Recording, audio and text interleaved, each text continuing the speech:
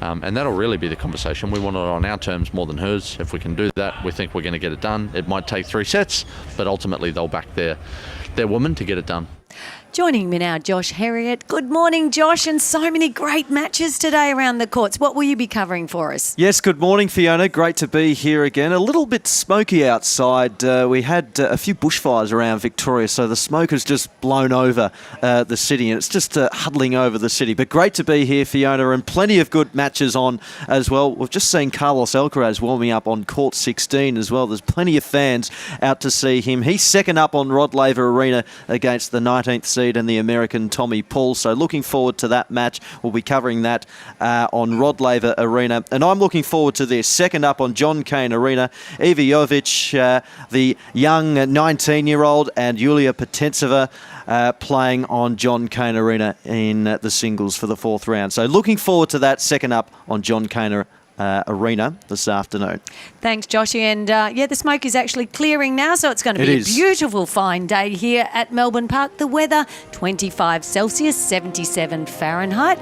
Let's head over now to Simon Cambers and Alan Stone, our commentators on Cain Arena, for the start of today's play.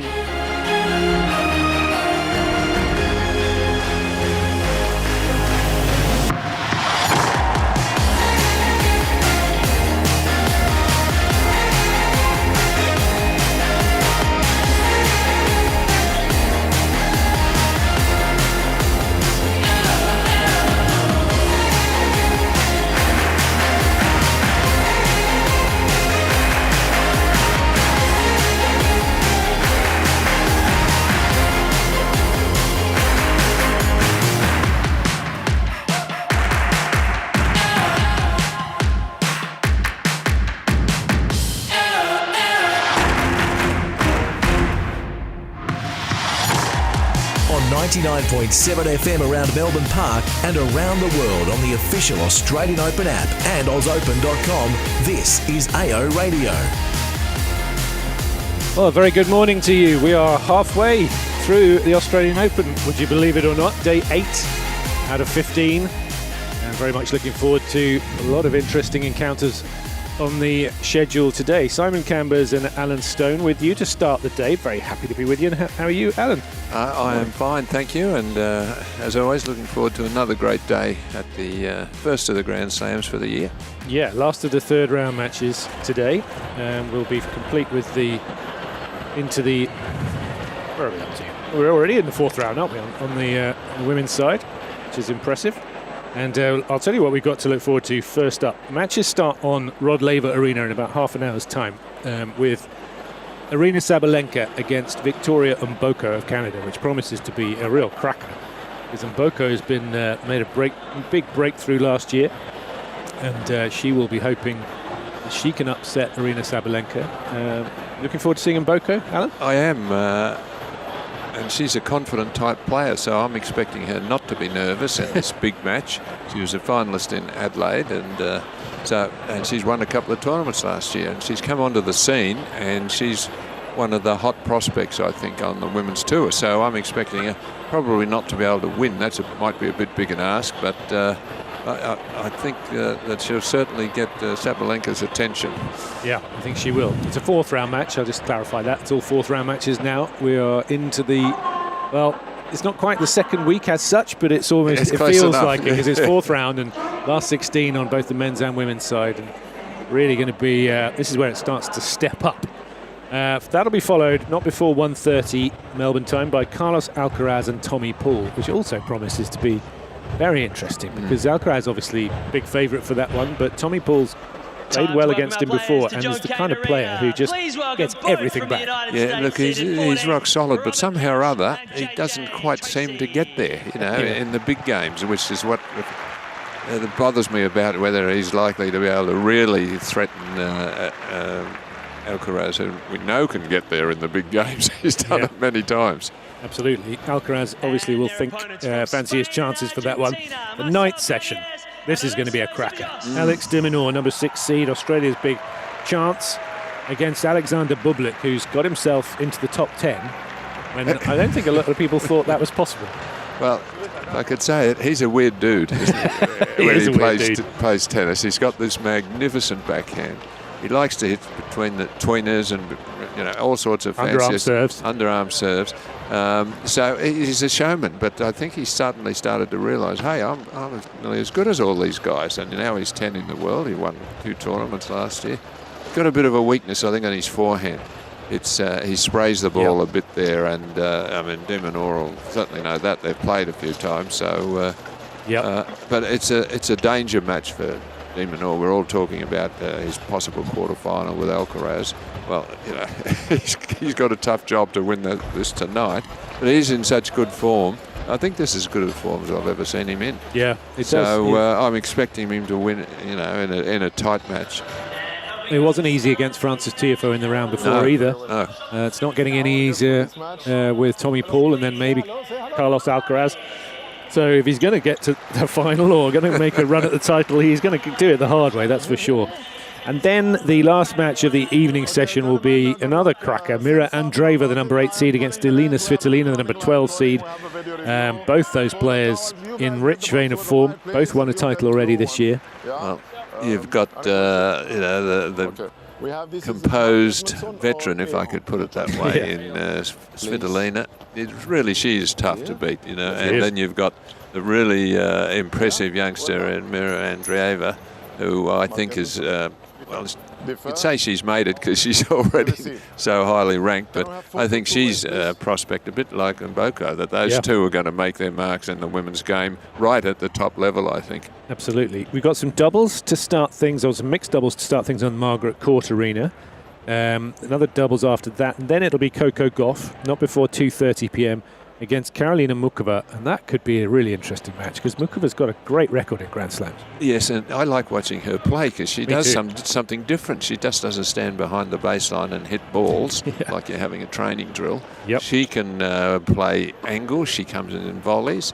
I mean, she's a playmaker, which I like to watch. There's not a lot of really what we'd call playmakers, and she's one. However, sometimes she struggles to keep the consistency, and the great players can sustain their level, pretty much throughout the match. She's in and out of it a bit with brilliant play and then some careless sort of stuff. So she is interesting, though. Interesting, and she's been to a Grand Slam final. She's been in latter stages of most of the slams, if not all of them. And it's great to see her back because the one thing that stopped her is injuries. She's had a lot of injuries. Yes, she has. Yeah. If she stays fit, she's going to be dangerous, and Coco Gauff will have to be on her game for that one. Then it'll be Daniil Medvedev, number 11 seed, survived a big scare in the last round, came from 2-0 down against Lerner Tien. And these two had some real battles last year. They have, and I've got a good feeling about Lerner Tien, as we all have, I guess. That's, you don't have to be Robinson Crusoe to say that. But having watched him, not as much as perhaps you have, but every time I've seen him play, I just can't help but be impressed with him. And he's got a good attitude. He's a clean hitter of the ball. I like that. He's a lefty, which helps you a little bit. And I can't see any way that he isn't going to be right up in the top 10 pretty soon. I think you're right. I think a lot of people think the same way. 7-6 in the 5th. Tien beat Medvedev here last year. Remember that second round match? Yeah. So that's that's going to be a very interesting one. Iva Jovic, the young American, plays Yulia Putintseva. Not before 1 o'clock on John Cain Arena. Another player to watch, young American. Yes, well, she's just come not from nowhere, but certainly hadn't had that great up until now, until she won. And Putintseva we know quite well. Yep. And her track record is fairly evident. And if you watch or listen to us, you'll hear some interesting things about her, because she's never boring. She is never boring, and you just don't know which one's going to come out and play, whether she concentrates and gets on with the job, or whether she's going to go, I was going to say crackers, but whether she puts on a bit of a display sometimes. She gets very irritated with things. She does. And wouldn't be easy to play against, I don't think. She'd be hard to concentrate against. I think as a junior she was very difficult to play against for that reason. Yep. And then not before 5 o'clock on John Cain Arena, Alexander Zverev, number 3 seed, runner-up here last year, plays Francisco Cerundolo. Other than that, lots and lots of doubles around the grounds, lots of junior singles going on. The tournament's well underway on those courts too, and after the heat of yesterday, much cooler today. Oh yes, this is perfect. Well, I'll take that back. We've had smoke haze hanging over Melbourne and some bad bushfires northwest of Melbourne and the Otway Ranges, which is just a beautiful part of Victoria. And the northwesterly has blown it across, and you could smell it as soon as you walked outside your hotel or your house. And there was some doubt as to whether play would start on time, but I think the air... It's just cleared, isn't it? It's just cleared, hasn't it? So it's not dangerous at the moment. You're right. When I left this morning about 8:30, it was definitely some smoke around. Bit of haze. Current temperature 19 degrees, 66 Fahrenheit. Not much wind at all to speak of. And certainly much easier playing conditions than yesterday when it was roasting hot. Except in the bunker here, where the air conditioning was chilling Alan Stone. Well, yes, it is, and still is. But speaking of roasting hot, I think one person that we wouldn't be too worried about it in the end was it was Sinner. Yes, he was in all sorts of trouble. I was watching, and I think he's going to go out here. I thought he might have had to forfeit, and had he continued, I couldn't see him getting out of that match, and he was very lucky that the roof was closed when it was. And so I think he's about to consider himself a bit unlucky. Yeah, I mean, it was 3-1, wasn't it, in the third, when the one set all 3-1. When the heat stress scale reached 5.0. We were watching it on the screen in the press room. Yeah, just wondering when it was going to go, because Sinner, as you say, was in big trouble. But then it happened, and it's his luck.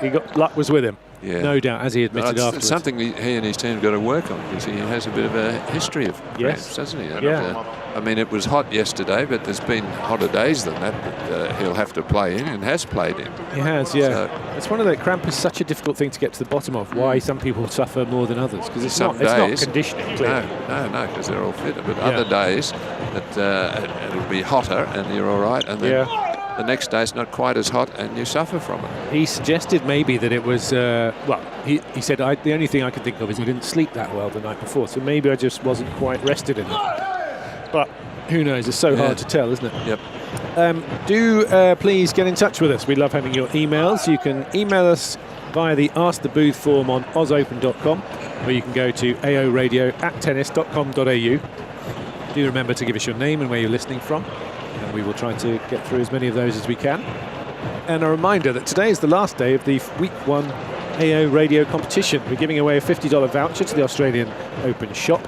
We're looking for tennis players who would play famous movie characters and why. Any genre, any era. A movie can be from any era and anywhere around the world. Voucher can be used online, so you can enter from anywhere. And entries close at 5 p.m. today, Melbourne time. The winner will be announced on the evening serve with Nat Edwards. So good luck to everyone entering that. And as I say, we look forward to hearing more and more of your entries. Right, we are going to start, because the singles doesn't start on Rod Laver for another 15 minutes or so, which will be Sabalenka and Mboko. We're going to start with a bit of doubles. The match on John Cain Arena between Marcel Granollers and Horacio Zeballos, the number 3 seeds. Spain and Argentina combined. Very experienced combination. Up against Robert Cash and JJ Tracy of the United States, who I would say are much less well known, but are the number 14 seeds, so they've clearly been doing something right. Yes, well, enjoy playing on a big court. Yeah, they are. It's Zeballos, the left-hander, the Argentinian, serving to get us underway, serving from quite wide in the court, as a lot of doubles players do, but they tend to vary their serving positions a lot as well. When they're playing I formation, they might be tighter to the middle. It's nice for them to get on a major court, because the doubles players usually are on the outside courts for the first week, because there's so many big matches on the main court, singles matches, men's and women's, that it's hard for the doubles players to be put on show. That's right. JJ Tracy and Robert Cash just both of them standing on the baseline to return. You see different strategies for returning serve. Sometimes one's in the box, one up, one back. Well, it's fairly negative tactic. I mean, you might do that after a set if you're not looking like breaking serve. You can't return the ball, or the net player's bothering you. So if you both stay back, then that cuts out the easy volley winner down between you. I mean, this is where, Alan, you can tell me, doubles has changed so much. Zeballos and Granollers, definitely, neither of them serve and volley. That would be unheard of. And It'd be a crime, wouldn't it? well, just about. You'd get arrested. Yes. Return down the line 40-15. from the Americans. Just goes long. It's all about the big serve and the net player, who usually in the I formation, who is really leaping across and trying to finish off the rally. So there's no constructing, no chip returns, not much lobbing. There's no real finesse in doubles play anymore. It's power game like the singles. No, although you will find, like with this pair, because of the way that they're not necessarily coming in off the serve, you will find more lobs on the return, as we saw just then from Cash. First game. Easy hold of serve for Zeballos, and the pair run to the net. What I tell you that I sound really old when I say this, but I do like the fact that Cash and Tracy wearing the same kits. Yes, I do too. It's a team, isn't it? So you should look like a team. Exactly. You need to show that you're together. Yeah. Whereas Zeballos and Granollers clearly didn't talk to each other properly this morning. But also, as part of the team, is that if your partner's not playing that well, it's good teamwork for you to encourage him and talk about it, and vice versa. So it's all about communication as well. Well, it's going to come to that in a moment. It's going to be Tracy to serve for the American team. Yeah, communication in doubles. Now, I was watching a bit of, looking back at a bit of doubles from the 80s. And I could say the same thing from 70s, 60s, 50s. McEnroe and Fleming in the 80s. Yep. Greatest doubles player. Yeah, I mean, McEnroe, unbelievable doubles player. He was. So I was watching that, and they barely talked to each other. No. I know they knew each other so well that they probably knew what each other was going to do. But there was none of the hand tapping or the chest bumping or talking or the hand signals or anything like that. So when did that start? So I imagine when you were playing, how did you do it? Well, fortunately, it wasn't on when when I was playing, because all it would have done was made me nervous. If the partner was telling me stuff and asking me, what do we do, and did we do this, and what about that? No, we didn't do any of that. We just serve. We might just say forehand or backhand, which is where we're going to serve. So if it's a juice court and I say forehand, then my mate at the net is going to cover down the line, because that's the obvious shot, so he knows that. Yep. If I say centre, then he's leaning towards the centre so that he can intercept, but nothing else. I don't think I ever had a fist pump in 15 years on the circuit. In fact, I didn't. It just wasn't done. I know, it's so funny. I used to think that it was ridiculous when I used to watch players. I think it started in the 90s somewhere with the Jensen brothers. Yeah, probably, chest bumping and all that sort of stuff. Maybe American college tennis, something like that. But I used to think it was insane that people would tap hands when you got aced. Yes. I mean, well done. Or when you've served a double fault. Yeah, I know. But I do think that communication has become so important, because there's more movement in doubles now than there ever used to be, in terms of... You used to only cover your half of the court. Exactly. And also poaching at the net used to be sideways and not diagonal and all that sort of stuff. Yep. So there is more that you need to know about what your partner's doing. And I think it seems like, from talking to a few people about this, energy is what they're looking for. Yes. So this is a way of staying in touch with each other, rather than just, well done. It's not they're pumped, But we used to play, the basic doubles was first serve in, serve volley, first volley down the centre. And then when you got net control of the net, and most times you're going to win the point. But we played a lot on grass, so the courts were fast. So that's true. You had to serve and volley, otherwise the other guys would chip and come in and control the point. That's a good point. It's like, I mean, I remember playing as a junior. Me and my friend, we were probably 17. We played against these guys who I thought were probably 60 at the time, but looking back, are probably about 35, 40.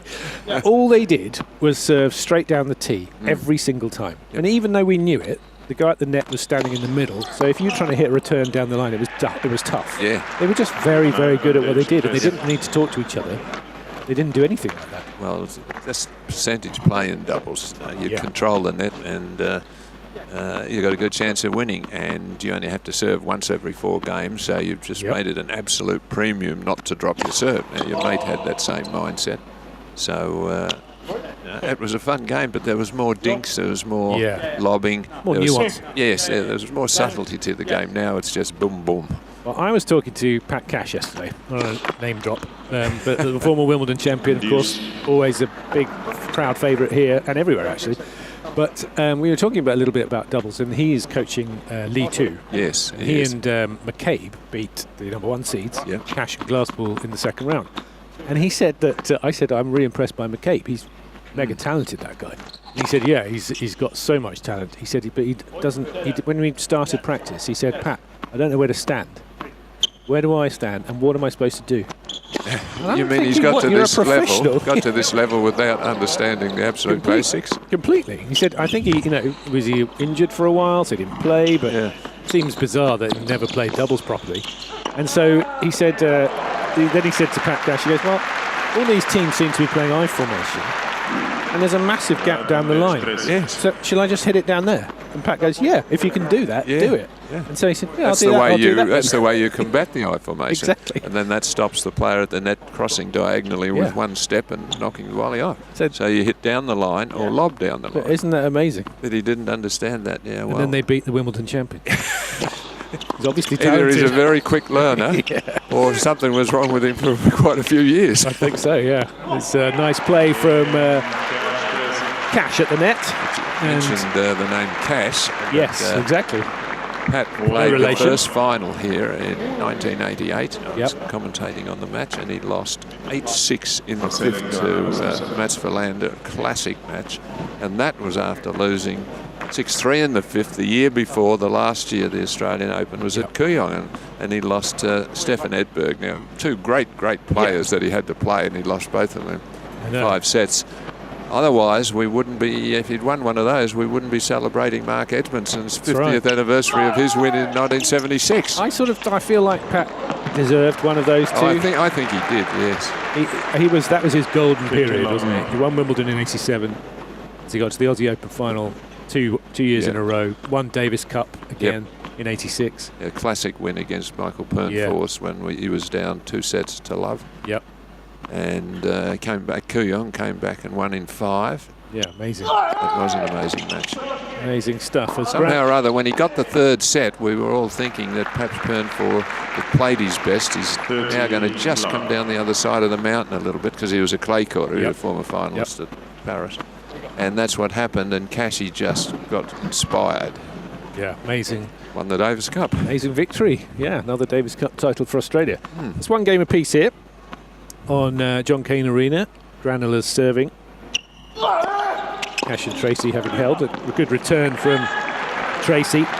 And missed on the volley. Let's cross over to Josh, because I know there's a lot going along around the grounds. Yes, good morning to you, Simon and Alan. Great to be here again today. Plenty happening around the grounds, of course. We've got doubles on a lot of the outside courts and Margaret Court Arena. Just a bit of news that I will let you know about, and it's just occurred on my AO app, so I trust it is correct, because we've got a walkover, and it is the number 1 seeds in the women's doubles, Taylor Townsend and also Katerina Siniakova, who will progress.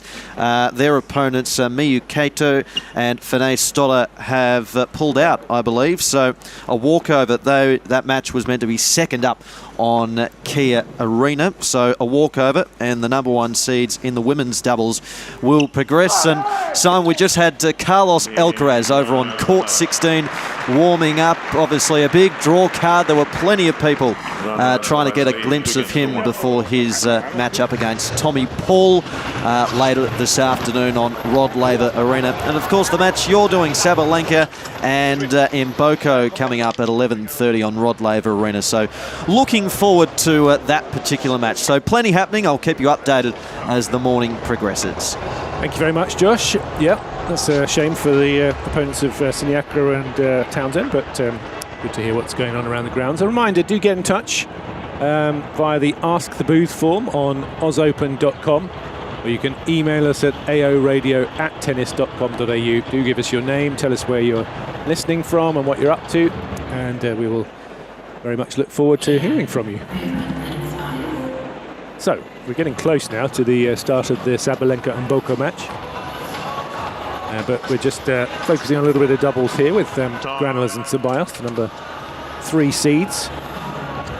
They're a very, very experienced pair, as we mentioned at the start. Granollers, a champion in many. Just going to look through his record actually. He's won plenty of tournaments. These two have been together for quite a long time now. As the lights dim on Rod Laver Arena, we know what that means because players are getting ready to come out. But it is Tracy to serve. JJ Tracy. As we said, they're wearing the same kit, blue shorts, not dark blue shorts, light blue shirt, and he's got a white cap on. Return from Zeballos, picked off at the net by Granollers as the low return set up the easy volley. That was more a traditional play. Yes.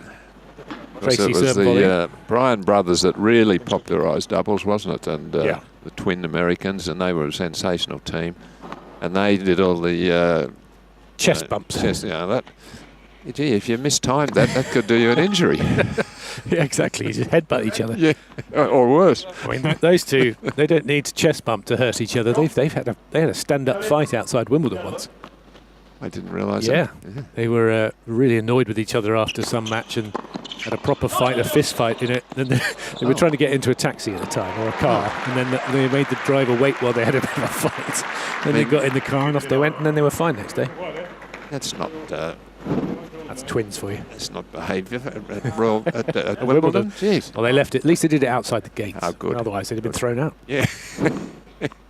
Tracy serving at 1-2, first set, 15 all. Sun beginning to come out nicely. Nice return from Zeballos up the line. 15-13. Took Cash by surprise. He's apologising actually because I think he must have missed it a bit. Maybe didn't mean it to be that good. Tracy just looks to his partner to see what they're going to do. I formation, crouching down low at the net from Cash. Easy smash put away from Tracy, just bounces it over the head of Zeballos. Aimed it straight at someone in the front row. Don't know if he caught it or not. Let's have a look. We can see on our replay. I think he must have done. No, he missed it. It's a self-defence, I think. Just making sure it didn't hit him. Should have grabbed that one. 30 all. Oh, that sharp volley there. Yeah. And he put a hole in his opponent there. He's really quick across was Cash off a good serve from Tracy. Guy in the crowd just sort of gathering himself, having almost been hit in the head by the ball. But it's 40-30. The last of the four servers to have a crack. Tracy serves, big serve. Sticks out a racket, does Granollers, but it goes just long, and good hold of serve for the American number 14 seeds, and we're at 2 games apiece in the first set. We're getting very close now to the arrival of the 2 players on court. The light show is beaming around Rod Laver Arena. The whole of the crowd in the dark at the moment, and as soon as the players emerge, they will emerge into light, and we will begin the 4th round of the women's singles. Arina Sabalenka and Victoria Mboko getting ready. So, Granollers serving. Both the Americans again staying back.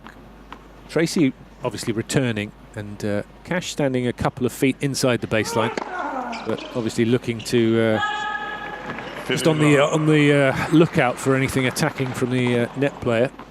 I always find standing back, unless you're going to hit a lob return, it's a bit negative, isn't it? Like you said. Very, but you shouldn't do it on the second ball, because the second serve's it's got obviously much easier to return, so therefore your partner needs to be ready in getting towards the net. Yeah, usually they do come forward off the second one. Good lob return from Cash, then he picks the ball off the racket almost of Tracy, who gets punished because they messed that up.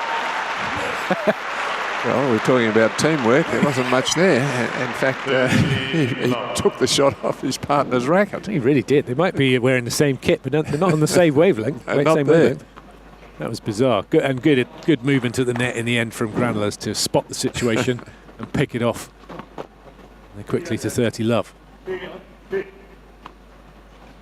Granollers standing very close to the net, crouching down, I formation, serve down the tee. Ball's hoisted high up. Actually, Zeballos almost got hit by the ball. He was letting it bounce, but he did a good job with the forehand, and the volley's missed. And they've got 3 game points.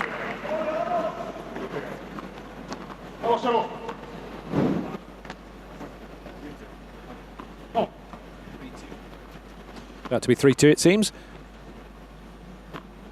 Not a great volley there from Tracy, just punching it long. There were a few of those from Botik van der Sandskog last night. Oh, nice angle on the volley from Granollers.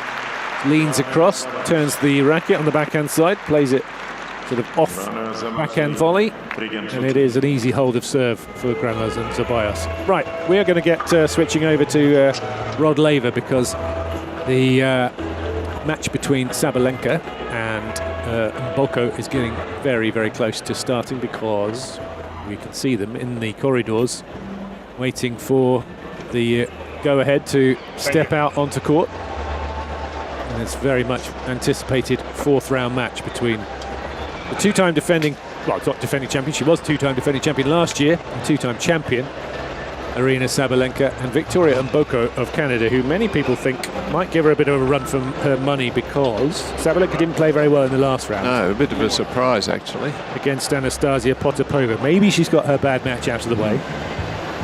She'll be certainly hoping that. But Mboko's got a big game, and we'll really be looking forward to this.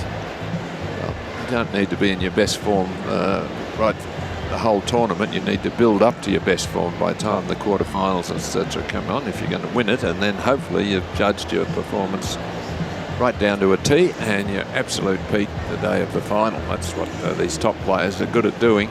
Yeah. So they often, I mean, Sinner's had his shock yesterday and got through it, but they often lose a set here or there, and yeah, exactly. I mean, you know, back in, you go back down the years, can't you? Many players sort of had match points and lost and won it, and then, you know, survived and then gone on to win the title. But Sabalenka, yeah, getting ready for fourth round match. Amazing consistency Aryna Sabalenka has in the Grand Slams. She basically doesn't lose early. No. Hasn't lost at this stage since 2022 here. The last 3 years she's been in the semis or final or won it every single time except once, which was Roland Garros 2024, where she got to the quarters. Well, so she is tough to beat. This suits her, this surface. It's quite fast. The balls are pretty fast, and the footing's good, and the bounce is true. So when she's got those sort of conditions, she can just overpower people. Not quite as easy on the grass or the clay, when the footing's a little different and the bounce isn't exactly as you see it all the time, because it's a natural surface we're playing on, not an artificial one. That it's perfect bounce. Players about to walk on, both standing behind a screen that opens up and allows them to walk down the corridor of champions. Sabalenka walking ahead of Mboko, who quite worryingly has a big strapping on her right leg. Yeah.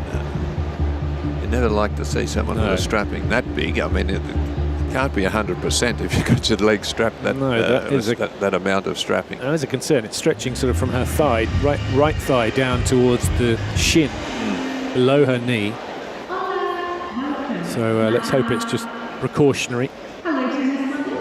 Pretty sure she had it strapped like that in previous matches. She did, yeah. So I hope she's okay. Young player.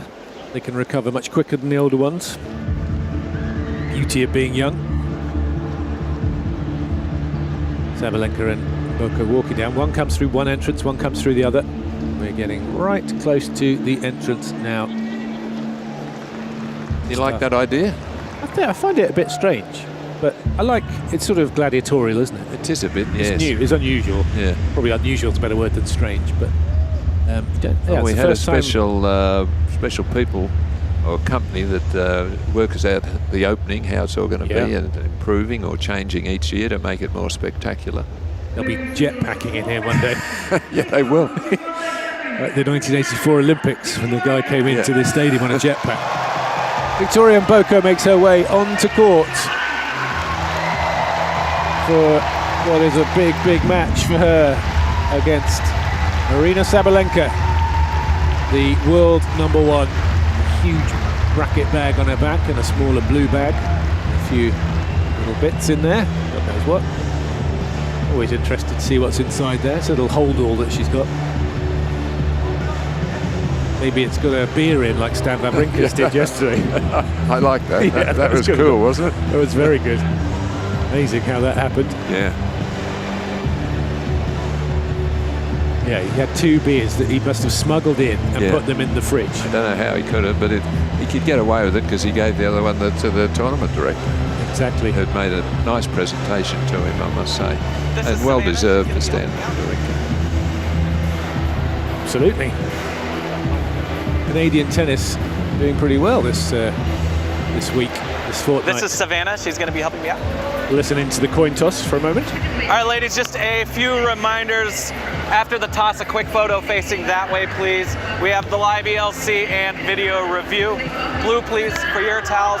White, please, for your towels. Clocks are in all 4 corners. Time starts when I announce the score. Any questions? Yeah, we can get you white towels, no problem. AO or player? AO? Okay, Savannah. Very good. I think that was 10. It's AO. Receive. Okay, quick photo that way, please. Right in the middle. Wait a minute. They've gone from AO Mark Edmondson to AO player. Good luck, ladies. Is that where his fame has gone? I really feel really sorry for Mark Edmondson. I keep saying this, I know. Well, every year he gets all this publicity. He knows before the start of the Open the media are going to contact him. What's it like to be the last winner of the Australian Open in 1976? He must be getting... Well, and Edo says, So, here we go. Sabalenka and Mboko. Mboko, big, heavy hitter of the ball, just like Sabalenka, making her Australian Open debut, and here she is in the 4th round.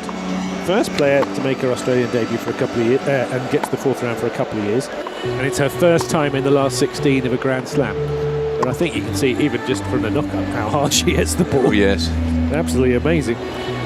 Made debuts at Roland Garros, Wimbledon and the US Open in 2025. Her best result was reaching the 3rd round, having qualified at Roland Garros. And comes in here, having reached the final in Adelaide, when she lost to Mira Andreeva. Owns 2 titles, both won last year, Hong Kong 2025 and Montreal as well, as an 18-year-old wildcard. And that was where she really shot to fame, where she won that event. Absolutely incredible performance to come through and win that title. She's looking to just become the 3rd teenager since 2000 to reach the quarterfinals on their debut. Previous 2 were Linda Noskova a couple of years ago and Eugenie Bouchard in 2014. But Sabalenka, very much most people's favourite here. Twice the champion, finalist 3 times in a row. This sort of match, it's a bit of a danger one, but the style of opponent she won't mind at all. A power hitter, she's a power hitter, and she's usually a little better at it than everybody else. Yeah. So it's someone else who's got a little bit more variety that might give her the trouble. Not someone who's a power hitter like her, I think. Yeah, it's like a Mukova, wasn't it? Yes. As we were talking about earlier. Or Andreeva, Andreeva, who could... She can change things around a bit. 4 Grand Slam titles to Aryna Sabalenka's name. She's won the US Open twice. Still looking to get the other 2. Roland Garros, she was close. Lost in the final last year to Coco Gauff. And Wimbledon, where she's really itching to win that title, but hasn't had the success yet. As we talked about, significant. They're natural surfaces. They're not hard courts. Yes.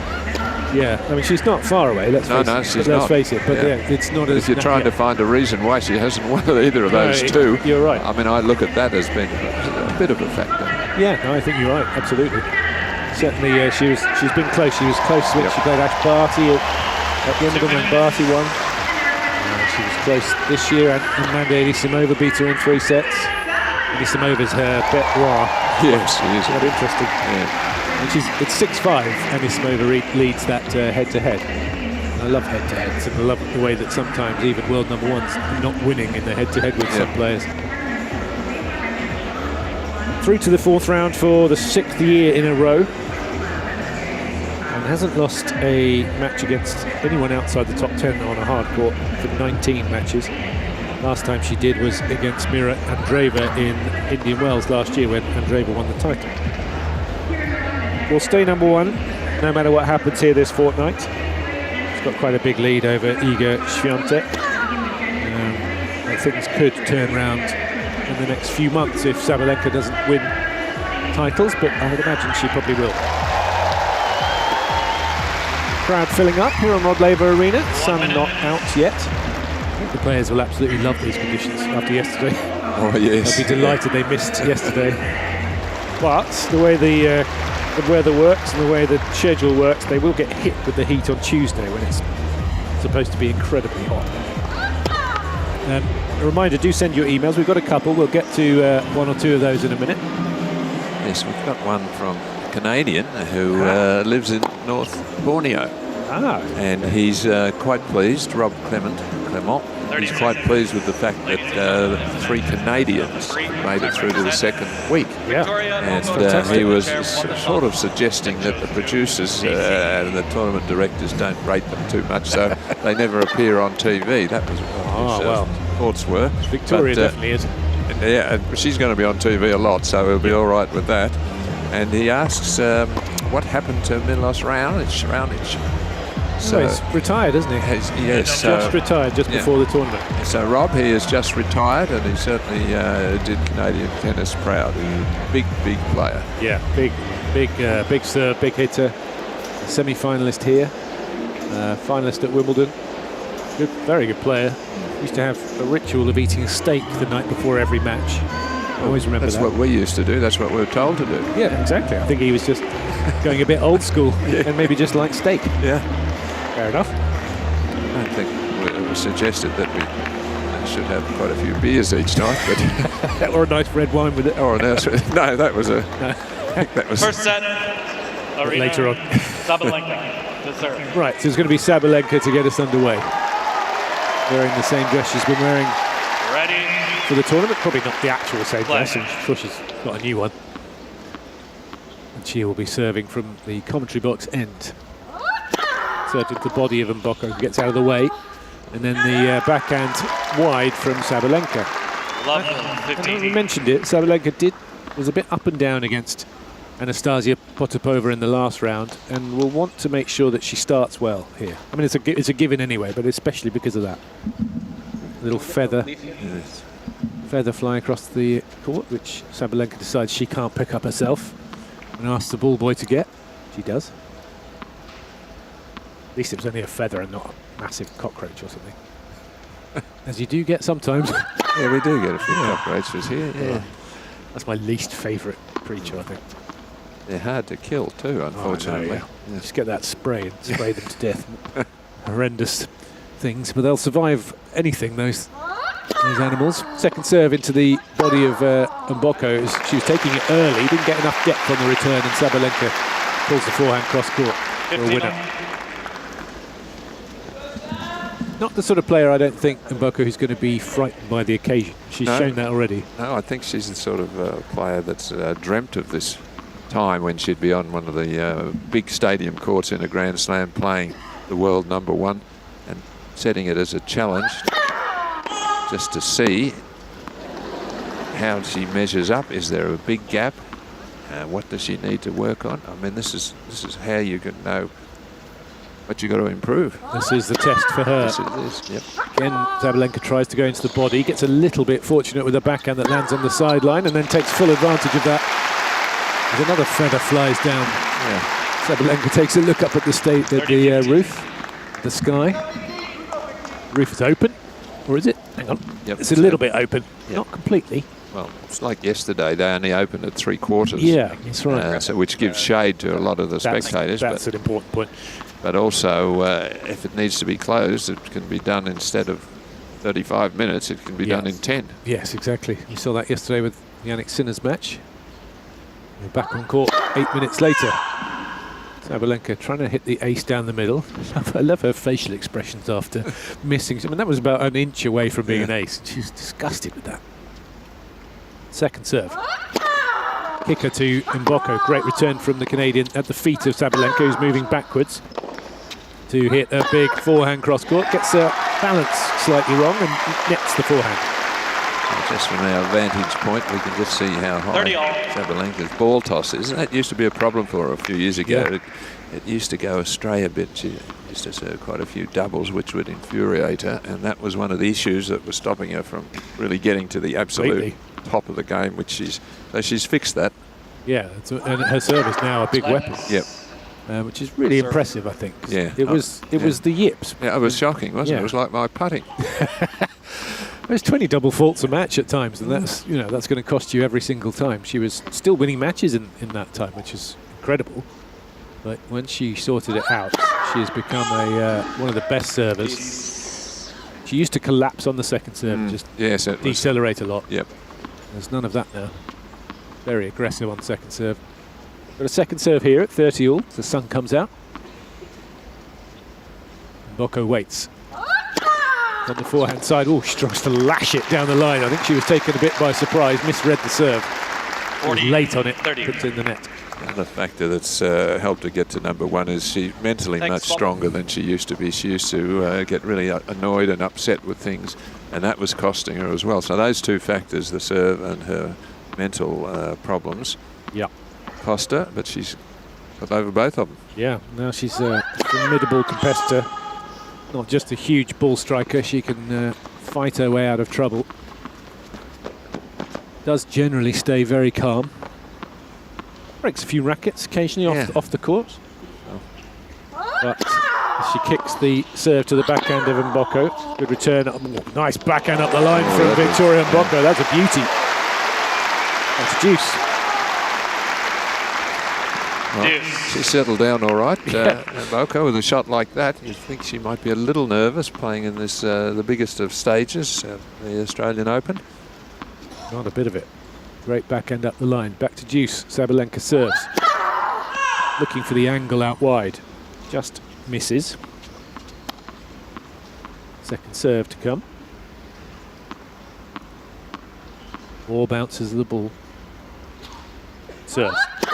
Again goes out wide to the forehand. This time Mboko on top of the return. That's the one she missed last time round. Didn't miss it then. Break point Mboko. You can already see how important the first serve is. Confident start.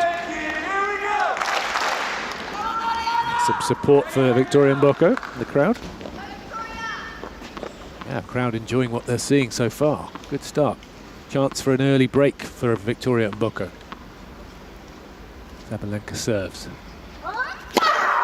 To the backhand of Mboko, who's over there waiting for it. Gets the forehand cross-court, doesn't hit it cleanly. Drop shot from Sabalenka. In comes Mboko, quickly up. Cross-court forehand winner from Sabalenka. Well, what a tough way to have to save a break. Gutsy as well to play the drop shot, bringing your opponent in, who played the right shot. Yep, she was down quick, the line. Yes, she covered the right shot. She was just beaten by a better shot. Yeah, bullet cross-court forehand from Sabalenka, who just steadies herself, calming herself, slowing her breath down. Yeah, this is a good start, isn't it, this first game? It is. It's what we hoped for. Here goes Sabalenka serving at deuce. And the tee just long. Takes a step to her right. A deuce court for the second serve. Does she go wide again, or is she bluffing? She goes into the body. Oh, off return winner from Victoria Mboko on the backhand side. Well, she put a lot of spin on that serve, so it was slower, about 137 Ks, and sat up a little bit mid-court to the backhand, and Mboko just turned and executed that two-hander. Boy, what a confident start. She took it early, didn't she? Oh, yes. That gave Sabalenka no time to react or get herself in position, and it's the second breakpoint chance for Victoria Mboko in this first game. Serves. Backhand of Mboko drops short. Sabalenka's onto the forehand. There's forehand pass attempt from Mboko. She had a chance, but she missed it into the net. Yeah, she looks disappointed with herself because she had a good play on that and she just rushed it a little. Yeah, she had a shot at maybe getting that pass away, but Sabalenka was getting in tight to the net. She's Mboko just holding her left knee after that point. Right leg is the one that's strapped. Serve out wide. Slap back from Mboko just over the baseline. That was not very far away. Advantage. But a good serve Sabalenka. in the end. And it gives Sabalenka a game point. It's an inquiring glance towards the umpire as if saying, gee, I don't know about that. Yeah, it's like, are you sure that AI thing's correct? Has anyone checked it? Game point, Sabalenka finds the ace down the tee. A little bit of roar of approval from Sabalenka, and she survives the 2 break points. Her coaching team is handing her 2 new rackets by the side. Maybe not 3 new rackets, in fact. Maybe just a few different tensions. Probably come from the stringers. Yep. They're all in nice little Decided bags. with the cooler day, the stringing tension would be different to yesterday. What would you do in cooler temperatures? Well, the ball tends to fly a little bit more, goes through the air. Cooler temperatures, you might string it a bit tighter, a bit more control. Usually the faster conditions, you need to have the racket strung tighter. So if they think it's going to be a little slower today, then so they go looser. They'd have a few, not heaps looser, but just enough that they would notice it. But yeah, the average player wouldn't notice it, but they do at this level. My favourite stringing story is Adrian Manarino, the Frenchman, who's got all sorts of touch and feel. I don't know how he's got the touch and feel, because he strings his racket at 11 kilos. Yes. 22 pounds, 23 pounds. That's so loose. That's like a trampoline. Yes, that's not stringing it at all, is it? That's just, just wrapping a few strings around the frame. It's incredible. Mboko, the serving at 15 love and changed ends. Josh, how's everything else looking around the grounds? Yeah, Simon, thank you. Just on Cain Arena, the match that you were doing before between Granellas, Zeballos and Cash and Tracy, and Granellas and Zeballos took the first set 6-3. So they've just served it out and taken the first set 6-3 in 37 minutes. Elsewhere, the men's doubles on Kia Arena between Sadio Doumbia and Fabien Raboul, the French pairing, and also the Argentinians Thomas Martin Echeverry and Camilo Ugo Carabelli, and we are on serve there. It is Echeverry and Ugo Carabelli that lead 4-3. That match on Kia Arena. Thank you very much, Josh. Keep an eye on those, because the match is on. Once those doubles are out of the way or finished, there'll be more singles with Jovic and Putintseva after the Granellas Zeballos Cash Tracy match, for example. And after this one on Rod Laver, Sabalenka and Mboko, it is Alcaraz and Tommy Paul. Mboko 30-15, and already signs that she is able to match Sabalenka for power. So if Sabalenka doesn't get the right angles with her big shot, she's out of position. And Mboko's finding some good angles herself. Double fault though, number 1 from Victoria Mboko, number 17 seed, 30 all. Never played each other, these two. So it's their first real look at what each other can do. Mboko trying to find the slice serve, doesn't make it. Just wide. Just 19 years of age. Good return from Sabalenka as the sun comes out on Rod Laver Arena, right in the middle of the point. Backhand from Sabalenka is deep to the backhand of Mboko. Just about finds the baseline. That's good depth from both players. Massive backhand cross court, flattened out for a clean winner from Mboko. Well, take that. Take that indeed. Yes. Rudely just hammers a shot past the world number 1 as if she's a qualifier. That was... Wow, that was some rally, and then she just finished it with this very, very powerful cross court and nice little angle on it as well. Wearing a maroon dress with a sort of pink cap.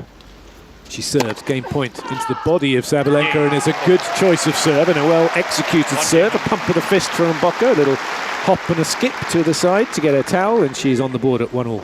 Well, what an impressive start. She could have easily been 2-love up if she'd converted one of the earlier break points. But no sign of nerves or anything. None at all. I think she... one of those players. I remember I spoke to Iga Świątek at the end of last year for an interview and asked her who she thought was one to watch this year, and the first person she mentioned was Mboko. But she said it's a bit unfair because she's already good. She's already good. It's not like we need to keep an eye out for her. Yeah. Good start from Sabalenka with a good wrong-footing forehand that draws an error. Well, she's seeded 17, so she's already top 20 player. Not sticking her neck out there, Świątek. No. Give me a name I don't know. Yeah. Next time. Lots of junior singles happening around the grounds. Please, thank you. Somebody just taking their time to sit down. Crowd already pretty full. Just some seats behind Sabalenka as she serves that are not filled up yet. 30 love. Sure they will be soon. 30 love. We're getting a close-up look at the strapping on Mbokko's leg from our commentary position. Yeah, it's quite a lot. But she's moving fine. This is not restricting her at all, is it? Doesn't seem to be. No. Dirty love. 1-all. Sabalenka serves, gets her radar wrong. Puts it in the other box. Been a bit wild so far, the first serve from Sabalenka. Yeah, definitely needs to up the percentage on that. She'll be looking to find the rhythm. Second serve hits the tape and goes long, a double fault. 30-15. Well, right on cue. She's up the and looking into the sun. It's not all that bright at the moment, but it's there. It's just enough to be a bit of a nuisance. Yeah. Yeah. They still haven't found a way of blocking that thing out, have they, in tennis matches? No, they haven't. No, technology is going to do that. Big first serve. There you go. Sabalenka finds the ace out wide. 40. Just play indoors all the time. Exactly. Yeah, that's what I do. Much easier in there. Jannik Sinner likes that. Yeah, exactly. Well, sometimes when the roof's, if you get the roof closed enough, it becomes an indoor event. Slice return from Mbokko. Nice drop shot from Sabalenka. She holds more comfortably this time, and she stays ahead. Moves ahead again at 2-1. Sabalenka leads the game 2-1. Nice drop shot from her, Simon. Then I noticed over the last couple of years she's added the drop shot, and she started off when she added it wasn't very good at all. But that one was exactly right. She came underneath it with a little bit of slice, a little bit of backspin, so then when the ball hits the court, it doesn't bounce forward, it goes to the side a little bit. Yeah, she's really. I would never have picked her to be someone who has soft hands, but she does seem to, and she's actually a pretty good volleyer as well. So she's, that's given her a lot more variety. That's sort of upped her game even more. As if she needed another asset in it for in a game for her opponents to contend with. She's got a bit of touch. I do think, I keep saying, coming back to this, if Iga Świątek ever works out how to play at the net. Yes. Well, I don't think she's going to. And I think her coach would like her to. Yeah, the problem is the coaches, if they say something that needs to be done, and it's obvious to everybody, you've got to try to get to the net and add that to a game. And they don't like it, can't do it, I think they're going to lose some matches from it. The coach gets the sack. Yeah, that's true, yeah. And they get a coach who tells them what they want to hear. So a good coach needs to find a way of making the player come up with the idea. Exactly, yes, yep. What can we do to improve? Will we go to the net? Yes, that's right. Try that. Yeah. Keep your emails coming. I think we've got one here, actually. I'll read that out in a second. Mbokko serving at 1-2. Sun's gone in again. I think it's about an entry to the competition that ends today at 5 p.m. Mbokko serves, looking for that body serve again. It's been successful already. She pushes Sabalenka back, and then there's that off backhand again, hacked back brilliantly by Sabalenka, squash shot style, gets it into play, and then Mbokko nets the backhand. That's good defence from Sabalenka. That's another area of her game that's good. She doesn't just whack the ball if she's out of position thinking she could hit a winner. She defended very well there and ended up winning the point. Yeah, she moves very well. A tall woman. Very, very strong. Standing about a foot behind the baseline. Will be inside it by the time the second serve comes in as she attacks on the backhand side, gets a good angle on it, but Mbokko gets across to it, gets the ball back into play, but it was too easy for Sabalenka to drive the volley away, and it's love 30. Love 30. Good example of why you need to stand in on the second serve. You can attack right off that point, and she did that just inside the baseline. Love 30 needs to get that first serve cranked up. Finds it wide, goes out wide to Sabalenka now. Thinks about coming in, doesn't, and then gets cramped on the baseline, misses the backhand, and it's love 40 and 3 break points for Sabalenka. Love 40. Well, a poor choice of shot there at love 30. There's no way she needed to try a tough shot down the line. She needed to get it back high and deep and keep herself in the point. That was one of those ones where Andreeva would have done just that. Yes. Hoisted it high. This time a good serve to the backhand of Sabalenka, but the return is good enough that it draws the error, and it's a love break for Sabalenka, who wanders over to her chair and 3 games to 1. has a little chat with her team. 3-1 she leads in this first set. Sabalenka just moving to get a few balls. And then she'll take her time and get ready to serve.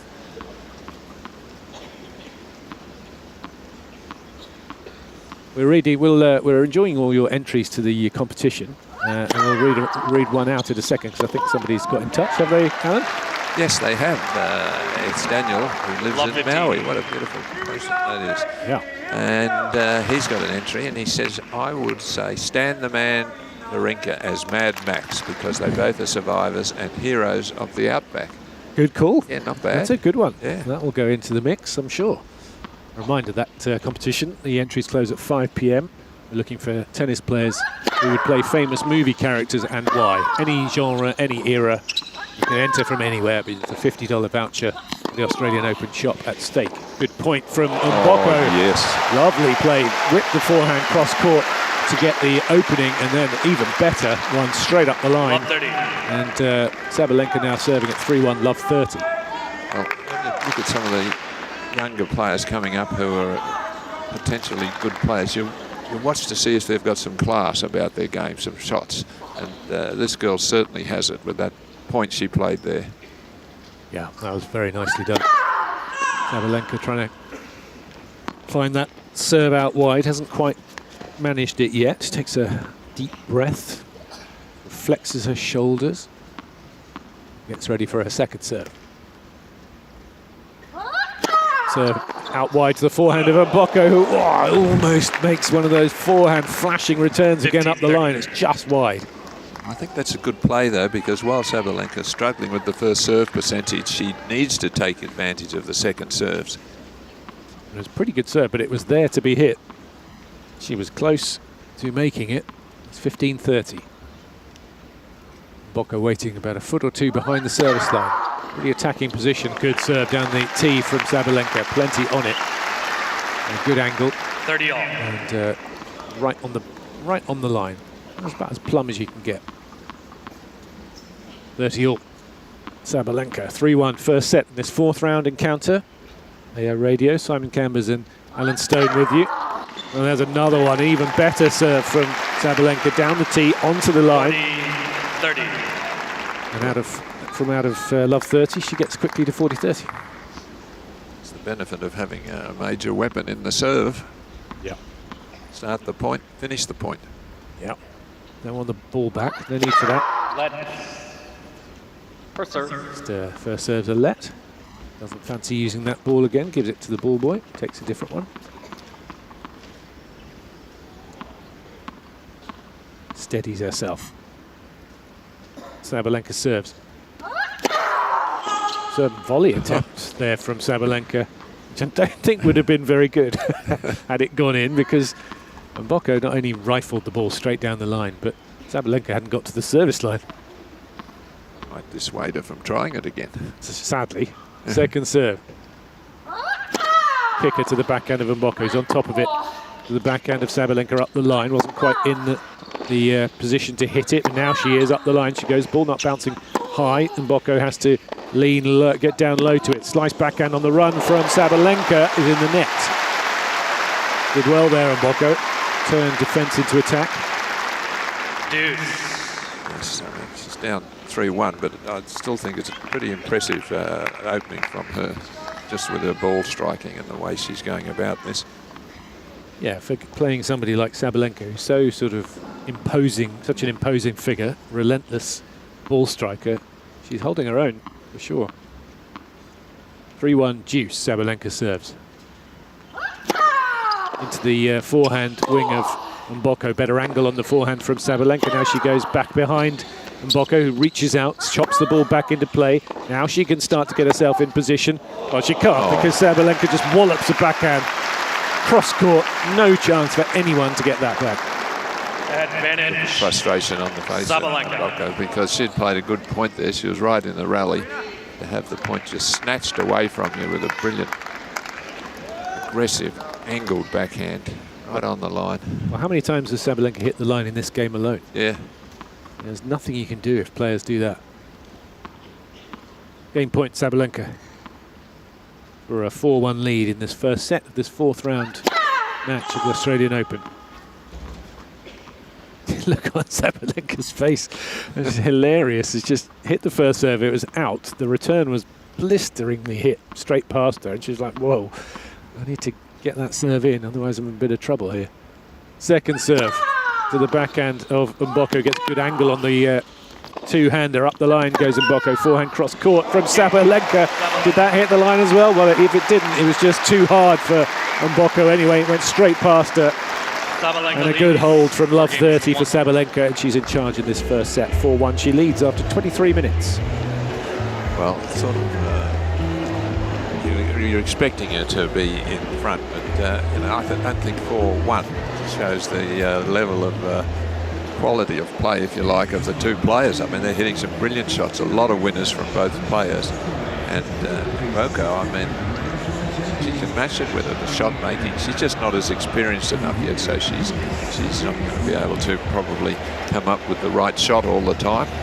Let's catch up with Josh. Josh, what's happening? Yes, thank you very much, Simon. Over on Kia Arena, it's the Argentinians who are serving for the first set.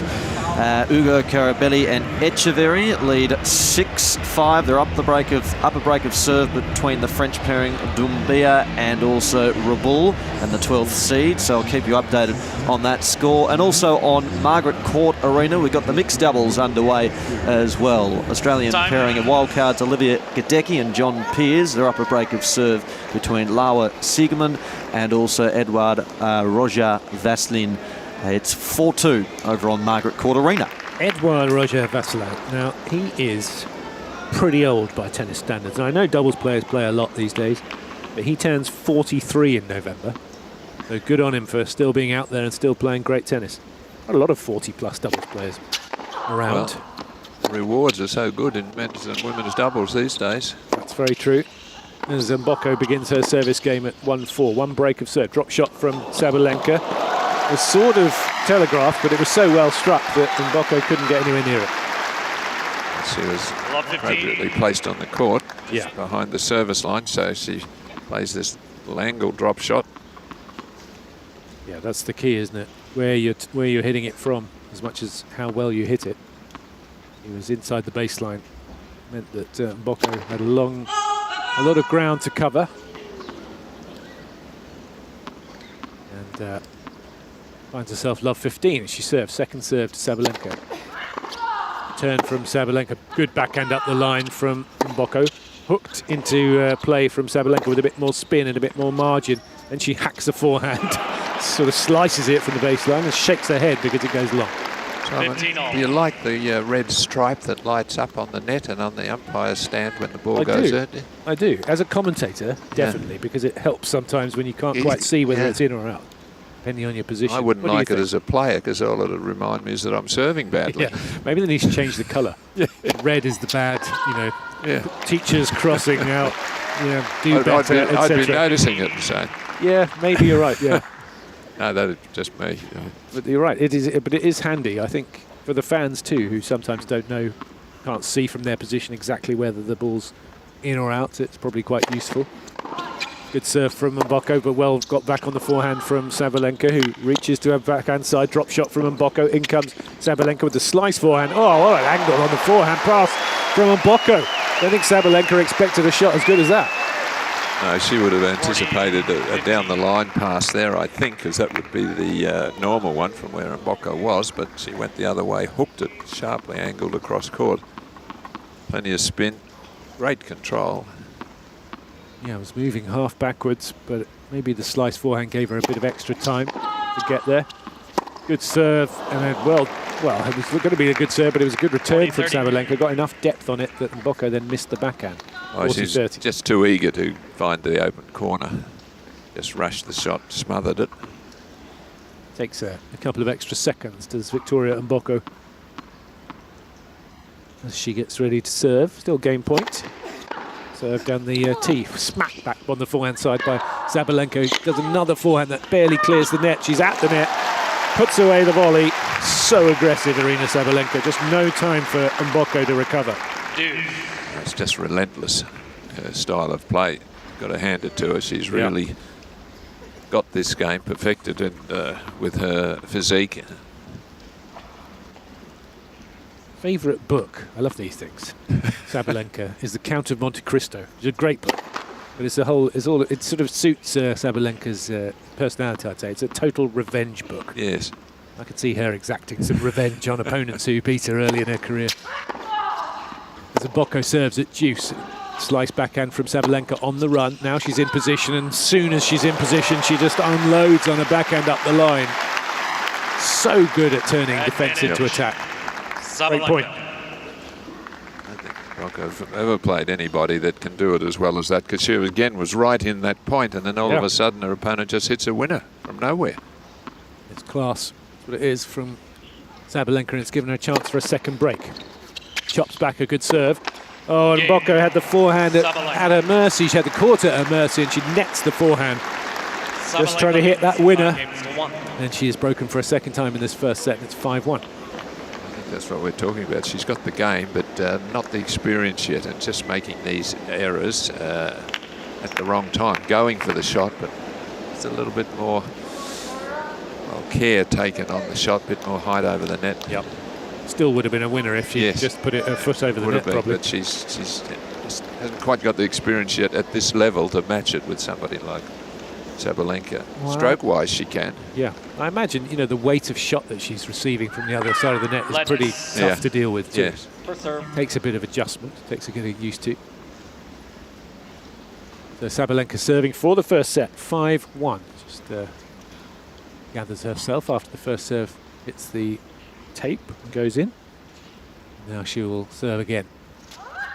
Serve out wide to Mboko. She's used that serve a lot on the deuce court already, and it works.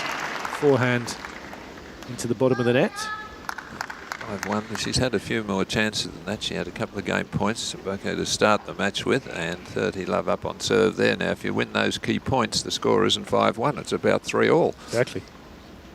Mboko, born in North Carolina, could have been an American. But her parents moved to Toronto as a small when she was young, so she's very much Canada's top player, and looking to, well, at least work her way into this match. This first set looks done and dusted. It's 5-1, 30 love.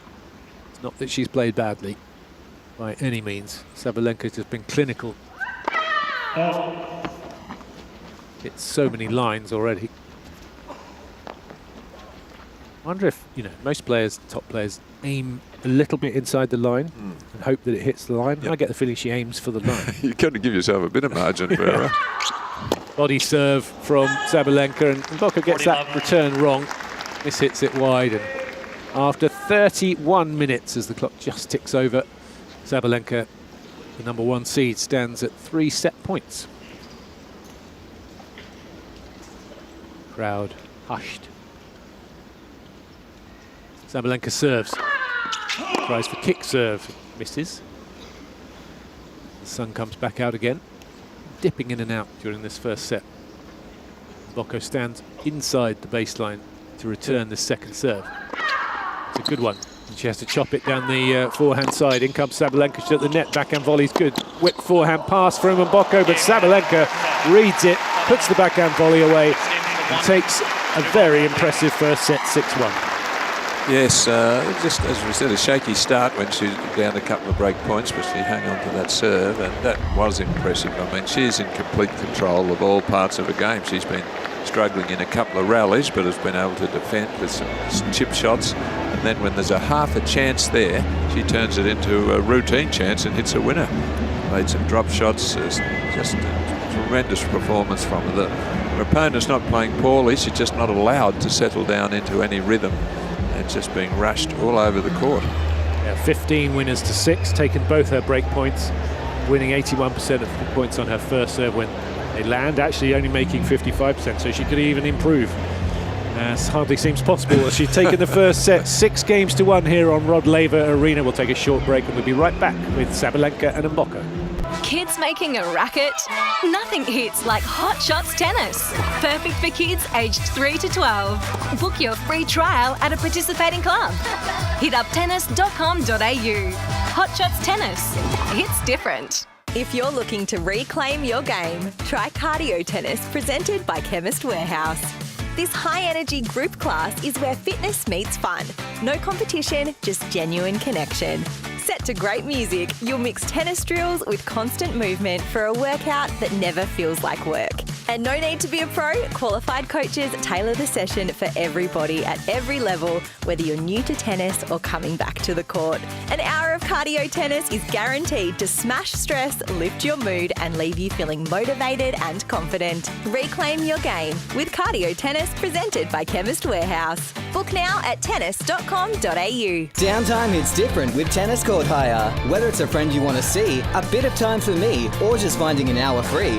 Whatever you're into, get out on court. Tennis.com.au. Player features, exclusive interviews, game insights and much more. That's Australian Tennis Magazine. And this AO, Australia's only tennis publication, turns 50. Join us in celebrating our special milestone by picking up a copy or subscribing at tennismag.com.au. Message our commentators. Go to ausopen.com/AO Radio and click on Ask the Booth. You're listening to AO Radio. Day 8 of the Australian Open here on AO Radio, and we are watching a bit of a masterclass from Aryna Sabalenka so far against Victoria Mboko, the young Canadian, of which so much is expected and hoped for, because she's already shown that she can win big titles, winning in Montreal last year, but she's been outclassed really in this first set. Played well, that's for sure, but Sabalenka has been so clinical, and she leads 6-1 as Mboko serves in the opening game of the second set, and it's love 30 and already danger for her. Simon Cambers and Alan Stone with you. And Alan, I mean, what can Mboko actually do to get back into this? I think she's extremely worried. I saw the look on her face there. She knows she's hitting the ball all right. I would maybe try to take a little bit of the pace off. Someone's no good at, she's got to not keep trying to out-hit Sabalenka, who's just too good at that at the moment. So she's got to try to maybe off to see. Once again there, the ball was hit hard at her, and she tried to hit it back just as hard. She's got to play some looping high balls, just take the pace off. Yeah, she thumped that return, and it's given her love 40 and 3 break points. Mbokko's got to make a lot of first serves. She does make that one, and it's sliced back from Sabalenka, but that was on the line. Backhand straight down the middle of the court from Mboko allows Sabalenka to start to dictate. She's got a forehand that she can do anything with. She just waits and plays a faded drop shot inside out. Easy winner, easy break. And she's up a game in this second set. A couple of errors from Mboko in that game, net errors, where she's just trying to match it with Sabalenka, and she just can't do that. Well, there's very few who can, but she's got to try to get some depth on the ground strokes and some, maybe, higher, much higher over the net, hit a few ground strokes with 3 or 4 metres above the height net. Just ask for something. Try something different. Yeah. Josh, how are the doubles looking over there? Yeah, over on John Cain Arena, it is Cash and Tracy who lead in the second set. They led at 5-2 against Granelas and Zeballos. So Granelas Zeballos took the first set 6-3, but it looks like Cash and Tracy will take the second set up 5-2, so will be a set apiece on John Cain Arena. And over on Margaret Court Arena, Gadecki and Peers, and they are up against Siegerman and Roger Vasilin, and it is 6-3. It was Gadecki and Peers who took that first set. Excellent stuff. John Peers, another one, 38 this year. Another of the doubles players playing long into their late 30s, maybe early 40s. Grand Slam champion. Well, just the money's so good that if you win the doubles this year, it's $900,000 to split $450,000. That's good. Good going, isn't it? Oh, yeah. Well, it shows you, I think it's the idea behind increasing the doubles prize money over the years has been that you should be able to play doubles alone and make a career of it and make a living, which is great. Which they can do. It's good for them. Yeah. Good serve from Sabalenka, takes to 30-15. Rod Laver Arena, pretty enthralled in this match, even if it's been one-sided by scoreline. And Mboko's shown enough to show her talent. Getting the actual games, winning the important points, the hardest thing to do, isn't it? Miss-hit forehand from Mboko lands in. She gets across to a backhand that goes really deep to Sabalenka and forces the error. Mboko just jumping up and down a bit, moving around, trying to get herself moving. 30 all. Got that leg strapped heavily on the right side, right leg. Plenty of encouragement for her in the crowd. Sabalenka serving at 1-love, having taken the first set 6-1, 30-all. She serves to the forehand of Mboko, so it hits the return straight down the middle, then the backhand also down the middle, denying Sabalenka, well, I thought denying Sabalenka an easy angle to hit, but actually she found one inside out. 40-30. And there she was pushed wide at Mboko. She sort of tried to defend, and it's all happening too quickly for her. She's not getting enough time to think about what she needs to do. And tried to hit a good slice back when she was out of position, when just floating it back there and keep herself in the point. A little bit more of that. Game point, Sabalenka. Big kick serve right onto the junction of service line and sideline. And just nothing really Mboko can do to dent the brilliance of Arena Sabalenka. Just looking a little bit flummoxed by everything at the moment. Breathing deeply, deep breaths. Steadying herself to start. Just needs to get into this set. Get on the board. Get going. Love 2. Sort of panic a bit though, just this happens too quickly for you and you just can't think straight. You say enjoy she looked like she was really enjoying the occasion early on, playing great tennis, but it could be disappeared and over and done within an hour. I'm gonna enjoy it for longer than that. Good serve out wide. Again, a massive forehand return from Sabalenka, followed by a drop shot. And Mboko though quickly up to it, and this time puts the forehand away down the line. Not the best drop shot for a change. Too much height on that one. Hard courts, that's always going to bounce up too high. 15-love. Serve to the backhand of Sabalenka, who just has barely missed a return. Gets incredible depth again with forehand. This one does just go over the baseline though, and it's 30-love. 30-love. Come to your messages shortly. Lovely to hear from all of you around the world. It's great that you're listening from so many different places. Mboko serves to the backhand of Sabalenka, who doesn't get all of it and has to reach across to her forehand side, as she's slightly wrong-footed by the backhand of Mboko, and the ball goes in the net. And it's 40-love. This is a much-needed quick game, perhaps, for Mboko. 40-love to get on the board in this second set. She serves. No, she doesn't, because the ball's not in the right place. Just waits and reloads. Aiming down the tee again, just finds the net. Second serve. Is to the body of Sabalenka, who slices it down the middle on the forehand side and misses, and the crowd enjoy the fact that Mboko is on the board in this second set, but it's Sabalenka who leads by a set 2-1 with a break. Very much needed game there to break the run of games, but a couple of errors from Sabalenka, but I mean, Mboko could have seen that to just keep the ball in play a little bit longer, more margin of error. You've got to give your opponent a chance to, even if she's playing well, you've got to make her earn the points. Absolutely. So we got a message here from Hugh, who's loving the commentary while doing some house chores. Well, can't help bad luck here. But if Sinner or Alcaraz don't win the title, which player has the best chance? Well, what would you say? Well, if one of those loses, look, I think Djokovic has a chance still. I mean, he's 38 years of age. He's just absolutely remarkable. Yep. And he's the third best player. Yep. Behind those two by some margin. I think he's way still in front of the numbers 4, 5, 6, 7, etc. in the world. So if one of those players, particularly Alcaraz, because Djokovic is in Alcaraz's half, yep. the problem for him is he's got to beat both of them to win. That's right. So Djokovic's real problem has been Sinner. Yes. I think he finds Sinner very tough to beat, as most people do. Yeah, if he did beat Alcaraz here last year, of course, got injured in the process, which is a sad part, and had to pull out after a set of the semi-final with Zverev. But you're right, if he manages to I mean, if one of those two loses, Djokovic is the man to take advantage, I would say, yeah. He is, yeah. You'd pick him to beat any of the other players. Oh, absolutely. On any given day. He showed that last year. He got to the semis all 4 slams. It's just winning over 5 sets is proving difficult at the back end of slams because of the cumulative effect of being 38. Just nature, unfortunately, as a double fault comes in from Sabalenka, 15-all, 2-1.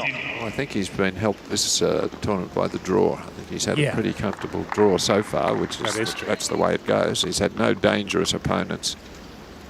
So that means he's got through to this round without any stress. 15-all, Sabalenka serving. Just misses the first serve.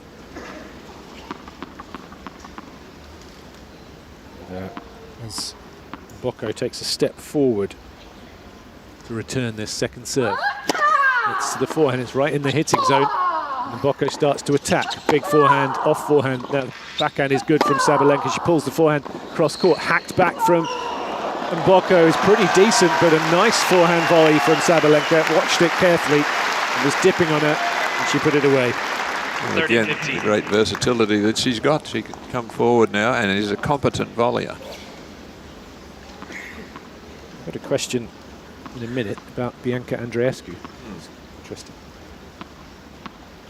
Sabalenka serving at 30-15. 2-1. Second set, having taken the first 6-3. Turns around after missing the first serve. Just gathers herself a moment. She feels like she should make every single shot, Sabalenka. And she misses one. She can't believe it. And it's the double fault. She won't believe that either. Just gestures to her team. It's off the top of the net and it's long. Just didn't get enough spin on that ball. Just low, it puffs out her cheeks. Deep breath. 30-all. Doesn't want to let Bocco in for this set. She knows the importance of staying ahead. 2-1, 30-all. Sabalenka serves. Again, looking for that slider out wide. Such a good serve for her, but she's missed it more often than made it. She's throwing the ball just a little too far left, so the further left you throw it, the wider you're going to pull the ball. Second serve is a better ball toss. Good return on the forehand side. Well got back on the backhand from Sabalenka. The ball was low, and Bocco didn't get the ball up and over the net. Forehand into the net. 30. Again, just too eager to hit too good a shot. She'd set it up. She just needed a good 3/4 pace looping forehand and coming in as she was trying to do, but she just hit it too aggressively. Sabalenka letting her shoulders up and down, releasing tension. Serves. Kick serve to the backhand of Mboko, turn up the line, but Sabalenka gets to it quickly, whips the forehand cross court, pumps her fist towards her team with a 3-1 lead. Sabalenka in this second set. Well, we've got an email from Dave, who lives in London, and he's saying, you mentioned that Victoria Mboko is Canadia's #1. What happened to Bianca Andreescu? Is she still struggling with her injury? Is there any chance she'll come back? Well, I can update you on that because I was looking. She won an ITF title. She's way down the rankings at the moment after injury absence and stuff. But she won an ITF title last week, which was her first title of any kind since she won the US Open in 2019. It was in Bradenton in Florida, part of a planned 3-tournament stretch that she's playing in, and she's actually playing another one this week, and she lost in the semi-final. So she's showing some good signs. She's winning some matches. I mean, with Bianca, it's just a question of staying fit. Yeah. If she can actually stay fit, she's had so many injury issues, then she's got the quality. Yeah. It's testament to her character that while this great tournament's on, she's playing in a much smaller secondary tour event to work her way back. Yeah. And that must be hard when you've been a US champ and now you're playing in a minor tournament. Yeah, absolutely. But good for her, and good that she won the tournament last week and got to the semis this week. Some good signs for her. Bocco serving at 1-3, 15-all, off return on the backhand from Sabalenka, and the backhand in the net from Mboko on the run. Another one of those 15, ones she would have been better off just trying to hook it into play. Yep. No margin for error on that shot. Love 15-30. stay in touch in this set. Blocked back on the forehand by Sabalenka, and a loose forehand error from Mboko, and it is 2 more break points for Sabalenka. For a 2 double break lead in this second set. You'd have to think that would be pretty much curtains for Mboko if she takes one of these 2 points. Sabalenka waits, feet wide apart to return. Slices it back on the backhand side.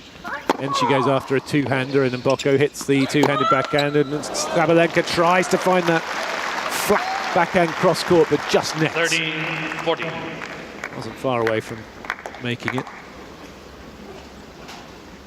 Still break point. Mboko serving at 30-40. 3 bounces of the ball from the young Canadian. Misses the serve into the net. Sabalenka waits. Standing in that familiar pose as she waits to return, but she doesn't have to because the serve hits the top of the net, flies long. Double fault for Mboko, and Arena Sabalenka leads this 4th round match 6-1, 4-1, and looking very much like it's going to end pretty quickly. Well, we got a message from Lizzie, who lives in Utah. The message is, I was just looking at the schedule for today and saw Tian is playing Medvedev. Curious to hear your thoughts on that match, since I'll hopefully be asleep when it's happening. Well, Lizzie, you can stay up, you don't have to go to sleep. But anyway, do you have a head-to-head yet? Well, you mentioned the big match last year. Yep, they played here last year, and Tian, that was his breakthrough win in a slam. Won 7-6 in the 5th set. They have played 3 times, all in 2025, and Tian leads 2-1. Medvedev won a really tight match, the last match they played in Shanghai, 6-4 in the 3rd. Tian won in Beijing when Medvedev retired through cramp, 4-love in the 3rd set. So it's 2-1 Tian, but Medvedev did win the last one. And Medvedev showing some signs of regaining top form, I think. It's going to be an interesting match. But as you were saying, Alan, earlier, you like a lot of what you've seen from Tian so far. I do. I think a lot of the players don't play Medvedev the right way. He stands so far back to... I don't know why they don't serve volley and come in and just play a short volley. Yep, I agree. Or serve him wide to the forehand all the time in the juice court. Not a hard serve, but a slice serve. Yeah, slow slice serve, yeah. Exactly. People haven't really worked that out. I suppose they're so scared of being passed or making mistakes doing it, and it's not a comfortable game for them, so they don't do it. I'm sure if Federer was still around, he would be doing that. Oh, yeah. Lovely return to start this service game of Sabalenka from Mboko, forehand winner down the line. Sabalenka just takes a bit of pace off with a kicker. Maybe the sun getting in her eyes, and into a baseline rally. Hook forehand from Sabalenka into the net, love 30. Well, that return, forehand, there was slightly mishit, but it had no pace on it, and it bounced up high, and she missed it. Yeah. Food for thought. She should be listening. She should have a little earpiece and be listening to AO radio. Well, of course, it's easier to say than do from where we're sitting here. Yeah, but you make a split decision in a split second. That's why you have to back themselves. Sabalenka serving at love 30, just long with the first serve. Ball toss has been a little astray today, a little bit left. Yeah, she's hitting a fair number of kicker first serves. Second serve, and Mboko waits on the baseline to return, moving forward on the backhand, attacks it down the line, inside in. It's a good one. Sabalenka gets it back into play. Up the line goes Mboko. Now she goes back cross court to the forehand side, but Sabalenka's coming forward at the net, should put a backhand volley away, and does. That was well done by Sabalenka. There's that ability of her to change style of play and come forward. It's always keeping your opponent off balance if they're not sure if you're going to come to the net or not. I think that's something she's really adding to her game now. Not just the drop shots, but coming forward properly to volley. And she's actually a very sound volleyer. The technique's good. She doesn't just have to drive volley. No, 15-30. She serves the kicker out to the backhand of Mboko, gets good depth with her backhand, goes up the line, and Sabalenka hits a forehand into the net. Almost does the splits as she does so, and sort of catches herself and makes sure she doesn't. 40. 2 break back points for one of these breaks. Mboko. more height on the net with the return, which got the ball deeper. And you can't get into trouble on a tennis court if it hit the ball deep. Yeah, exactly. Some players made a total living out of that. Just hit it deep. Easier said than done, though. 2 break points for Mboko to get one of the breaks back in the second set. 4-1. Sabalenka again misses the slice serve out wide. Not by much. But it means Mboko will get a second serve to attack, potentially. Sabalenka, second serve. Into the body of Mboko, hits an off backhand return. Sabalenka forehand cross court. Down the middle goes Mboko, and just a simple ball down the middle draws the error from Sabalenka.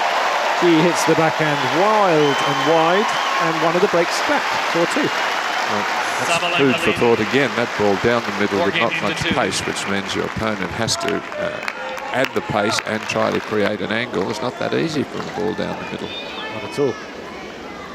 So Mboko will be feeling better about things, getting herself into this set. She can hold here, put a bit of scoreboard pressure on Sabalenka. You never know. 2-4, second serve. Mboko. Led, second serve. That's a good second serve. It's going sliding out wide to Sabalenka. Not sure if she'll go for that again. Much margin for error on it. She goes to the body instead, and it's blocked back by Sabalenka on the forehand side. Good backhand from Mboko. Is shortish though, and Sabalenka's depth just makes the Canadian hit the forehand into the net. The error comes. Again, too concerned with trying to out-rally or out-hit Sabalenka from the back of the court. Too hard to do. Yeah, she was on top after the first 2 strikes, but Sabalenka just turns defence into attack so well. Nice, another forehand blocked return from Sabalenka, drops short and causes Mboko a little bit of discomfort, but she's there on the forehand, the Canadian, but she then nets another forehand. Just annoyed with herself. You know, having got the break back, she's already at love 30. Again, too concerned with trying to trade big ground strokes with Sabalenka. Not a winning move. No, it's not been working, and it's probably not going to work either. Want to try and get this game if she can. That'll help. Ace down the tee, 179 kilometres an hour, much better. 15. Got a good serve, Mboko. Hasn't really served at her best today, I wouldn't say. Well, there is a lot of pressure when you're serving to Sabalenka. Can't afford to drop anything short or hit it into her wheelhouse. She'll just nail it. She's done so often. Misses the first serve at 15:30. Second serve. Into the body of Sabalenka, who gets out of the way and then just nets the forehand return with a bit 30 off balance as she struck the ball. Yes, it was rather an ungainly looking forehand from her. She wasn't just anywhere near the ball. She'd already made up her mind what she was going to do.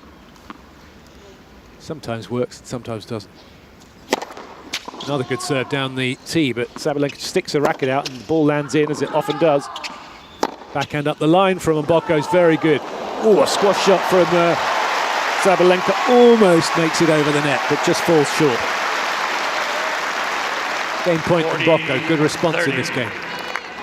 Mboko is not just accepting that the defeat is inevitable. She's fighting back hard here. Good to see.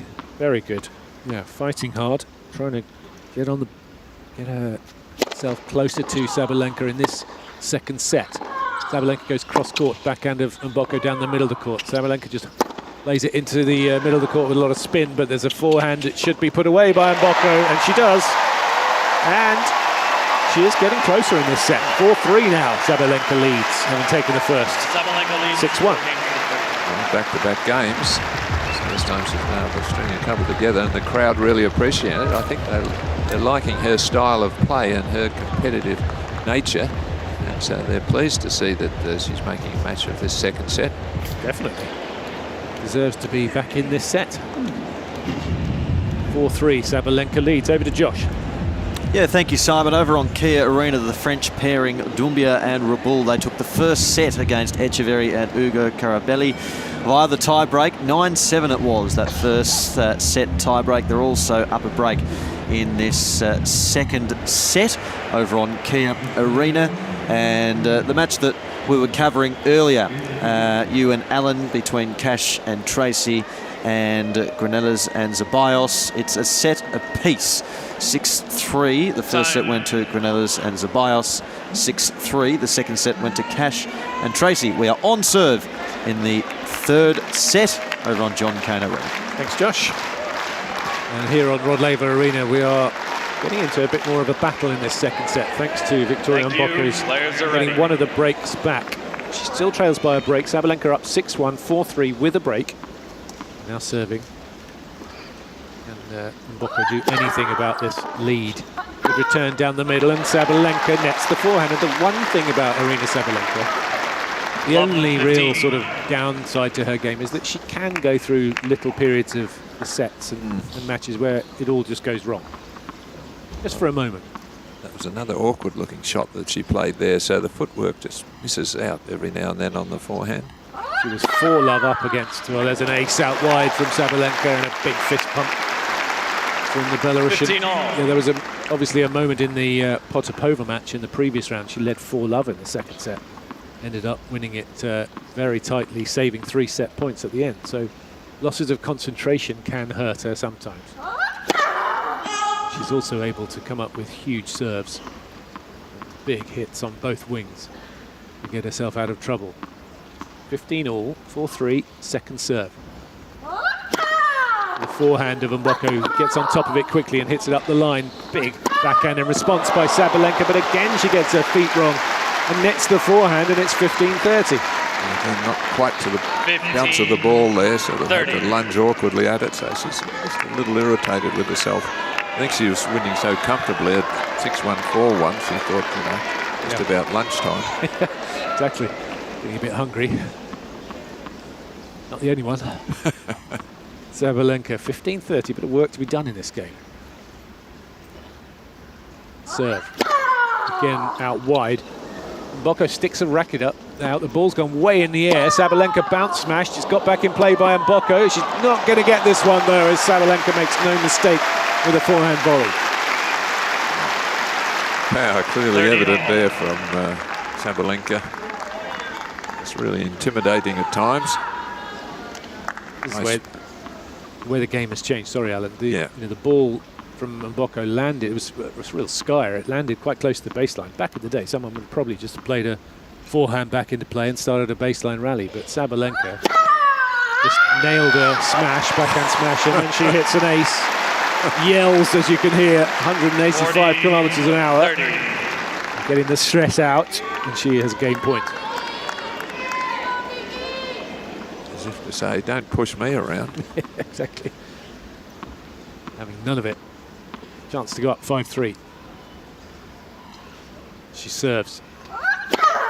Again out wide to the backhand of Mboko, who nets the return. Fist pump from Sabalenka. Pleased with her serving there. Tells herself to come on. Let's finish it off here. She leads 5-3 in the second set. A game away from a place in the quarterfinals of a slam yet again. Well, a little bit of trouble in that service game, but again, with her great power, getting out of trouble. Big serving. Most matches are on her racket, aren't they? Yep. She's got the power.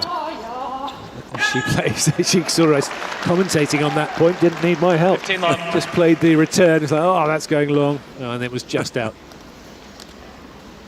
Trying to hit a forehand return with a bit more spin and height. Just going too long. 15-love. Serve out wide from Mboko. And again, Sabalenka misses the return. Herself a little slap on the thigh. She strolls across to return the next point. Good serve from Mboko. 30-love. Sun in the eyes of Mboko as she hit that serve. Adjusting herself, adjusting her positioning maybe. Second serve to the body of Sabalenka, who nets the return. Again, a little bit off balance and ungainly. 40-love. Just a little bit impatient the last game or so. She's anxious to just finish it off and just rushed a couple of shots. The footwork not quite there. Exactly. Trying to get it done too quickly. 40 love and Mboko. Chance to close up to within a game again.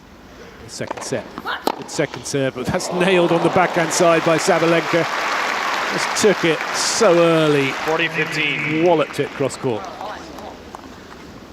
There's not much you can do about that. No.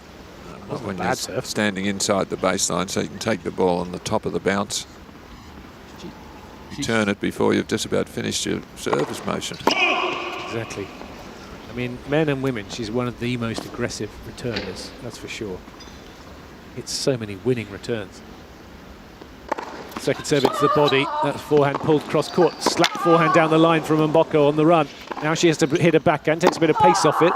And Sabalenka hits a big backhand. She comes in, she's got a drive volley. She pulls it cross court just inside the sideline. Didn't catch all of it maybe, but it was a great angle in the end, and it's 40-30. Just choosing to hit the drive volley instead of a normal smash. Yeah, it's ball not quite out of the centre, but it landed on the line. Again. Said before how many lines Sabalenka has hit. Still game point. Mboko though, 3-5, 40-30. Second serve. Sabalenka waits. Second serve from Mboko. To the forehand of Sabalenka, and goes in the net, bottom of the net. And Mboko holds, and at least asks the question of Arena Sabalenka to serve out this match. Sabalenka needs 5 games to 4. It's 1-5-4 with a break, and she will serve for this match. She's a bit annoyed with herself, actually, the last couple of games, how she's lost a bit of focus, and it's a rather wild-looking forehand. So she's human, so she's got to keep concentrating like everybody else to see out the matches. Indeed. Message from Sarah, who lives in Colorado. Geez, I'm greatly enjoying the overnight highlights replays as it lets me catch up during work hours here in the US. It's freezing, -10 here, and hearing about the summer there warms me up. Well, you would have been more than warmed up if you were here yesterday. You'd have been toasted. Exactly. But yeah, Colorado, lovely state, lovely place. Yeah, it is. And yeah, just a thank you for that, because that's the idea of the overnight highlights, is to give people a chance to catch up on what they missed, with some commentary of the matches, and get you up to date, keep you informed. So Sabalenka will try to serve this out. Everybody back in position. Thank you. Just sort of looking into the sun for this last game, she hopes. Yeah, that's the maybe the one lifeline for Mboko here. 5-4, Sabalenka. Takes a bit of pace off the serve, gets it into play. Mboko, good return. Up the line with a big forehand. She's got another forehand mid-court. Inside-out forehand draws Sabalenka out of position. And the inside-in forehand for a winner. And a little bit of hope for Mboko, and a pump of the fist and a come on to her team. 15. It's a vital point, that opening point, when their opponent's serving for the match, because it puts a bit of pressure on them, because they're usually just a little tight. It means now they've got to win successive points to get ahead in the game. Sabalenka's serve was just 160 that last point. Oh, huge kick serve, great angle from Sabalenka onto the sideline, and Mboko nowhere near getting that back into play. 15-all. She's used that serve a bit more than I think she usually does. It's worked very well for her. Yeah. I think especially from this sunny end as she serves. Maybe the ball toss is better that way. Slightly over her head, kicking that serve. This time she flattens it out, goes down the tee, just misses wide. Mboko looking to attack the second serve. Sabalenka serves. To the body of Mboko, plays the off backhand return. That was a good serve from Sabalenka. Just cramped her a little. Backhand goes just over the baseline. Well, I think she made the wrong choice of shot. It was coming straight at her, and she elected to turn it into a backhand, and a little side step could have been a forehand, which she would have been able to do probably a better return off. So maybe expecting the ball down the backhand side, but the body serve worked. 30-15, 2 points from victory for Sabalenka. Again goes with that kicker out wide. This time Mboko gets it back into play. On the run on the forehand side. Sabalenka up the line with her own forehand. Backhand down the middle. Mboko, then another one as Sabalenka goes cross-court. Too much power, too much precision, too much class from Aryna Sabalenka, and she's got 2 match points. 40-15. Applauded by the crowd because that was Sabalenka at her best there, the way she controlled that ball. Side to side, heavy hitting. Match points. Sabalenka for a place in the quarterfinals. Serve to the backhand of Mboko, plays it deep to the forehand of Sabalenka, who just hooks it into play, doesn't do much with it, and it gets the treatment from Mboko, finds the sideline with an inside-out forehand. Well, a gutsy shot on match point down. So, no fear, that's a good sign, really. All or nothing. Yep. Yeah, no fear from Mboko whatsoever. It's a good return off a decent serve, and then from that point on she was in charge, but it's still match point. Sabalenka serving into the sun. Again goes out wide. This time Mboko's equal to it, and the backhand is loose from Sabalenka over the baseline, and it's deuce. 2 match points gone. Well, that was well read from Mboko. She figured the serve was going to go into that backhand corner, as it has a fair bit, and she was onto it. She was leaning that way. Came up with the good return. Needs a couple more. Sabalenka serving for the match. Deuce. Tries the slider out wide, and again just misses it. Just an inch or so. Missed a lot of those by about that margin.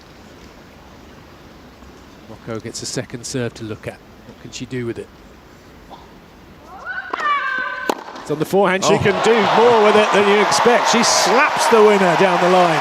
Sabalenka just stands with her hands on her hips. She's almost looking disgusted by it, as if to say, what are you doing? You shouldn't be doing that. I do that. Yeah, that's me. Break point chance for the Canadian, having saved 2 match points. Where does Sabalenka go? Serves down the tee. Forehand from Mboko is wide. She's annoyed with herself, the 19-year-old. That's a smart serve, though, stretching her opponent with that one down the centre. He just hit a terrific backhand return the previous side there, so a good move to change up. Yeah, because she'd hit so many serves out wide to the backhand. Back to deuce. Serve to the backhand of Mboko, who reads it. Backhand off backhand is good. She's got a short backhand to put away. It's not away. The lob is up from Sabalenka, but it's going to go long. And it's another break point chance. Crowd loving this. They are, aren't they? They'd love to see her actually break and maybe even take it to a 3rd set. They're enjoying the match. They want more of it. Break point number 2 for Victoria Mboko. Sabalenka serves. Goes down the tee again, this time blocked back into play, but it's short, and Sabalenka should put it away, and guess what? She does, on the line again. Amazing accuracy from Sabalenka. Maybe didn't need to be that good, but it was. Back to deuce. Again, showing her ability to deal with the tight situations. Took her time, and just a beautifully placed serve to set the point up. Yeah, found the first serve when she needed it. Deuce again.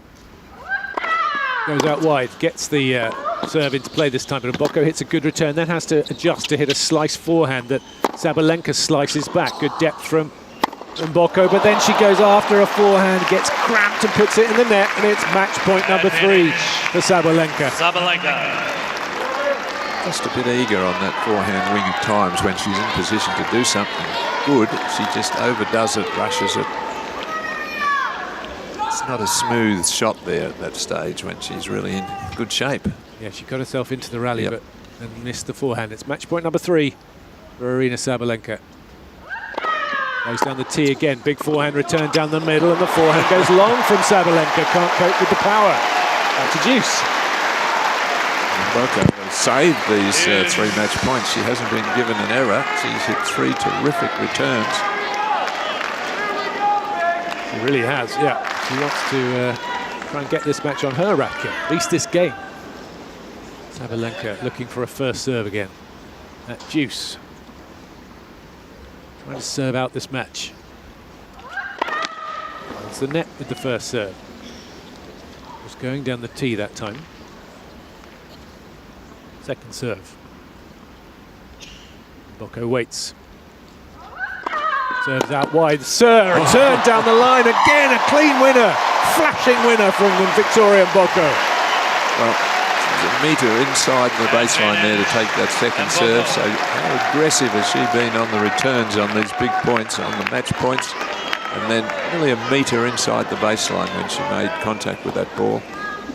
She's made some great forehand returns of late. Break point chance again, now third in this game.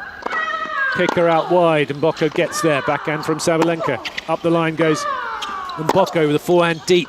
Sabalenka adjusts well, but it's long. And there is the break of serve.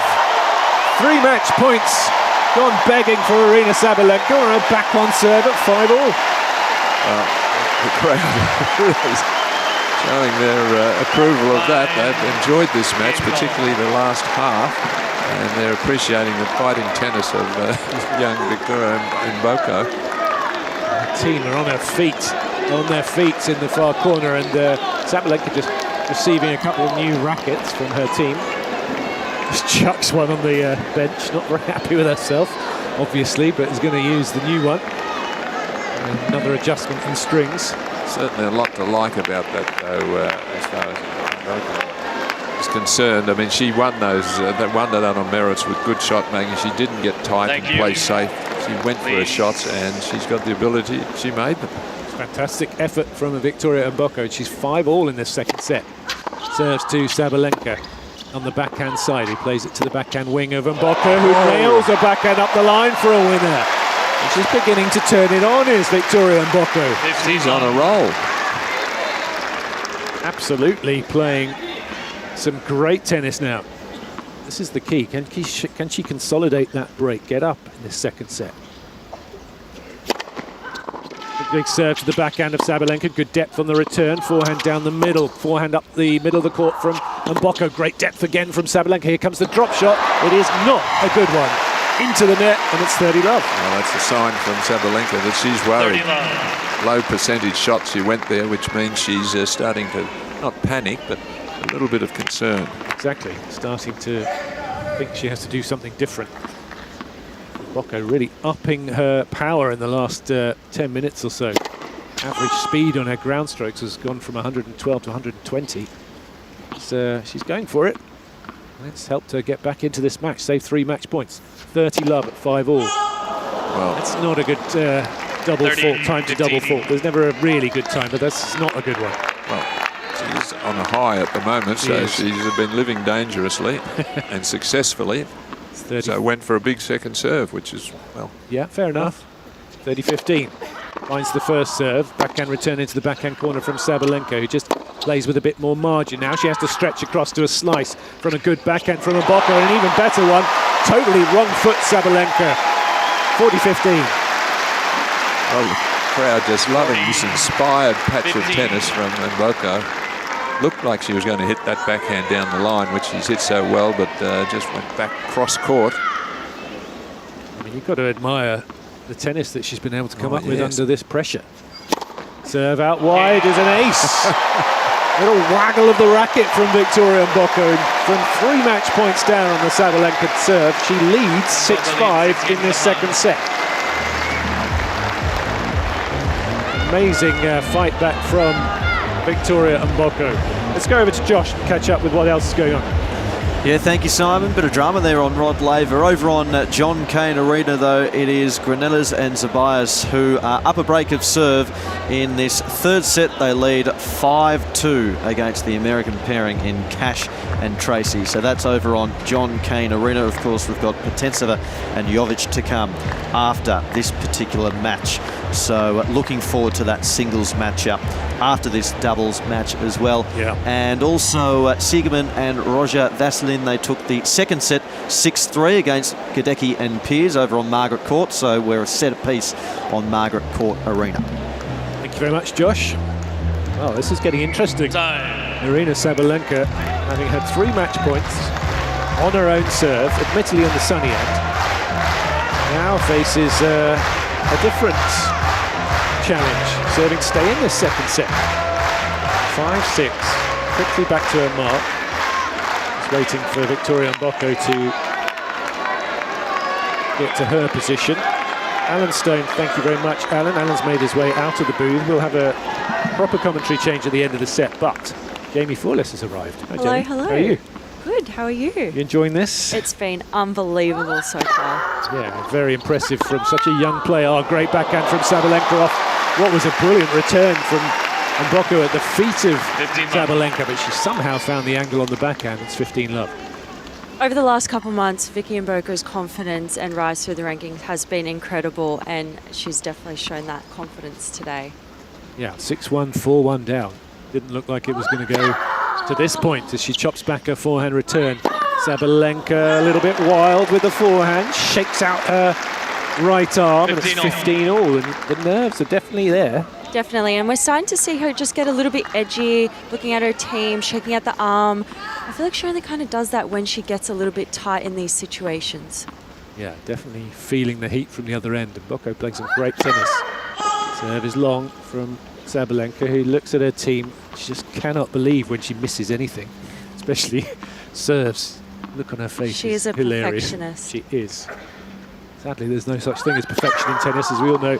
Off return on the backhand is just wide from Mboko. Tried to take it early. It was a good second serve from Sabalenka. That was a great second serve from Sabalenka, but a big opportunity and a big miss from Mboko. Have to make Sabalenka play, continue to put her under pressure. 30-15. Sabalenka serves. Wide to the backhand of Mboko, then goes back behind Mboko, but she's standing her ground, so she's able to hit the backhand deep to Sabalenka, who nets the backhand, and it's 30 all. Great depth from Mboko in that rally. Mboko's big serve down the tee when she needed it from Sabalenka, gets her to game point, 40-30. a great serve there, 180 kilometres down the tee. Just starting to hit her spots more and more. Needs to, because it's pressure time in this set. 5-6, 40-30, having led 4-1, having had 3 match points in her previous service game. Serve to the forehand of Mboko, smashes it at the feet on the backhand side, and then plays the forehand into the open court, and it's Deuce. She's going after these returns. Definitely, when they're in her slot, she hits through the ball, and she generally hits it a little bit late too, so off, back, forehands and backhands are more comfortable for her. Yeah, she's been really strong on the forehand down the line return.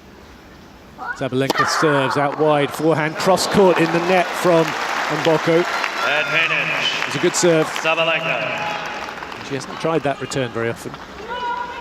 She's always, most of the time, gone down the line. Yeah, she generally hits it later or likes to hit it later. Was under pressure from the good serve. It's game point again, Sabalenka, to take us to a tiebreak. Plays the kicker out wide, a heavy kick serve to start to win that point, and we will have a tiebreak.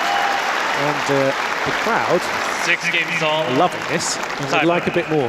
I'm loving this. Should be, me too. I would love more. Sabalenka just gathering herself at the back of the court. I always forget that the players can actually see into the to the booth here sometimes. Can they? Yes, I used to think they couldn't, but they can. Depending on the lighting. Depending on the lighting, but this time of day definitely can. So careful what your facial expression is if Sabalenka's hanging around in the back of the court. So Mboko starts the tiebreak with a good serve. Sabalenka on the run on the backhand side. Thought that ball's going to go long, but that's a brilliant backhand. Great get on the forehand from Sabalenka. What defence from Sabalenka. The forehand goes long from Mboko. And Sabalenka gets an early mini break. Sabalenka's emotions just starting to rise a little bit. Massive come on at the end of that point. Mboko didn't do anything wrong in that. No. Really tried to spread Sabalenka. Sabalenka got her with the slice forehand and just too much pressure from the Sabalenka side. What a get from Sabalenka. Max Murney in the Sabalenka box over there. The former champion of men's doubles, mixed doubles. Belarus. Good man to have in your box. Yeah, won the doubles, as Steve Pearce pointed out, with Leighton Hewitt. Back in the day, little and large combination. That wouldn't have been my fun fact. He was a brilliant player, Max Murney. Really good to talk to as well. Serve from Sabalenka and a 1-2 combination. Forehand cross court for the winner. 2-love. Sabalenka's so dangerous when she hits her location on serve, and when she's on the baseline to hit that +1, just using the pace, just turns with the shoulders and just lets go of that forehand. Yeah, that was serve set it up, and the forehand was pummeled into the open court. 2-love in the second set tiebreak. First serve. Good serve, but she's probably quite happy it is a let because the return was good. Just dries her left hand a moment. Takes the ball, and 4-ball bounces as usual. Sabalenka serves. Well, huge serve, ace down the middle, just when she needed it. And asserting her authority at the start of this tiebreak, 3-love. She has an incredible history with tiebreaks over the last couple of months. That is very true. She went through a period where she didn't lose one at all. I'm pretty sure she's still on that roll. Oh, it's incredible record that she's got as she serves. She returns brilliantly and then fires the backhand up the line for another winner. And she is taking this match away from Victoria Mboko right now. She leads 4-love. Mboko's got to get on the board soon. Just starting to assert her dominance. Big hitting from Sabalenka. Just in big margins of the court too, not going for anything crazy. Needs this point, does Victoria Mboko. The backhand return is brilliant from Sabalenka. Dug out well by Mboko, but the forehand into the open court from Sabalenka. Too good. Moving forward so quickly. And she's 5-love up. Her camp standing up, just applauding her from the side. Her intensity at this tiebreaker and her level of play has been insane. Has made Vicky Mboko feel the pressure. Yeah, she just stepped it up immediately right at the start of this tiebreaker, didn't she? 5-love. Sabalenka serves. Oh, another big serve out wide. Mboko sticks a racket out, but it's going to fly over the baseline. And as the players change ends, Sabalenka leads 6-love, and those missed 3 match points in the service game at 5-4 are being wiped out of her memory. She's got 6 match points. And this is why she's world #1. Yeah. When the pressure's on, she can play unbelievable tennis. So locked in. This tiebreak has been pretty incredible. Yeah, Mboko's not done much wrong. Yeah, she hasn't done much wrong. Her errors have been, besides the very first 2 points, the forehand line, unforced error, there's nothing that Mboko's really had control of. She's just been outplayed. She's not in control here because it's 6 match points to Aryna Sabalenka. Serve wide to the forehand of Mboko. Hits a good return at the feet of her opponent and does get on the board as the forehand from Sabalenka goes in the net. Sabalenka. Another one of those slapped forehand returns. Comeback starts now. It'll be a hell of a comeback, wouldn't it? It's got her exactly where she wants her. 1-6. Still 5 match points. Try again on the first serve. Sabalenka waits about a foot behind the baseline.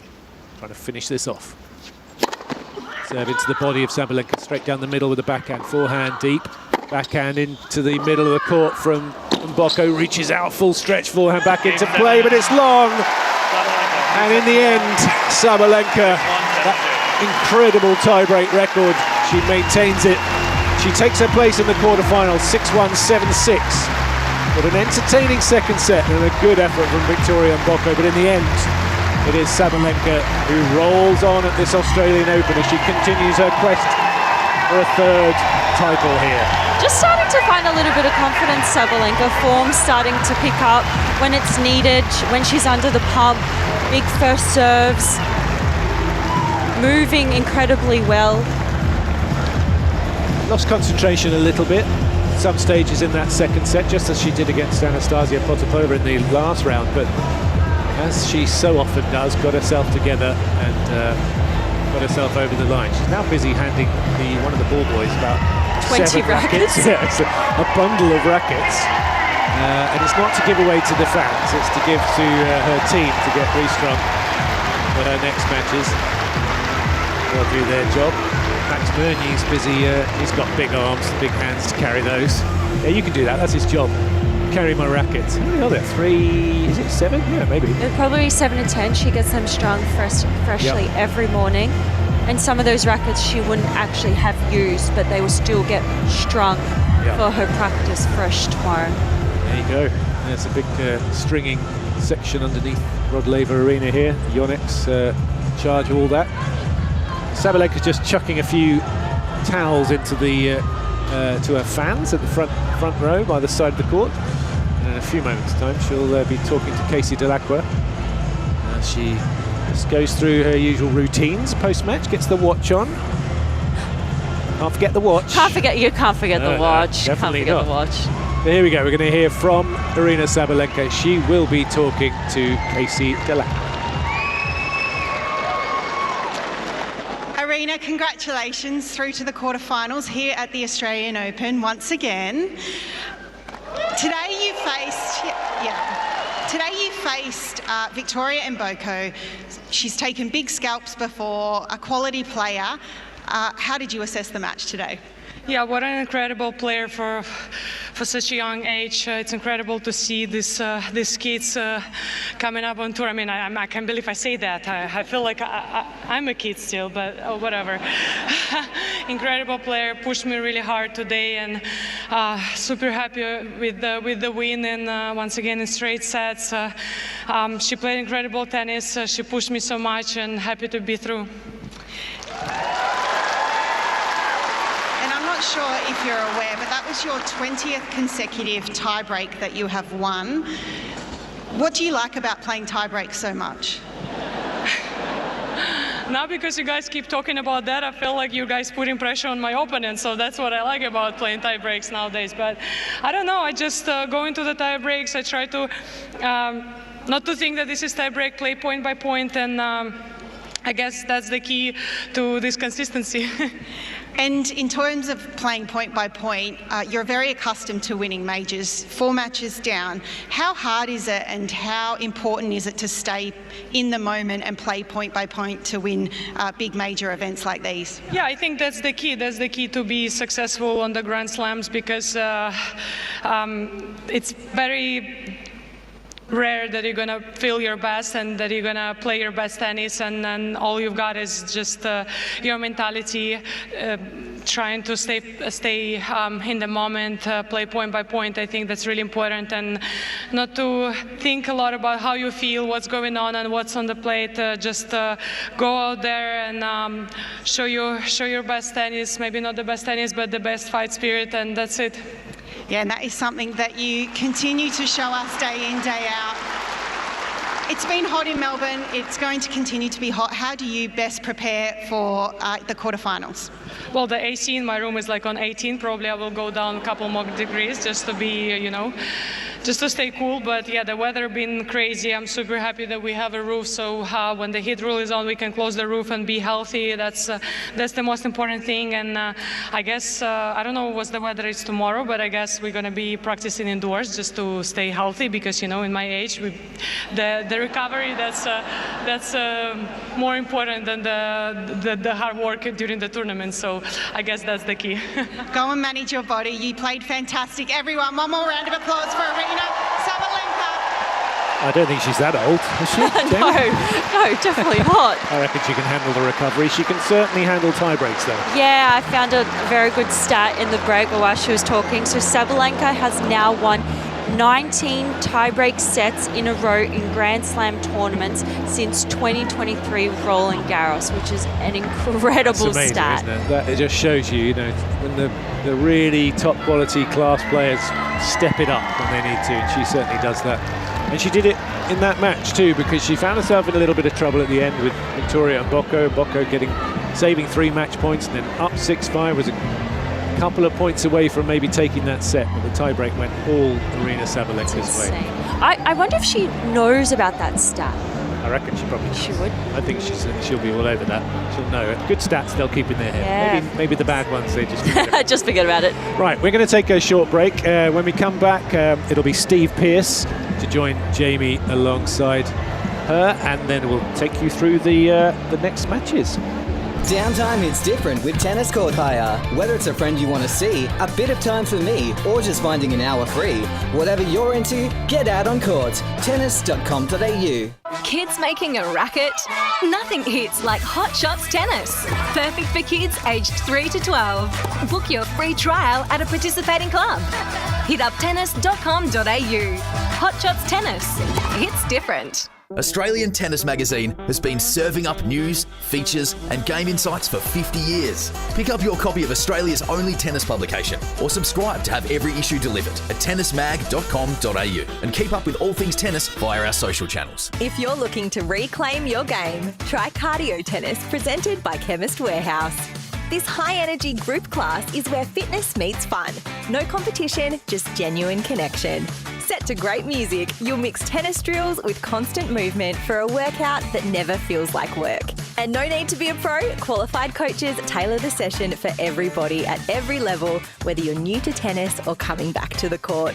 An hour of cardio tennis is guaranteed to smash stress, lift your mood and leave you feeling motivated and confident. Reclaim your game with Cardio Tennis presented by Chemist Warehouse. Book now at tennis.com.au. Family time hits different with Tennis Court Hire. From less eyes on screens to more time with your teens or smashing fitness routines. Whatever you're into, get out on court. Tennis.com.au. The sound of summer. AO Radio. The Happy Slam is seeing record numbers of attendance this year, with crowds flocking to see a piece of the action. The Australian Open prides itself on creating a welcoming, safe and inclusive Grand Slam for all to access and enjoy. 11-time champion Dylan Alcott took us on a tour. G'day everyone, Dylan Alcott here. Now I have so many great memories at the Australian Open. This event has made a huge impact on my life and provided a platform to normalise disability, which is one of the reasons I'm so proud that the AO strives to be more inclusive every single year. Did you know that the AO works with Get Skilled Access to allow people with different types of disabilities to experience this great event? And representation is absolutely everywhere. On court, there are 4 different events for elite athletes with disabilities, including a Grand Slam first blind tennis event. There are more than 100 people with disabilities working at the AO, including an integrated ball kid program for the very first time. And with record crowds every single year, creating a welcoming, accessible and inclusive environment is the key to the AO's success. So let's check out some of the accessibility features right now. Accessible entries, no lining up for me. Thanks very much. Thank you for having me, appreciate it. There's wayfinding, including pillars showing distances around the precinct. You can even get an accessibility map that provides you with everything that you need to know. For the neurodiverse community, there are 3 sensory rooms spread across the precinct.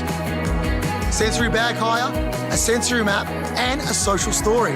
There's an in-seat food and beverage service for people in the accessibility seating bays in RLA, MCA, and JCA. Great service. There are accessible seating options everywhere, from the courts to AO Live, or even if you just want to take a break. For people who are blind or low vision, there is specific wayfinding tech and action audio so people can follow the play. The AO has an awesome customer experience team. G'day, how are you? I'm Dylan. Dylan, nice to meet you. Who've had accessibility and inclusion training. Plus, there's Traveller's Aid, where you call a number and someone will pick you up and take you where you need to go. And that's not to mention the hearing loops in arena courts, live captions, service dog relief areas, changing places bathrooms, all gender bathrooms, and multi-faith prayer rooms. With so many accessibility and inclusion features on offer, we can't wait to see you at the AO. Well said, Dylan Alcott. Dylan, of course, won this title here in the quad wheelchair so many times, and won so many majors around the world, and is just such a prominent voice and a terrific person for all people with disabilities, not just in sport but in life in general. So great stuff. Thank you, Dylan. Steve Pearce and Jamie Fawless with you. Yeah, hello, Jamie. We're sitting on Rod Laver Arena right now, awaiting the arrival of none other than Carlos Alcaraz, the world #1, the man who's trying to break through to win here. Don't get to say that Carlos is trying to break through many places in the world these days, but he is still trying to break through here in Melbourne to slot this title into his resume. and therefore the career Grand Slam. But he's coming up against a man who has a better record here than he does, and that doesn't happen too often either. Tommy Paul, a former semi-finalist here 3 years ago, and Carlos has never got past the quarterfinals. Yeah, that's interesting. Would you say Tommy's been flying under the radar a little bit here this tournament? I think he has. I think that's largely due to, I think if he'd stayed sort of in that top 10 echelon and hadn't had all those injury worries with his shoulder and his foot last year, which sort of curtailed the second half of his year, I think he would have been obviously higher ranked, more form, and probably, would have been a bit more front and centre. But I think because he sort of, had to go pretty cold, especially after the US Open, he is flying a little bit, and he's ranked, he's seeded 20, is that right, 19. Jamie? 19. So outside the top 16 seeds, I suppose, like the traditional big guns on the seeded side. So, yeah, I agree. Because this could be a semi-final, quarter-final It's good enough to be, isn't it? Good enough to be. It's good enough to be, but it's happening in the fourth round. Carlos Alcaraz and Tommy Paul.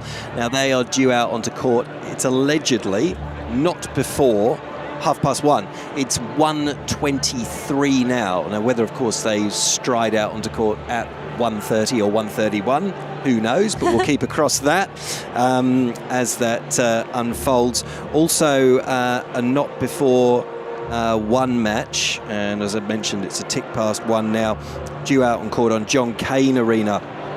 Julia Putintseva, who represents Kazakhstan, and Iva Jovic, the young American, who's caused some waves and a fair degree of excitement around the game. They're due out on court for their fourth round match shortly on Cain as well. So there will be plenty of tennis shortly around the venue, some doubles matches as well, and we'll run through some results as we work our way through the afternoon. But if you are just joining us, as the screen goes very helpfully blank, Aryna Sabalenka is through, and great thanks to Simon and Alan and a little bit of Jamie at the end for... Please welcome from Kazakhstan, Julia Putintseva. There you go, Julia Putintseva is in fact coming out into court for that match now against Iva Jovic, but Aryna Sabalenka safely through, not without a little bit of a fight at the end though. 6-1 the first set against Victoria Mboko from Canada,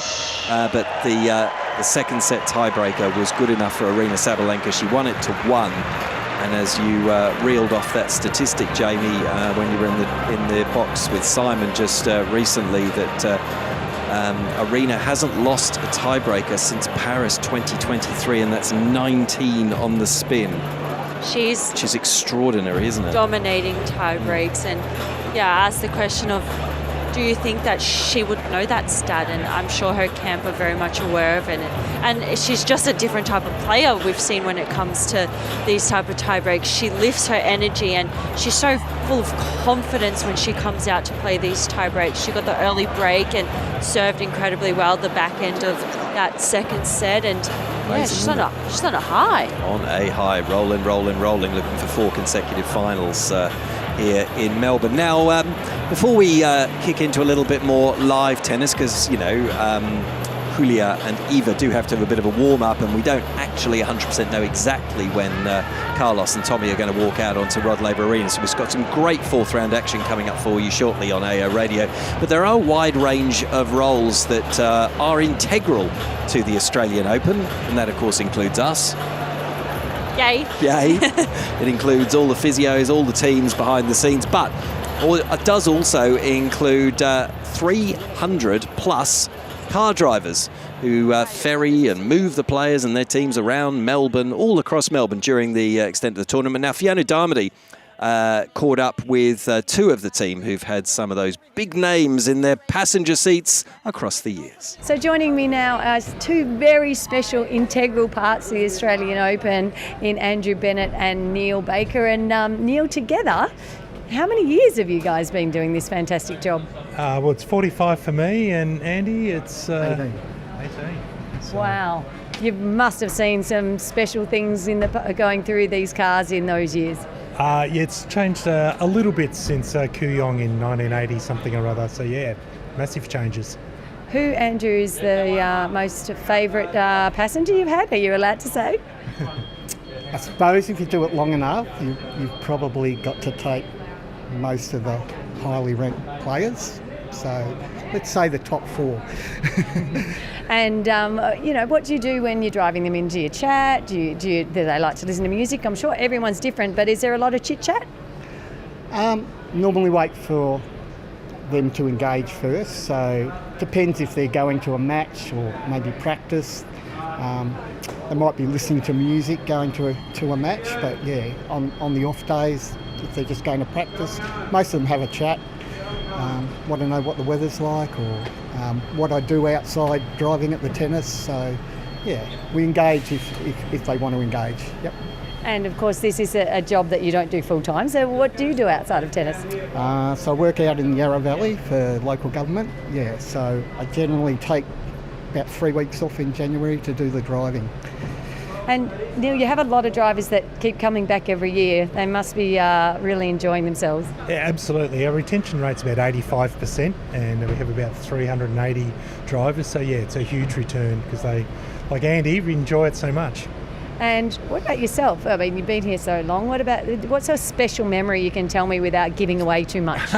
I think probably the long association with Roger Federer and his family, and now obviously the kids are here and grown up, so that's probably a significant milestone, I suppose. Did you get to drive them this time? I did pick up Mirka yesterday. We've known her for a long time, so caught up with her yesterday.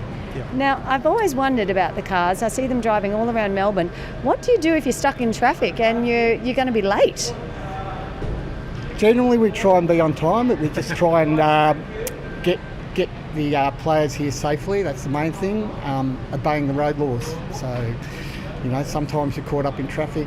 Sometimes you might have a plan B, a different way of going if one way's not working. But yeah, generally, hopefully they book the cars well in advance, so you've got a bit of time up your sleeve. So, find busiest time of the day between 4:30 and 7:30, and then the traffic sort of clears. So give yourself plenty of time if you can.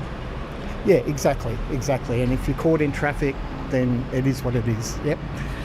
So many of these cars driving around Melbourne, as I just said, and they look fantastic. What's it like to drive the Kia? Yeah, they're wonderful. It's 25 years now, the association with Kia, and they've grown just like the tournament has, and yeah, they're wonderful cars. It's been great. Now, I'm asking everybody I interview this, who are your tips for the Oz Open? I think on the men, the top 2 are very hard to beat, clearly. I'm not going out on a limb there. And I'd like to see Coco get up for this one, I think, for the women. And yourself, Andrew? I'd say the top 2, Carlos or Sinner, and women, maybe Sabalenka again. Well, it's been fabulous talking to both of you. Thank you so much for joining us on AO Radio. Enjoy the rest of the tournament and keep the speed limit, boys. Thank you. Keeps to the speed limit. Great advice from That's Fiona. great advice. Keep to the speed limit. Eyes on the road, 10 and 2 on the wheel. True. I love Fiona. That's good stuff. Well done. Nice Has work. it changed to 9 and 3? Or is it still Actually, 10 I and did 2? hear somebody told me the other day that there is a great belief that 9 and 3 is safer than 10 and 2. It's all better than 1, though, isn't it? Yeah, it's all better than none. Or your knee, and we don't encourage that. Jamie Fawless and Steve Pearce here with you on AO Radio. Thanks to Fiona Darmody for that lovely couple of interviews in that package, and all of Fiona and the morning show's work across this whole tournament. So what's coming up for you here on AO Radio is under blue skies, beautiful blue skies, 21 degrees, which is about 70 degrees Fahrenheit in the old money. We've got a couple of 4th round matches coming up for you. Our main match for broadcast will be Carlos Alcaraz, the world #1 on the men's side, and very much dialed in on trying to make this Australian Open his this fortnight to complete his career Grand Slam. He's coming up against a man who's made the last 4 here before and is coming back into some rip-roaring form, and also into some top fitness as well. Tommy Paul, the American. So that's our main match for broadcast. Before that, we've just got a little opportunity, Jamie and I, to have a look on John Cain Arena, because just starting out their 4th round match, vying off for a place in the quarterfinals, Iva Jovic, the 29th seed from the United States, and Julia Putintseva, who saw off the challenge of Somnak. Turk in the Somnes. last Somnes of combined first and last names. I didn't even think of that. Sometimes it does get a bit confusing. Good work. In the last round, in some fairly feisty scenes at the end of that contest. So it's Putintseva and Jovic here on John Cain Arena. It'll be Jovic to get things underway. What have you made of Eva Jovic to this point of the tournament, Jamie? I think she's been very impressive. I think over her last 6 to 9 months, her rise in the rankings has been incredible. And I think I mentioned either yesterday or the day before that I actually played her 2 years ago. Fantastic. So I've kind of been able to see her rise firsthand in a way. And I think this matchup today is going to be quite interesting because you're not going to get two players in terms of blowing each other off the court. They are around the same height. In terms of serve pace, very similar. There's going to be a lot of long rallies. From Putintseva's side, a bit of variety, mixing it up. Jovic's side, it's going to be a lot of flat hitting, but both are incredible movers as well. So I think it's going to be one to watch. Serving here, Jovic looking for the ace down the middle, and she found it beautifully. And with tennis, there's confidence plays such a big part in this game, and I'll continue to say when you're on a high and on a rise, that form, trying to play consistent tennis all the time is so important. That's something Eva's done throughout the last couple months. Fair age gap between the pair. If you're thinking Julia Putintseva is a fairly familiar name, you'd be correct, because I think it's her 14th time playing at the Australian Open, so she's been around a long time. Whereas for Eva Jovic, just her second appearance at the Australian Open, made the second round last year and lost to Rebecca, no disgrace in that. And this would be her first time in the 4th round of a slam. So breaking new grounds and new territory here at the AO. Dressed all in orange today, Eva Jovic. Serving here to the backhand, that time of Putintseva, who's in a white top, a sleeved white top, which obviously will be all part of the arrangements for her, apparel-wise, but I just kind of feel like, why would you want to play in long sleeves today? She also played in she's played in long sleeve throughout this entire tournament. I think more sun smart situation than anything. Okay. She has the full hat on, not the visor. Yep. Not a bad idea to be sun smart in the Australian sun, that's for sure. So a couple of break points here. As Jamie was saying, Eva Jovic's first appearance in the last 16 at a major, so new ground and maybe a little bit of an edgy start just on her opening service game. Here, there's a slice from the back of the court, really good depth that time from Putintseva. And then the high moon ball, again landing this very deep. Jovic is dealing with everything herself, finding some good depth herself, and runs around a forehand and hammers away. Good winner. Great winner. I think Putintseva's going to be that annoying type of player for someone like Eva, who's just going to hang around. She's going to give her different balls, different variety, going to try and change it up. And today it's about how Eva's going to handle those moments and handle those type of uncomfortable shots, and her ability to step in and hit a winner when she needs to, but also not hit a winner and outgrind her opponent is also there. And for Putintseva, after, as I mentioned, 14 appearances at the Australian Open, it is the first time through to the 4th round here for her as well. It's quite interesting. I wasn't aware of that. She's been on the tour for a long time. She's made quarters before in Paris and New York, but never here and never 4th round before here. So so new ground, if you like, for both players, but obviously vastly more experienced. Putintseva at the net. She puts up the lob. Jovic doesn't do quite enough with it, but Putintseva, who had the opportunity with the forehand into the open court, missed it. And we settle into a deuce situation in the opening game. If you're just joining us, we're just bringing you the opening stages on John Cain Arena between Julia Putintseva and Eva Jovic, vying for a place in the quarterfinals in the women's draw. Once Alcaraz and Paul come out onto centre court, we might let them have a bit of a warm-up. we'll be bringing you that main match for broadcast over the next couple of hours here on AO Radio. And we do also, as Jovic comes in and then back pedals to the bay. In fact, she hasn't made it to the baseline. She's in what you might call no man's land. Anyway, she seems to be making it work because Putintseva is miles behind the baseline herself. Forehand slice, and now comes in Jovic trying to put this away. Putintseva tries to curl a backhand round up the sidelines, just misses it, and Jovic has a game point. There's going to be a lot of opportunity for Jovic to come to the net today. We're going to see some incredible rallies, a lot of defense.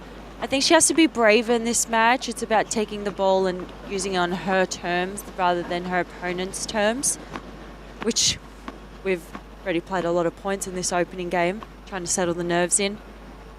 Jovic here then looks to get on the board, and she does. And that's the perfect start for the youngster, 29th seed. First game. She'll be pretty happy with that. Couple of tricky moments there in that opening game. But she held a nerve, played some good tennis, and moves out to 1-love on serve on John Cain Arena. Decent crowd in. It's been a great crowd, even today on the outsides. There's a lot of people that are coming in to watch. RLA is just starting to fill up a little bit now as well, which is very exciting. Well, it was pretty packed, wasn't it, for the Sabalenka and Bonko It was very packed. Contest, and everyone just needed a little bit of a breather after that. Bit of a bite. Yeah, just a little bit of a bite. So we might just stay for one or two more games because there's not much happening on Rod Laver Arena at this stage. Tommy Paul and Carlos Alcaraz will shortly begin a warm-up, but it does give us an opportunity to see what the Putintseva serve looks like. The win predictor is alleging that Putintseva has a 37% chance of winning, which leaves the rest to Iva Jovic. That's quite interesting. I wonder where they get that stat from. I would have put it in terms of ranking. Yes, I understand that, but in terms of experience, I would have flipped it the other way. Yeah, you could maybe throw a little bit more percentage in for Julia on the experience. I've been here before, not in Melbourne, of course, but around the world, and certainly been on tour for a long time. Anyway, love 15 on the Putintseva serve. Plays the off forehand, well defended by Jovic. Back behind her goes Putintseva. This time she's going to try the slice. Flattened out by Jovic. A couple of big forehands from her, just looking for the baseline, the American, but a wee bit long. Just a little bit long. Just a little bit long. Just a wee bit long. Yep. If it's out, it's out. Whether it's a micro nanometer or 20 feet, makes no difference. That's so true. But why do we get so upset when it's really close to the line, but it's out? Well, if it's out, it's out. That's right. I suppose it's only because, you know, just when you even get a couple of hairs on the ball landing on the line and Hawkeye goes, no, that's in. And to everyone else, it's like, really? What? But it's in. So, you know, it's because you can really put a ball out and yet it can be called in. I mean, really, that can happen, right? Yeah. I mean, really. Well, there was one yesterday with Stan's match. I can't remember exactly the context of the match at the time against Taylor Fritz. But Wawrinka hit a cross-court ball, and like in every circle of every part of tennis, including when there were line judges, it would have been called out. But it was in. And of course, when we saw the replay, it was like 2 hairs on the line. Yeah, I struggle to believe some of that sometimes. Well, I mean, the computer just calls it as it sees it, and as that's 7 million cameras around the courts that they work out the trajectory and exactly where it's landed. And of course, I mean, nothing's 100%, but you can't. One thing you can't do is argue. Although someone did try to argue, wasn't it, on match point yesterday? Of course. Oh, really? No, well, I mean, not. I was about to say it was probably me. I challenged that. challenged. And of course, you can challenge a computer, but it's just going to show you exactly what it saw in the first place. Yeah. So, anyway. So here, just leaning into a backhand from the midcourt. She settled pretty well at the start of this match, hasn't she, Iva Jovic? 30-all on the Putintseva serve. Yeah, had early nerves to be 15-40 down, but since that moment has really stepped up her game and hasn't done anything wrong. Is going for the shots that she needs to, but also making Putintseva play when it is necessary and putting her on the back foot. So So just half a chance here. We'll be nipping across to Rod Laver Arena shortly because Carlos Alcaraz and Tommy Paul are just warming up, which is a great tennis term because really it's pretty warm out there. You don't have to do a lot of warming up, but just, you know, swinging the arms on the actual court itself. One of the great questions that's raised when people talk about innovations in tennis is why do we have the warm-up? Surely whoever just walks onto court and can fire straight away, well, they should get the early advantage. What do you think? I don't Get mind rid that. of the warm-up? Yeah, or? but you know, like I suspect you're going to be the other way. But I'll put the non-tennis player's view of kind of like, well, if the match starts at 1, walk out, play. No, I'm okay with it. Are you? Yeah, I'm okay with that rule. Let's just not get rid of the ball toss rule. Which is which rule's that? That you're allowed to throw up the ball toss as many times, not just once. Keep saying sorry, you mean? Well, you don't necessarily need to say sorry. No, but you would. I can tell already you'd be an apology. You would say sorry. Sometimes. There's a break point, Jamie. A break of serve. A break of serve. Iva Jovic as Putintseva puts a backhand into the net. So early stashes of this one, Iva Jovic has managed to break through. What we might do now is nip across to Rod Laver Arena because in about 90 seconds or so, that warm-up will conclude and the players will have then a couple more seconds and we'll get going. So we might nip across now, Matt, if we can, to Rod Laver Arena, where our commentary box, of course, is situated, and we can see the crowd building. We'll keep you right in touch with that match that we just took the first couple of games of there between Julia Putintseva and Iva Jovic. Josh Herriot will be in the chair, probably is in the chair right now, in fact. We'll keep in touch with that one because it's a big contest and it will deliver us a quarter-finalists on the women's side. But we're having a look here, Jamie Forless and me, Steve Pearce, at Carlos Alcaraz and Tommy Paul warming up here. We've got about 45 seconds to go before that's concluded, which gives us the perfect amount of time for me to say, Jamie, what are you expecting to see this afternoon over the next couple of hours? Some incredible points. I think this match is going to be unbelievable. I'm really excited for it. This could be a semi-final match. This could be a quarter-final match. A lot of big hitting, a lot of shot making from Carlos. Serve is going to be really important for both players, but it's also who can handle the occasion of, you know, Carlos playing Tommy Paul so early. Who came in with a lot of form as well. Yep. And who can handle the conditions, because we thought it was going to be a little bit hotter. It's now not as hot. No, it's actually quite pleasant out there, isn't it? Really? Yeah, it's not an unpleasant environment.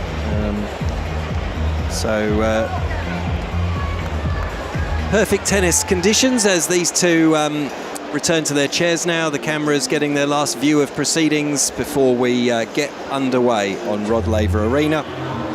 In that other contest, the winner of Putintseva and Jovic, well, their reward for that is to play the woman who just won her match on Rod Laver Arena. Arina Sabalenka awaits for the winner of that match. And the contest that we're about to bring you here in the men's singles, Tommy Paul and Carlos Alcaraz will play the winner of Alexander Bublik and the battle of the Alexes, Alex de Minaur, tonight's. Very excited for that match. Yeah, there's a lot for all these matches, but that should be a terrific contest as well. It's always great when you have the local player making it through into the second week. Can Alex de Minaur go further, or will Alexander Bublik get the better of that? Anyway, that's for tonight to consider. Right now, we're considering Carlos Alcaraz and Tommy Paul.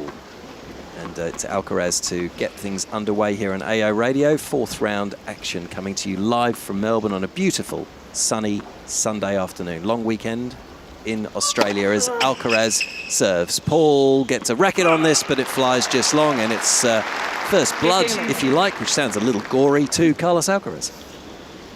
Do you like the colour of his outfit? I don't mind it. I'm not sure if I could quite pull it off with the sleeveless thing in front of 15,000 people, but I mean, I like the colour. It's like a grass green, would you say? It is, isn't it? It is like a grass green. Maybe a little bit lighter than that. Or no, maybe you're pretty accurate. Just rocking backhand into the net from Carlos. So it's the sleeveless grass-coloured green top. And then that colour continues into the shorts, but it's not the predominant one because it's a super light green for the rest of the short. Yeah, like a baby green. That's nice. That's good. Aren't you lucky I'm here? I am. Oh, yeah, absolutely. I will lean on you for all sorts of palettes and colours and fashion this afternoon, I can assure you. We haven't even started on Tommy. No. And Carlos's mix of greens continues to his shoes as well.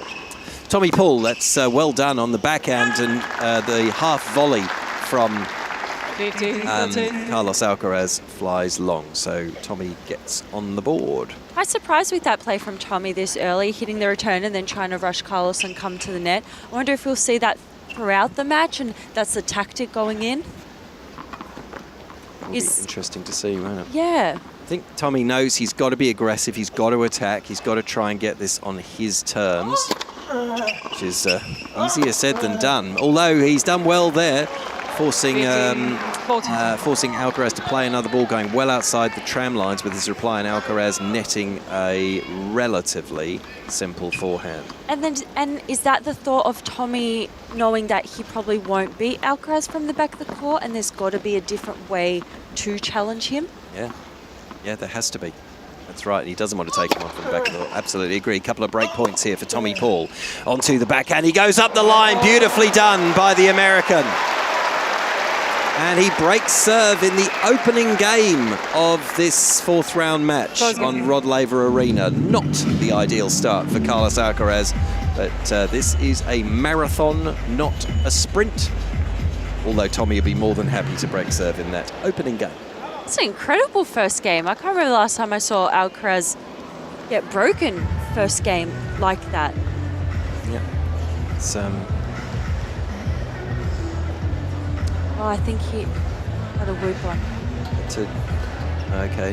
What's that, like a monitor thing, is it? Yeah, it's like a monitor. It's like it's called a whoop. I've seen a lot of the girls have it, and I actually have one myself. But this tournament, I'm not sure what the rule is. You used to be able to play with them, and now you can't play with them. So he's tried to hide it under the sweatband. Is it sending data back to your team, is it? Yes. Yeah. So so it was asked to remove that, as we just saw some vision there. Maria Cicak, who's the chair umpire, just asking Carlos Alcaraz to remove that widget that Jamie was just describing. So he did so dutifully. It was underneath the sweatband. So that piece of information is gone for the Alcaraz team. He goes with the backhand in response, and so does Tommy Paul, but shakes his head as we get our first close-up look at Tommy Paul, who's now right in front of us in the AO radio commentary box. You can describe Tommy's attire, Jamie. I'll leave that to you. Multiple shades of purple. Beautiful. We have some light purple, dark purple shorts with some lighter purple shoes and socks. There's definitely a theme with block colours this AO for a lot of the brands. Yeah, beautiful angle that time from Paul on the backhand. Moves that to 30-15.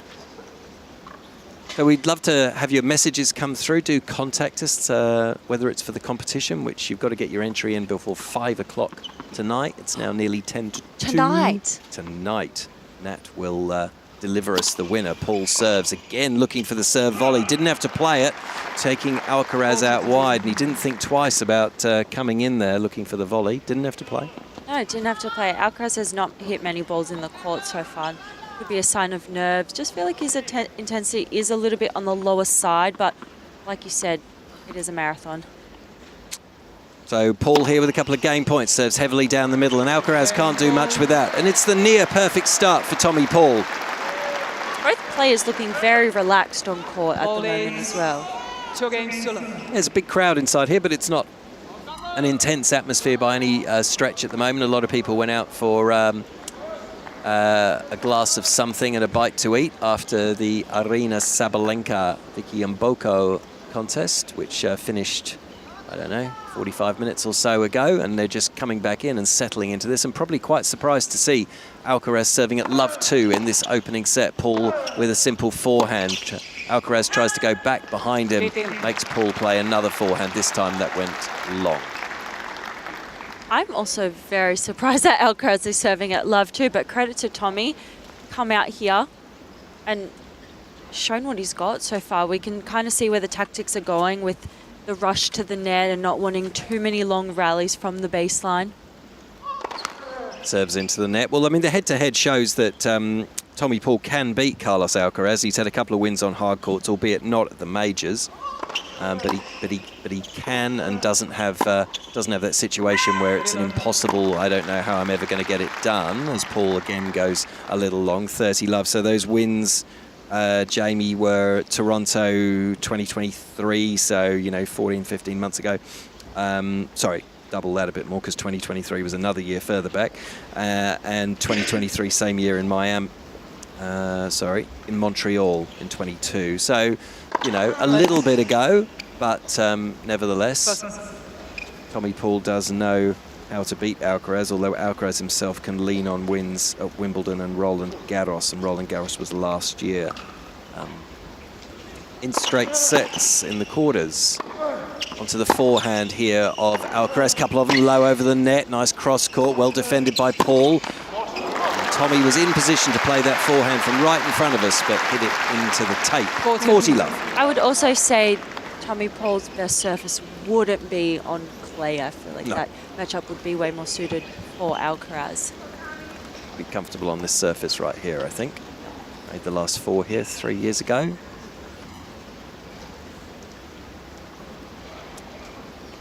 And quarters last year.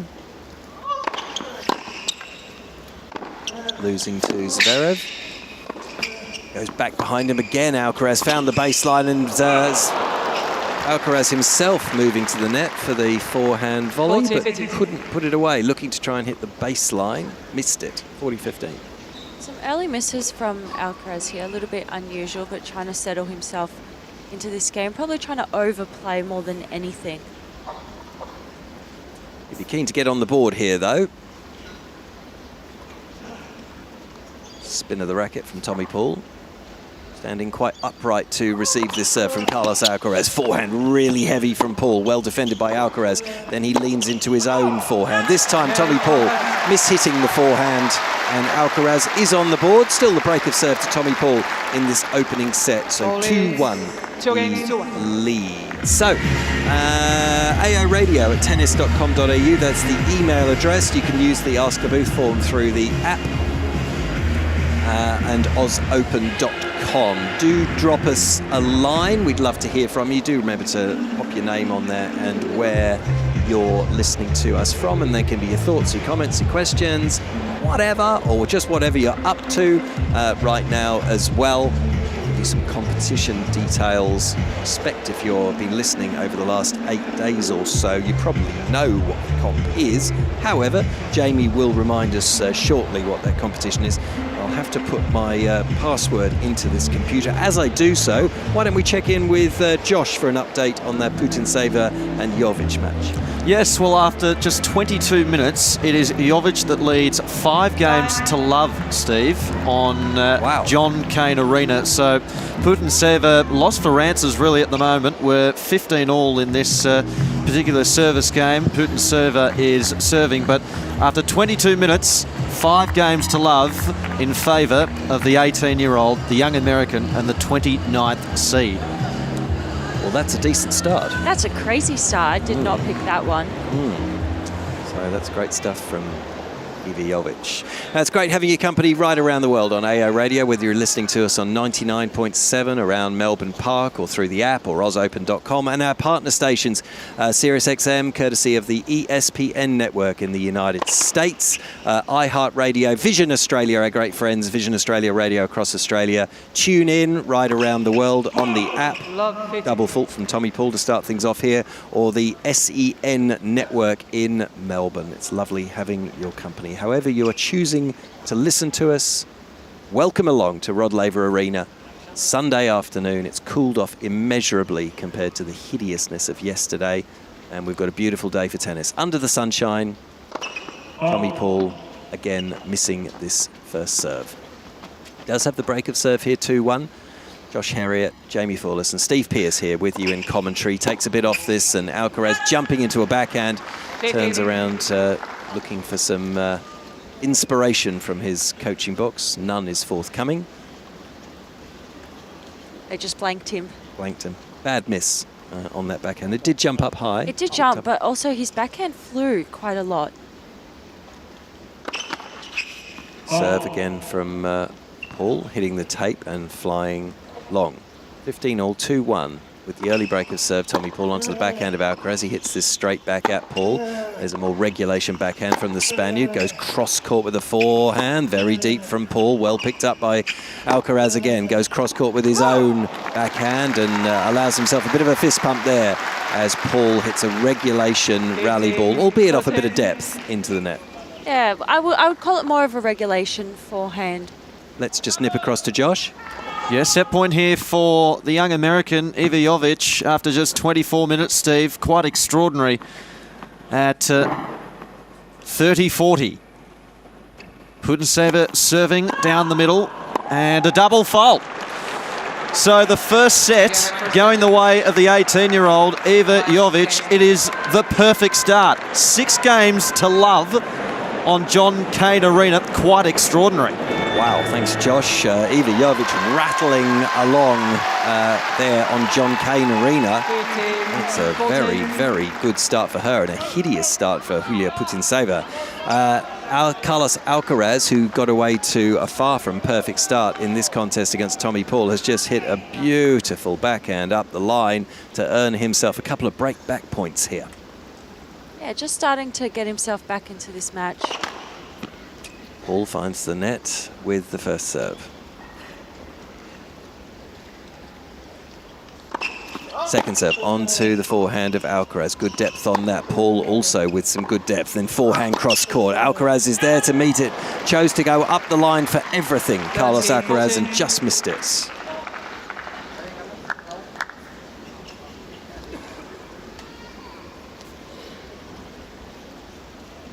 Having that early break of serve, I feel like Paul's just relaxed a little bit. He's taken his foot off the gas. A couple loose errors during this game. Still break point. Tommy serves onto the forehand of Carlos. That's a good 1-2 punch though from Tommy Paul. Big forehand cross court. Huge off forehand into the Alcaraz backhand. Just stood there and just delivered. Swing was short, turned the shoulders. Very routine-like point. First serve +1 winner.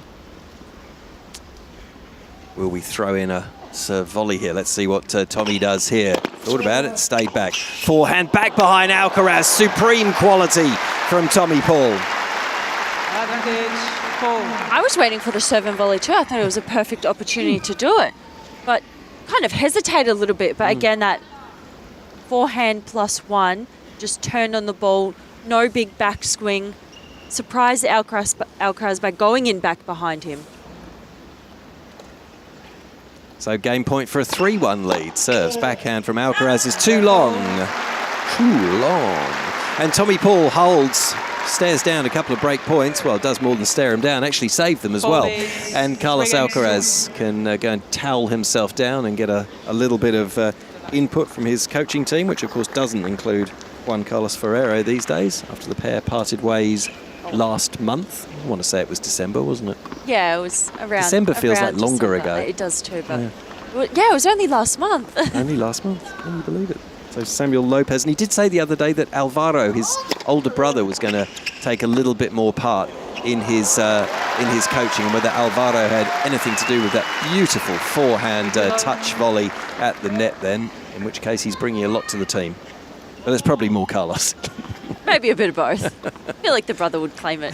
I feel like he would. So that's the coaching setup. So probably in a little bit of transition, we'll see for Carlos. Samuel Lopez, who joined his team last year. A new era for Carlos Alcaraz. 6 majors in the bag, though, already in his young career. 30-love, 1-3.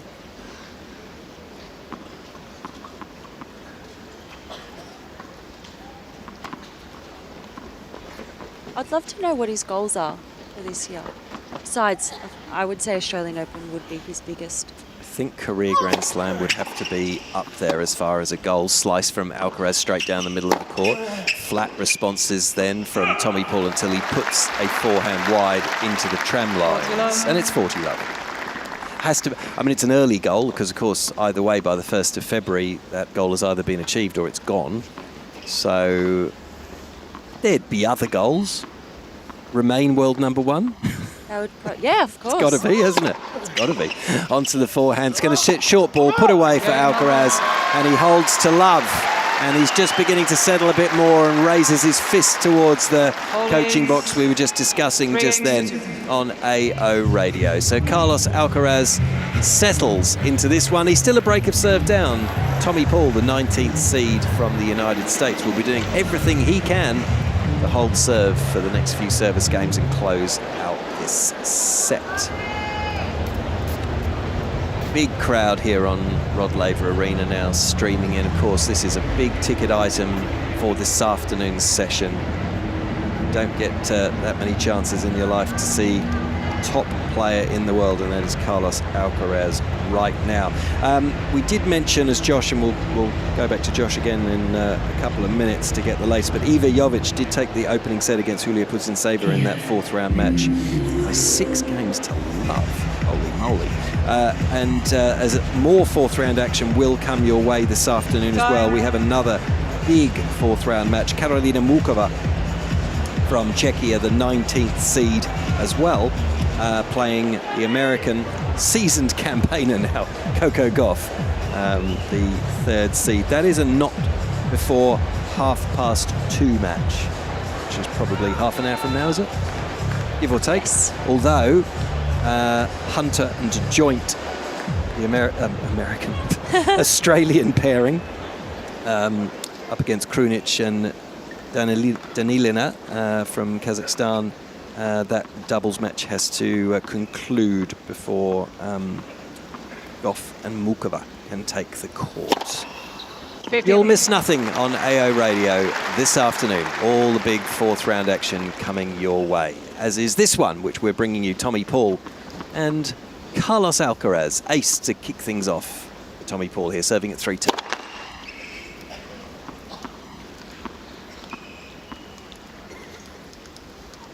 Second serve lands us in. Big attacking backhand, good angle from Alcaraz. Well defended by Tommy Paul on the run. Paul makes a forehand back cross court. Alcaraz gives this a bit more loop. So does Tommy Paul.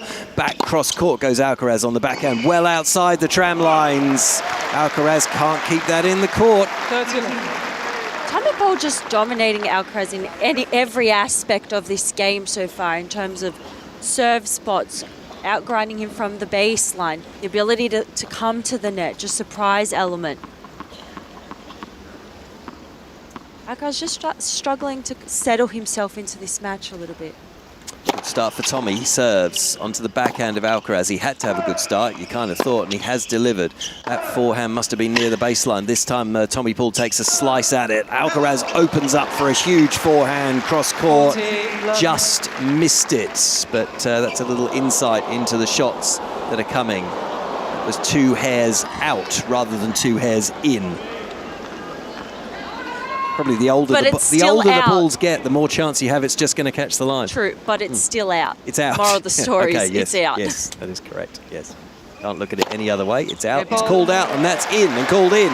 Ace out wide from Tommy Paul, and he looks very becalmed on centre court this afternoon. Of course, experienced player, as we mentioned, made the last 4 3 years ago here, quarter-finalist last year. So he's been to this stage before. Obviously, Alcaraz, in the biggest moments of the majors, holds a significant advantage over Tommy Paul. But at this stage, 4th round, well, Tommy Paul just looking very locked in, very calm. Goes into his familiar return position for the Alcaraz serve. Backhand from Paul and very low over the net from Alcaraz. So low it almost went through it. Well on the forehand here. Tommy Paul's keeping himself in the rally but he was defensive right throughout that rally and eventually made the mistake wide cross court. Alcaraz starting to pick on the Paul forehand a little bit more and more as we see these points get extended in the rallies. Had the chance to open up the court to go into the backhand off that approach, but chose to go into the forehand of Paul. So 15, love.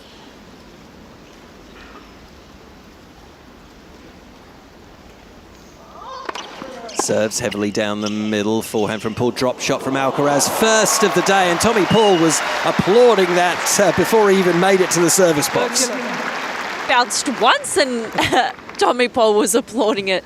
Didn't even attempt to go for it. Almost plugged in the court. It was so good, to use a golfing term. A sport I know you love, Jamie. I was just about to ask, what does that mean? Well, when you plug in a bunker, it just goes boom, it doesn't bounce. Oh, and it just stops. It just stops. Flat. Or if you're playing it, it's super wet, you know, in a fairway, and it just goes boom, it just doesn't bounce. That's a good example. I like that. Serving here, Alcaraz right at the body of Tommy Paul, and he couldn't get out of the way quick enough to play the backhand. Shakes his head, and it's been a good service game from Carlos. 40 love. Yeah, slightly disappointed with that error. Paul was just didn't move his feet. Chose to hit an off backhand when I think he probably should have gone with the forehand instead. Say it a bit louder, he'd hear. Alcaraz serves out wide with the look away backhand. No good from Tommy, shakes his head. That was just too good from Carlos, who holds serve. Tommy Paul still with the advantage at 4-3 though. Josh, events on John Cain. Well, quite extraordinary here, Steve. It is Iva Jovic, who's up a set and break of serve as well. She leads 2 games to love in this second set. She took the first set 6-love, and it is Yulia Potentseva who is looking absolutely rattled at the moment. She threw her racket on the ground before after double faulting. She changed her shoes at the change of ends, a racket change.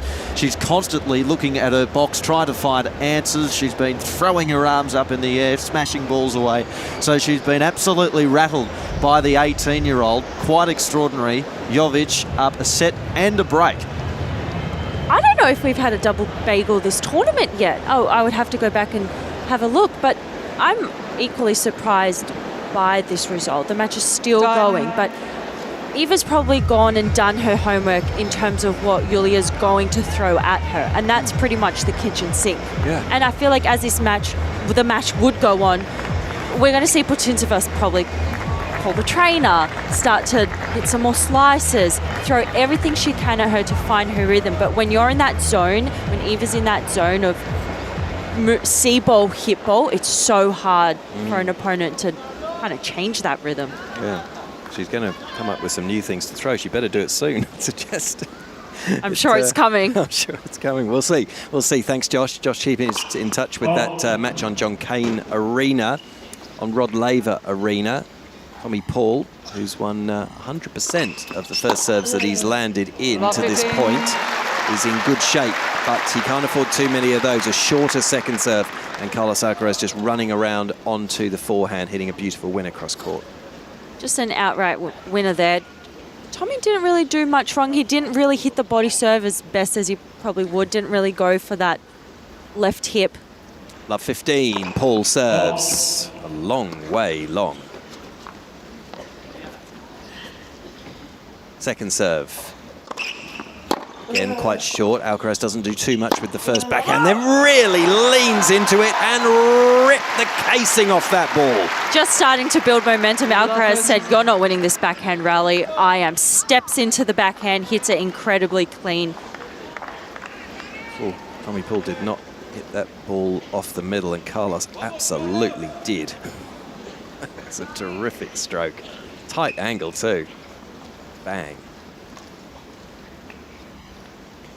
Okay, love 30 here. Paul with the early break of serve, but he's under pressure here. First serve, no good. Second serve, right at the body of Alcaraz, who did pretty well to play a forehand. He's defensive in this rally, though. Clips the tape, stays in it. Paul with the forehand back cross court and then switching onto the backhand. Alcaraz does the same. Good depth. Now straight back down the middle of the court, the players go. Alcaraz creates the angle again. Paul happy to repel that. On the run, makes the forehand the American. Into the net goes Alcaraz.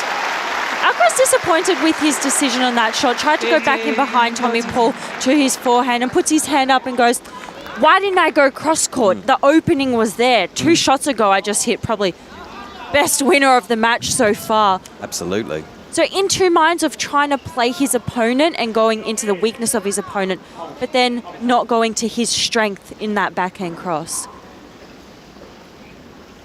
15-30. Tommy will be happy to have that point in the bag, but he can't buy a first serve in this game at the moment. And history will tell you that's when trouble comes. Second serve here has generously just missed this. Alcaraz looking for the line on the backhand, put it long and wide. Bit of a letdown on that point for Alcaraz. Just tried to go again line into the forehand of Tommy Paul when it wasn't really necessary. The serve bounced up over shoulder height towards head height. Just a bit undisciplined. 30 all. Alcaraz with a big forehand down the line, well defended by Paul. Short ball. Alcaraz trying to put this away. Defensive has gone up from Paul. It'll be smashed away easily by Carlos Alcaraz at the net. And here's a break back point. Momentum starting to find Alcaraz now a little bit. His intensity has definitely picked up. He's moving with intensity now, not just going through the motions. Not going through the motions, yeah, exactly. Trying to move faster than the ball trying to take him on in a way. So Tommy would love, goes without saying, actually I won't say it, let's just see if he can land a first serve. Of course he'd want one. Tommy Paul serves, doesn't land the first serve. So Alcaraz will have a look at a second serve on break point. Just in, backhand goes cross court up the line. That was really precise from Tommy Paul. Did excellently well there to stretch Alcaraz down into his forehand flank right in front of us here. And he couldn't get the elevation or the purchase on the ball there, Carlos. An incredible backhand line from Tommy. It started with the serve. Alcaraz ended up hitting a fantastic return. Tommy's backhand line, painting the line. But the ball kind of going sideways on that backhand line. Tommy Paul was so far out that he just went for broke. At deuce. Wowza. Literally not hit a first serve in this game. No. Second serve out wide. Alcaraz heavily with the forehand response, and that was brilliant from the Spaniard. Just sat on that wide serve a little bit, didn't try to rush himself to get over to hit an off forehand from the backhand position.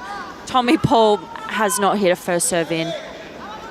Just flicks the wrist cross court. Beautiful to watch, isn't it? Not so much maybe if you're the American camp. From our commentary box, it was nice. So a break back point again for Carlos Alcaraz. Tommy Paul serves into the net.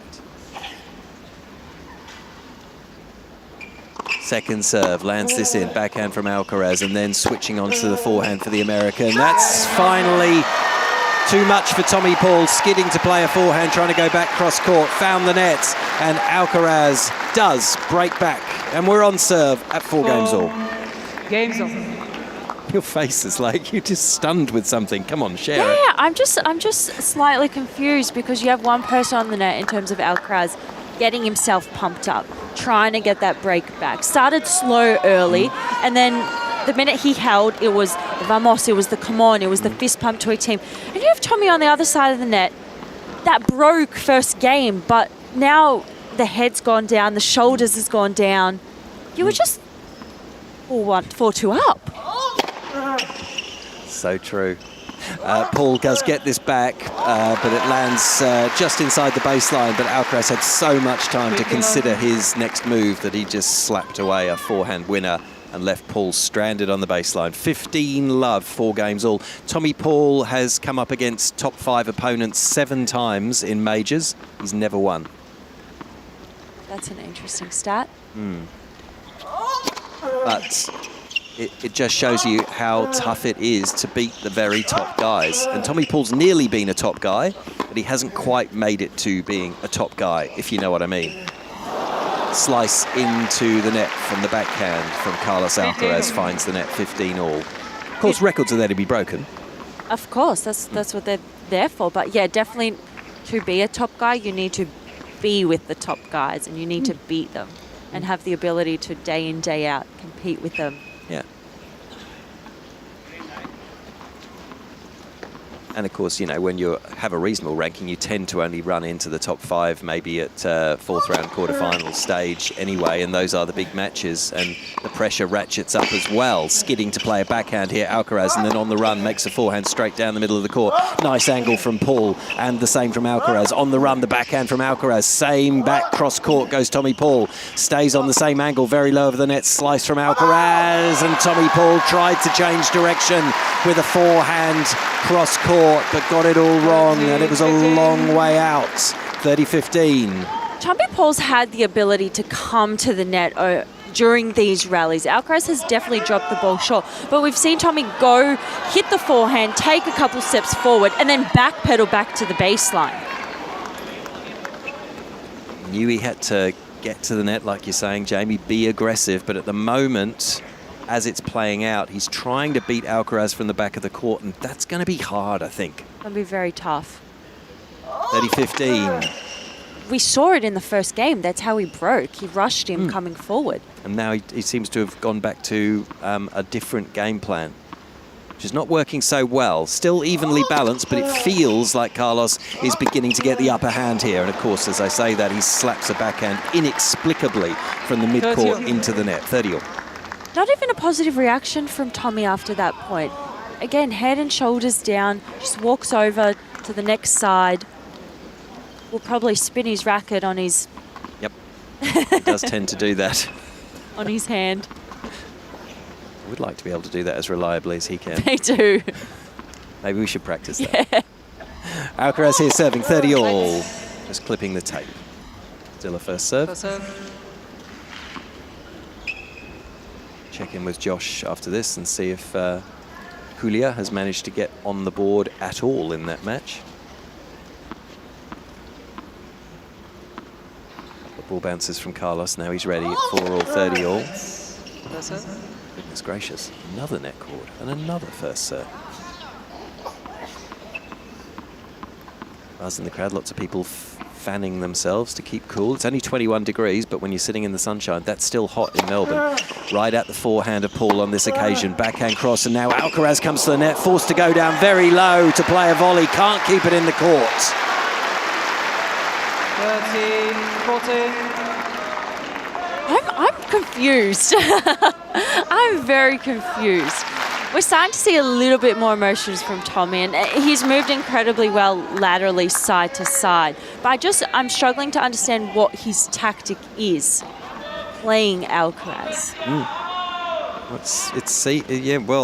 He's certainly staying. He's staying back. He's happy to rally, and he's happy to play from the back of the court at the moment. Big serve from Alcaraz, facing break point there, able to deliver, and a big fist pump aimed at his coaching setup in the corner of Rod Laver Arena, and it's deuce. What do you try and exploit from Carlos if you're going to stay at the back of the court? What's the weakness? That's a great question. Thank you. Just as well I don't have to have the answer. Alcaraz serves out wide. This is too wide from Paul on the response on the forehand, and he whacks his racket in disgust at his stroke there, and Carlos has a point for 5-4 on serve in the first set. Well, I don't think you're going to beat Alcaraz from the back of the court. I think he dominates too much. So it's about understanding other ways to win those points. And at the start, we saw Tommy come forward, and that worked well. Serving here, Alcaraz at game point. We haven't even seen a lot of change of pace from Paul in this set either. Anyway, we'll see what unfolds over the next half an hour or so. That's too good from Alcaraz, kicking that ball out wide. Paul unable to control the backhand, puts it into the tram lines. And for the first time this afternoon, Carlos Alcaraz has got his nose in front, albeit on serve at 5-4 after 34 minutes. Josh. Yes, thank you, Steve. Well, Yulia Putintseva, she's on the board. She's on the board, Steve. Hooray! It's 4-1 though, as Jovic plays a blistering forehand down the line to get it to 15-all here. But 4-1 in this second set. If you are just tuning in, it was Iva Jovic who took the first set. 6 games to love. 6 games to love. It's 4-1 in this second set. So Putintseva, she's still down a break. How long have they been on court, Josh? They've been on court for 48 minutes, Steve. Wow. Wow, that is a blistering performance. Is it a blistering performance by Jovic, or is it a hugely disappointing performance? It's been a blistering performance. She's just played a beautiful cross-court backhand. A touch disappointing from Potensova, looking very defeated at the moment. But I don't blame her. Yeah, Jovic has just had all the answers though. All right, great stuff. Thank you, Josh. We'll just jump back. If you get to a match point, just jump in. Here, Tommy Paul is serving at 4-5 to stay in the first set. A first set that he got away to a terrific start, breaking Alcaraz, led 2-love, 3-1, but gave up his, was broken midway through the set, and now has to face a situation where he's got a hold here or the first set is gone. Paul serves out wide. That's a good start, though, from Tommy Paul, taking it out wide, and Alcaraz able to control his forehand. Jamie Forless and Steve Pearce with you in commentary on Rod Laver Arena. That's a much better first serve from Tommy Paul. We didn't see one in the last game. Serving here. As I say that. It'll be a second serve. Funny how often that happens. Anyway. Second serve onto the backhand, right at the body of Alcaraz. Should put this away, Paul. Doesn't. Comes to the net and trying to pass him. Alcaraz hit just above the Kia sign, if you know what I mean. Is that commentator's curse? When they don't get the first serve in? Yep. Yep, that's exactly what it is, which you have delivered in style this afternoon, Jamie. Excellent work. Serving here, Paul has... well, that was so far out, it wasn't even close. It was miles long, looking go down the tee. 30-love serves. Forehand response from Alcaraz, and Paul hits the tape with a forehand. Goes back cross court. That looked like it was going to go out. Must have hit the baseline. Alcaraz has strayed wide with that backhand cross. And Paul's doing what he needs to do here. And 40-love, looking to level things up at 5-all. Yeah, it'll be good for him in terms of confidence, just being able to get in and out of this service game. Hopefully, we are at 40-love, but first serve has been much better throughout this game than his previous game where he did get broken. First serve's no good from the American.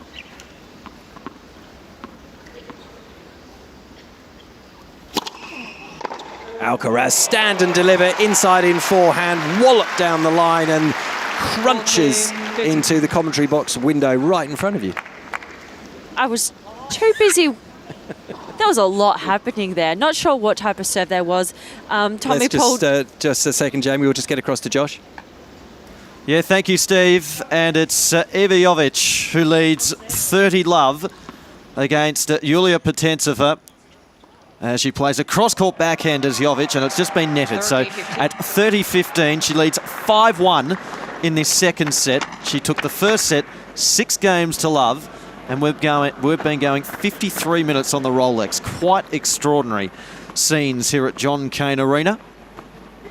And the 18-year-old making a statement, Steve. Absolutely. It's 5-all here on Rod Laver Arena between Alcaraz and Paul. Carlos Alcaraz to serve next. We'll stick with you, Josh. Jovic backhand just floats long. 30. So we're at 30-all now. Potensova has been visibly frustrated throughout the match. We've seen rackets thrown.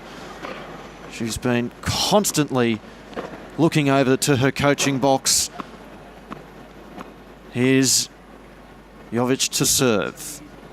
Dressed in all orange to the forehand of Potensova, and it floats long. 40-30. And it brings up a match point after just 53 minutes on court. At 40-30. 5-1 in this second set. Iva Jovic. Oh, she went to go down the tee. That one's just clipped the net and has bounced out. Second serve. The American is serving to the backhand of Potensova. Backhand cross-court, Jovic. Sliced there by Potensova. Jovic, cross-court, backhand, Potensova. Potensova down the middle, and it's netted And Iva Jovic is through to her first ever Grand Slam quarterfinal. 6-love, 6-1 after just 53 minutes in what might be the most dominant performance we've seen all tournament on Cain Arena. As I hand it back to you, Steve. Amazing stuff. Great stuff from Iva Jovic. That is a powerful performance there. 6-love, 6-1. She is demolished. Couldn't save her there.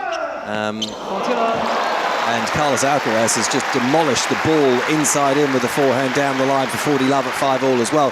Thank you, Josh. Josh Herriot there keeping us across that contest, which has now ended 53 minutes. That's insane. I was not expecting that. I was expecting the opposite in terms of a longer type match. So that's one way to get off court quickly and start your recovery, isn't it? In and out. Wow. Iva Jovic into the last 8 in the women's singles. That's what Alcaraz and Paul are vying for in the men's here.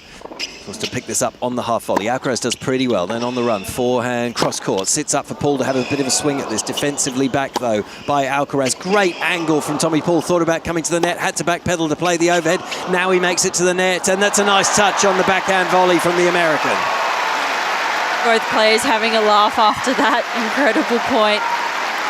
The ball went up into the air, and I think Tommy tried to cover the sun with his left hand and ended up hitting the smash right in the middle.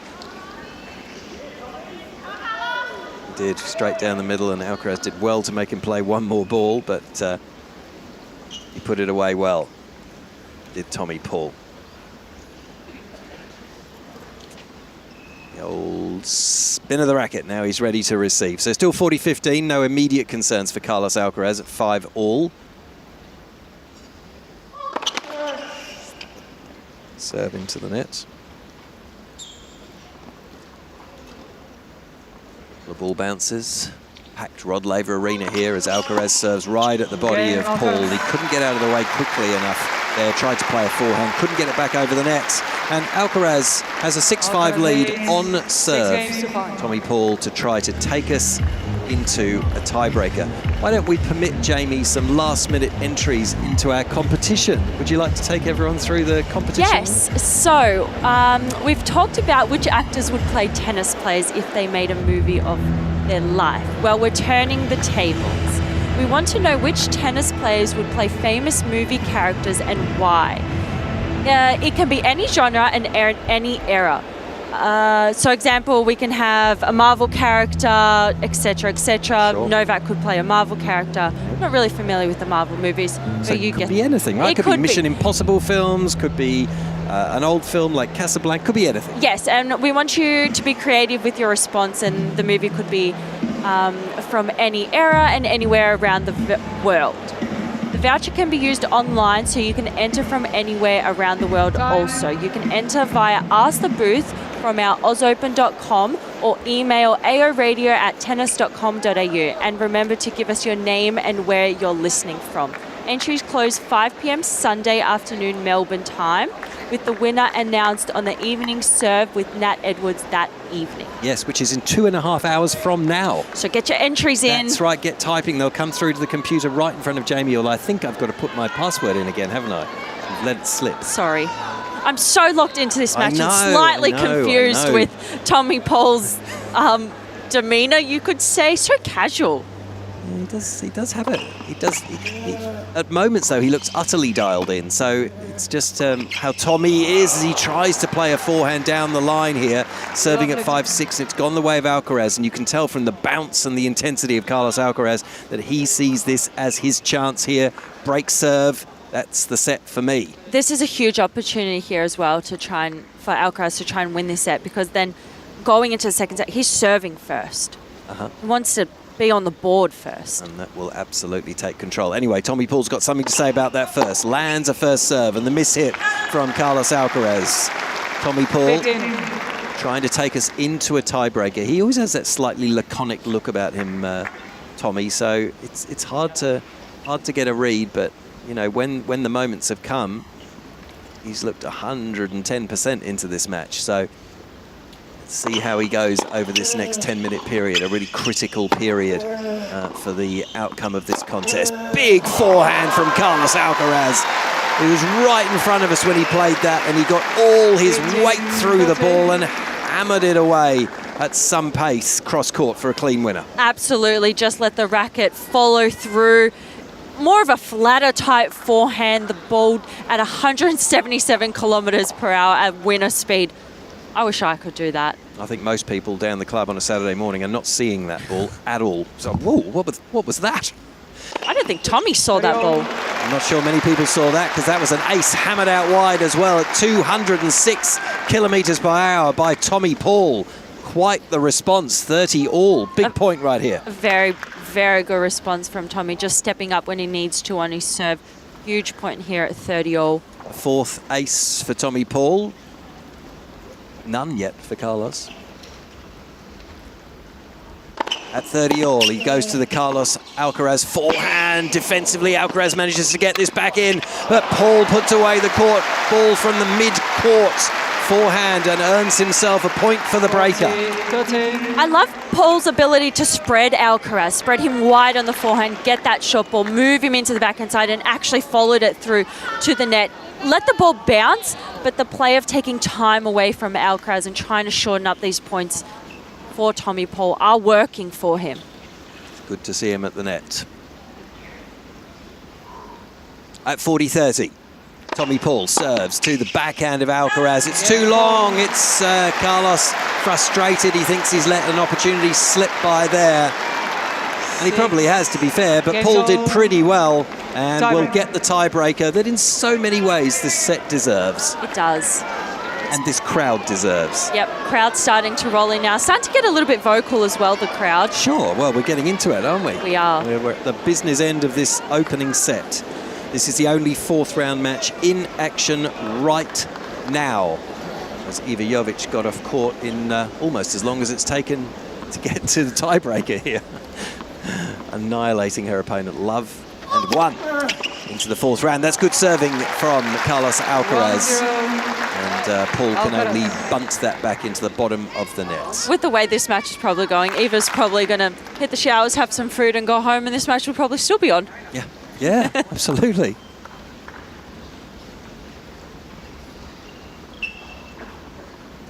But this is a big set for Tommy Paul. Probably a bigger set for Tommy Paul, you'd think, than for Alcaraz. Must have, really. It goes with the backhand to backhand. Both the players behind the baseline on the run. Alcaraz with a beautiful backhand on the run, though, brilliantly from Tommy Paul. Goes back cross-court with a forehand, and Alcaraz skidding could only net. The mini break's gone, 1-1. Alcaraz just looking at the previous ball, he probably thought it was maybe a little bit wide, but Hawkeye told us it was in, so it's definitely in. and just stopped, didn't run all the way to the next ball, and didn't flick the wrist to get the ball over the net, dumping it straight into the middle of the net. At 1-1, Paul down serves down the far end. Hit the net, but it was probably going wide anyway. Down the tee. Second serve goes at the backhand of Alcaraz, who hits it straight back at him. The pair exchange blows from behind the baseline, low over the net. To the forehand of Paul. Slice from Alcaraz. It's a high ball, though, and it was just out. His racket hit the court as he played that backhand, and it just changed the trajectory to be out by, that's 3 or 4 nanometers. Thank you. I like to be accurate. No, I love it. Hawkeye is accurate, so you have to be accurate with it. Correct. On serve, 1-2 in the breaker.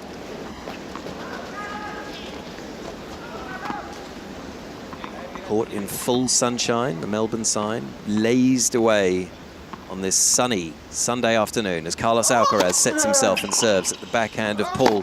Runs back around, stays on the forehand as the Spaniard moves in, plays the drop shot. Paul gets there, puts up a decent lob, but backpedaling Alcaraz, showing his agility, puts away the overhead.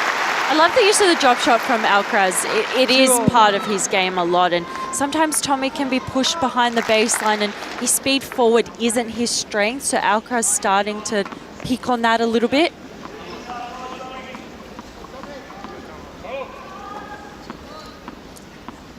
Okay, 2-2. Alcaraz serving right in front of us here. Serves heavily down the middle. Paul does really well to land this near the baseline, rocking back. Alcaraz playing a couple of big forehands. Paul is equal to all of them. Then low over the net from both players on the forehand, on the run. Paul makes this onto the backhand of Alcaraz, who takes Paul into the opposite corner again. Paul trying to find the depth, and he just strays long. It's tight and tense on Rod Laver Arena. 13-shot rally, and Paul to serve next. 2-3 in the breaker. This serve, especially in these two next points on serve for Tommy, are important. This is where the match can start to turn. Alcaraz is definitely starting to lift in terms of his game plan and his strength. Also his depth and movement going laterally forward. This is not what we saw very early on in the first game. Down the far end of Rod Laver Arena for this first point at 2-3. Paul serves onto the forehand of Alcaraz on the run. Backhand. Paul was at the net, had to pick this up on the half volley. Up goes the lob from Alcaraz. It's long. And he goes down onto his haunches. He knows he's missed an opportunity there, Carlos Alcaraz. Paul was stranded at the net. The cross-court pass was on. So was the lob. But Carlos got it wrong. 3-all. Well, Carlos was praying that was dropping in, and Tommy was at the net hoping that was going to float long. Two very different reactions. Paul coming to net, though, that was a heck of a pickup on the half volley just to stay in the point. Incredible pickup. Picked the volley up from his toes to try and push it long. So the players change ends. Everybody inside Rod Laver and these two players knowing there is a lot hinging on the outcome of this first set tiebreak. Paul just bouncing around, fiddling with his racket, fiddling with his cap. Now he's gone to the towel box. Carlos is standing in the shade at the back of the court, taking the opportunity to cool off a little bit before battle rejoins. Tommy Paul looking up into the crowd behind him. Maybe a little bit of movement, is there? Sure exactly what he's checking here. He's looking up into the seating behind us. There is a medical. Oh, it's a medical situation. There is a medical going on. There's an issue with a fan in the crowd. I think somebody has had a medical, is having a medical situation. There is a medical thing going on up there. So let's just give them a little bit of time to actually fix it. There is a medical going on up there. So let's give them a little bit of time. So you can hear there the chair umpire, Maria Cicak, explaining to the players that there is a fan in the crowd is in some difficulty, and there's a crowd of people around him. So hopefully they are okay. Obviously we have no idea what's happening up at the higher echelons of Rod Laver Arena, but we can tell that there's somebody in some discomfort. So Carlos Alcaraz has pulled his shade kind of umbrella thing back over his seat, and both players are now at their seats. This is probably going to take a couple of minutes to resolve. It's 3-all in the tiebreaker. So while we get this situation resolved, we might just take a short break here on AO Radio. Australian Tennis Magazine has been serving up news, features and game insights for 50 years. Pick up your copy of Australia's only tennis publication or subscribe to have every issue delivered at tennismag.com.au and keep up with all things tennis via our social channels. Kids making a racket at home? Nothing hits like getting outside and on court. With Hot Shots Tennis, kids gain confidence, learn sport skills and make friends. Perfect for kids aged 3 to 12. Book your free trial at a participating club. Hit up tennis.com.au. Hot Shots Tennis. It's different. Have you got your copy of the AO 2026 official program? Packed with player profiles, feature stories, stats and souvenir pictures. It's the essential guide to the Australian Open and all things tennis. Pick up your copy at the AO shop, in newsagents or at ozopen.com. Family time hits different with Tennis Court Hire. From less eyes on screens to more time with your teens or smashing fitness routines. Whatever you're into, get out on court. Tennis.com.au. Player features, exclusive interviews, game insights and much more. That's Australian Tennis Magazine. And this AO, Australia's only tennis publication, turns 50. Join us in celebrating our special milestone by picking up a copy or subscribing at tennismag.com.au. Message our commentators. Email aoradio@tennis.com.au. The sound of the Australian Open. This is AO Radio. We're just having a little break in play at the moment between Tommy Paul and Carlos Alcaraz. It's a pivotal moment in the contest. It's first set tiebreaker and 3 points each. Players have just changed ends, and Tommy Paul was just about to serve when it became clear that someone in the crowd was in some medical difficulty, and that is the situation that we are still in right now. So both players are at their chairs.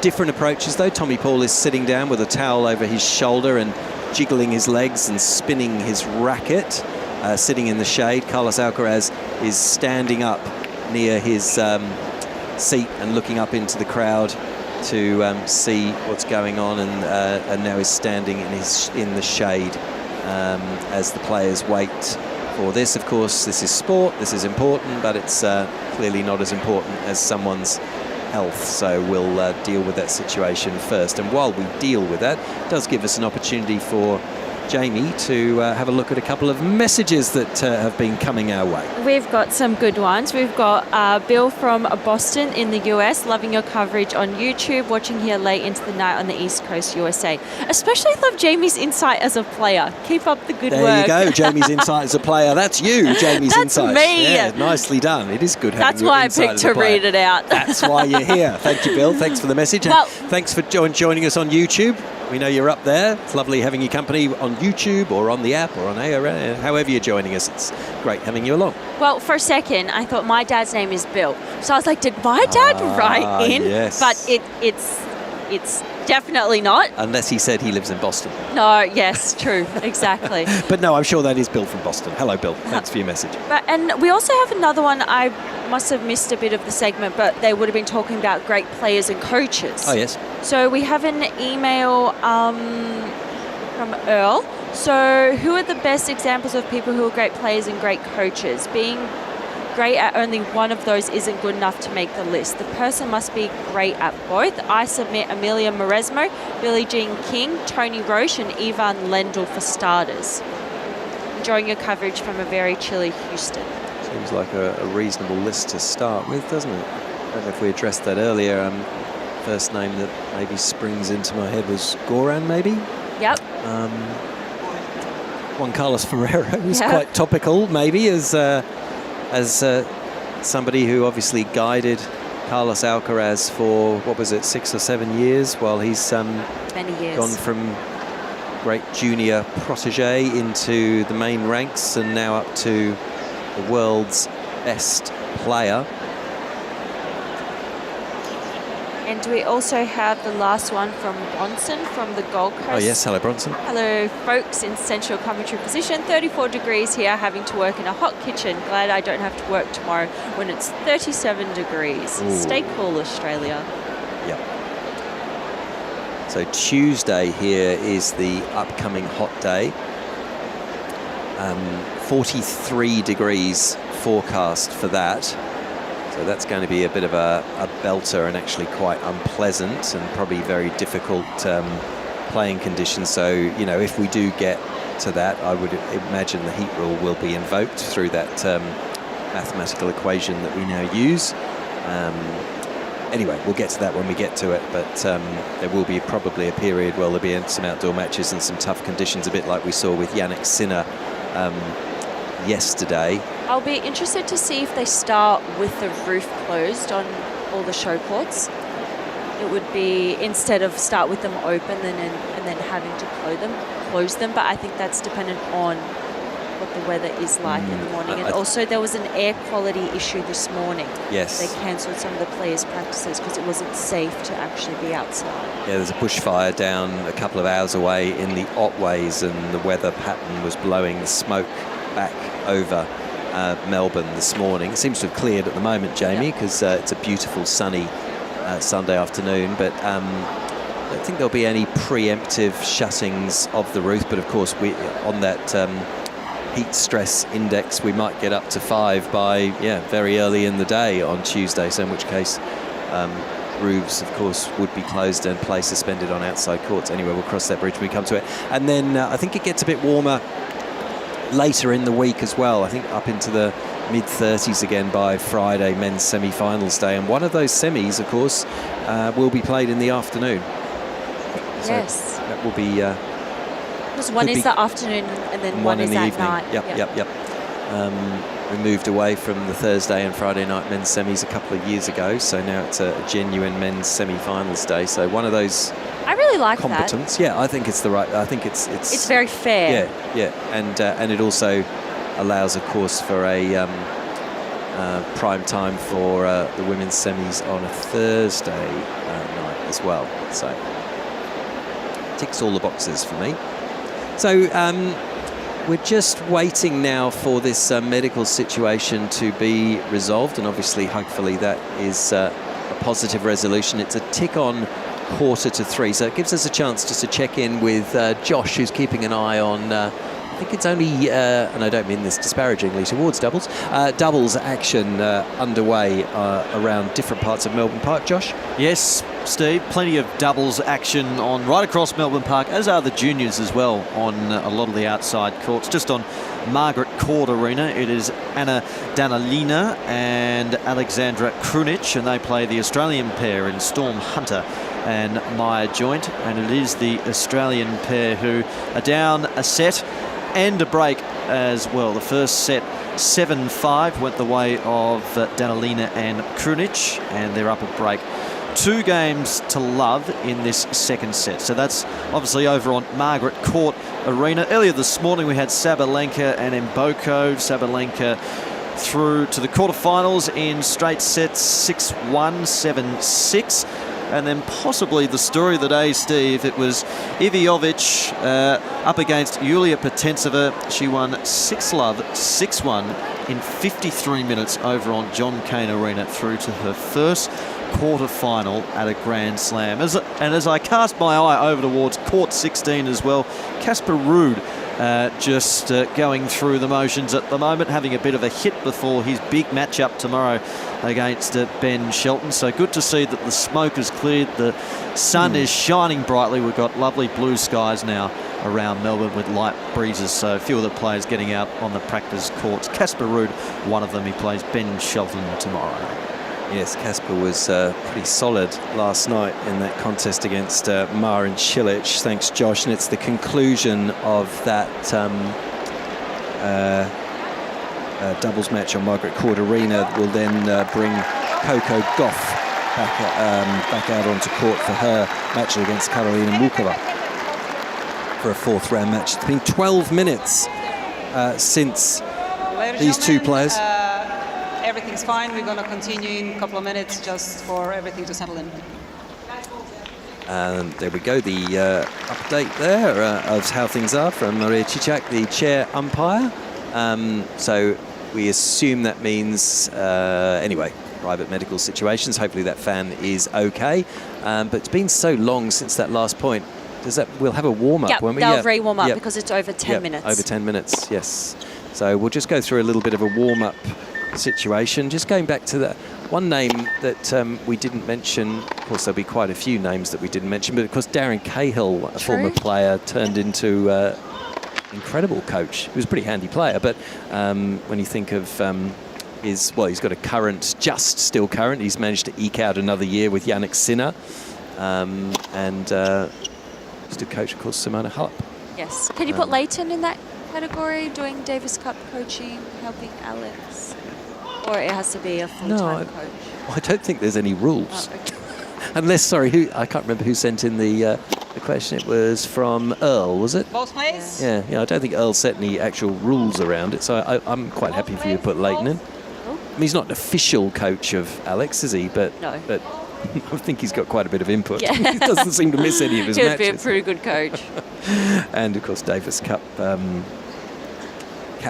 captain, yeah. Yes. All right, so just going through the final stages of re-warming up here. Carlos is some swings down at the far end, and Tommy Paul is back down in front of us. We're at 3-all in this first set tiebreaker. That 14-minute interruption for a medical situation in the crowd has come to an end, and here we go again to decide this first set. Tommy Paul, balls in hand, ready to serve, and goes to the forehand of Alcaraz. Switching back onto backhands for both players, and skidding Alcaraz makes the mistake. Pushes long beyond the baseline. On serve, Alcaraz to serve at 3-4. It's probably the best person that can come out from that situation after having to sit down for 12 minutes. During their warm-up, players didn't hit, they just hit serves, which I found very interesting, because I think they could have elected to do another 5-minute warm-up, but both players were both comfortable to not do that.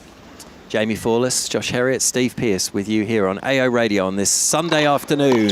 Alcaraz and Paul going head-to-head for the first set. That's a brilliant 1-2 put away by Carlos Alcaraz, coming in for the short ball and whipping the forehand away for the winner, inside in. A great whip of the wrist to come forward. That was right in front of our commentary box. You saw the ball move away from Tommy.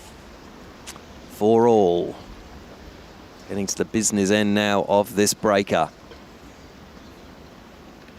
What will be the destiny of this first set? Let's find out as Alcaraz puts the first serve into the net. Couple of ball bounces, quick look upwards, and now he's ready to serve again, right at the body of Paul. Goes with the forehand back behind the American, who's there to cover it. Back cross court, nice little dropper from Tommy Paul, skidding to try and stay in the point. Alcaraz unable to reach the ball quickly enough. And Paul gets the mini break again, and will serve at 5-4. If I was to describe that type of slice, I'd call it a dirty slice. That ball just skidded sideways. It did not move at all. And what's the term they use for the golf where it just plunked? It just plugged. A plugger. We could bring that into tennis, couldn't we? A plugger. Yep. Plug ball. Serving heavily here, Paul. Forehand pretty good from Alcaraz, second one as well. Rocking back to play inside-out forehand. Paul forced to rock back to the baseline now as Alcaraz tries to take control. Goes forehand, but the pair going onto the backhands now. Cross court. Eventually it's Paul who puts it into the net, cross court. And the mini break slips away again, 5-all. Tommy disappointed with himself there. Didn't get his feet all the way to that ball. Kind of lunged in a way. Didn't get, and because he hits the ball so flat, sometimes he doesn't actually get his left hand under the ball, and it will skid and hit the top of the net, which is what happened. An hour on court, an hour and 8 minutes. That includes that break for the medical situation as Paul serves here at the backhand racket of Alcaraz, who does pretty well. Cross court, that's out from Paul, looking for the line. He slams the ball into the surface of Rod Laver Arena in disgust at himself as he gives up a set point and a mini break the other way now for Carlos Alcaraz on his racket. He has a set point to get out of what's been an awkward set, an awkward situation, and it's fluctuated right throughout, but will it be the world number one who has the final laugh? 6-5, Alcaraz set point. Serves, looks for the ace down the middle. It would have been his first of the afternoon, and it missed by a long way. Second serve onto the backhand of Paul, just puts this back into play. Does so again, cross court, running around onto the forehand at Alcaraz. That's too good from Paul. Up the line, pulled the trigger, and that was a tremendous backhand. An incredible backhand. We haven't seen him use his backhand line at all throughout this match. And honestly, a play that can open up the Alcaraz forehand. Tommy just stepping into that backhand, getting his hands through. Again, not much shape on that backhand. Hits it sideways and hits it very flat. It's a great way to save a set point. Certainly is on the Alcaraz racket as well. Carlos will be frustrated. Went for a big ace, just missed it by a mile, and then Tommy Paul pulling the trigger in the rally and showing desire and the attacking nature that he knows he needs to bring to this match. Didn't back down. 6-all. Alcaraz to serve right in front of us. Serves, that one just catching the net cord. Still landed in the box.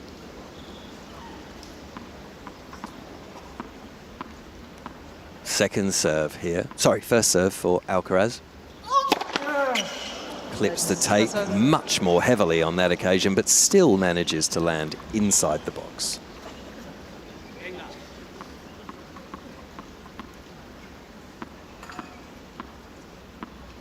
Look up at his opponent now, he's ready. Alcaraz serves, goes out wide to Paul's forehand. Oh, that's a great 1-2 from Alcaraz, defensively up from Paul. If this lands in, and it does, it'll be slammed away by the Spaniard.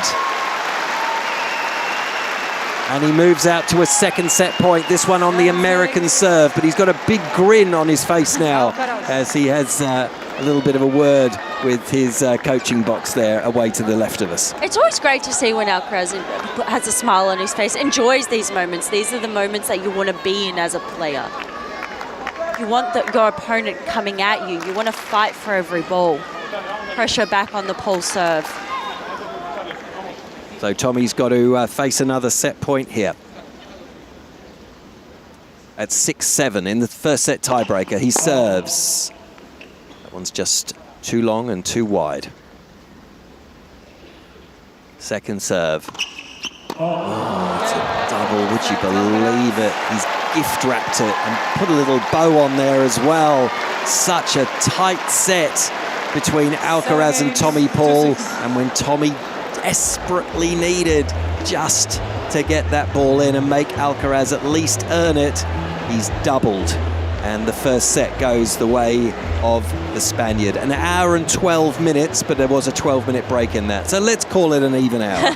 An even hour in that first set. Tommy incredibly disappointed sitting on the chair, just reflecting what that set could have been in a way. Had a lot of opportunities to... Well, had the break of serve early, led 2-love, 3-1. But it's now about how does he bounce back from that moment. We know Alcaraz is going to continue that form, but what does Tommy do different, or how does he kind of get himself back into this match? Well, that is a question that is going to be posed in front of our replacement commentators. Not that we can really be replaced, Jamie, but Candy... Oh, I can. Apparently Candy is advising that I can be replaced, but you can't. Well, I don't know what that means for Courtney, but... I feel like that was a great leading question for the next set. Let's, as Carlos Alcaraz does take that opening set by 7-6, we're going to keep the live coverage coming for you here on AO Radio. We'll have the second set with Candy and Courtney in the box for you here on AO Radio in just 90 seconds. Kids making a racket? Nothing hits like Hot Shots Tennis. Perfect for kids aged 3 to 12. Book your free trial at a participating club. Hit up tennis.com.au. Hot Shots Tennis. It's different. If you're looking to reclaim your game, try Cardio Tennis presented by Chemist Warehouse. This high-energy group class is where fitness meets fun. No competition, just genuine connection.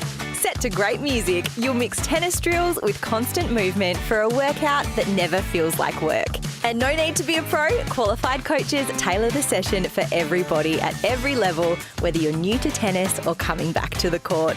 An hour of cardio tennis is guaranteed to smash stress, lift your mood and leave you feeling motivated and confident. Reclaim your game with Cardio Tennis presented by Chemist Warehouse. Book now at tennis.com.au. Downtime hits different with Tennis Court Hire. Whether it's a friend you want to see, a bit of time for me, or just finding an hour free, whatever you're into, get out on court. Tennis.com.au. Player features, exclusive interviews, game insights, and much more. That's Australian Tennis Magazine. And this AO, Australia's only tennis publication, turns 50. Join us in celebrating our special milestone by picking up a copy or subscribing at tennismag.com.au.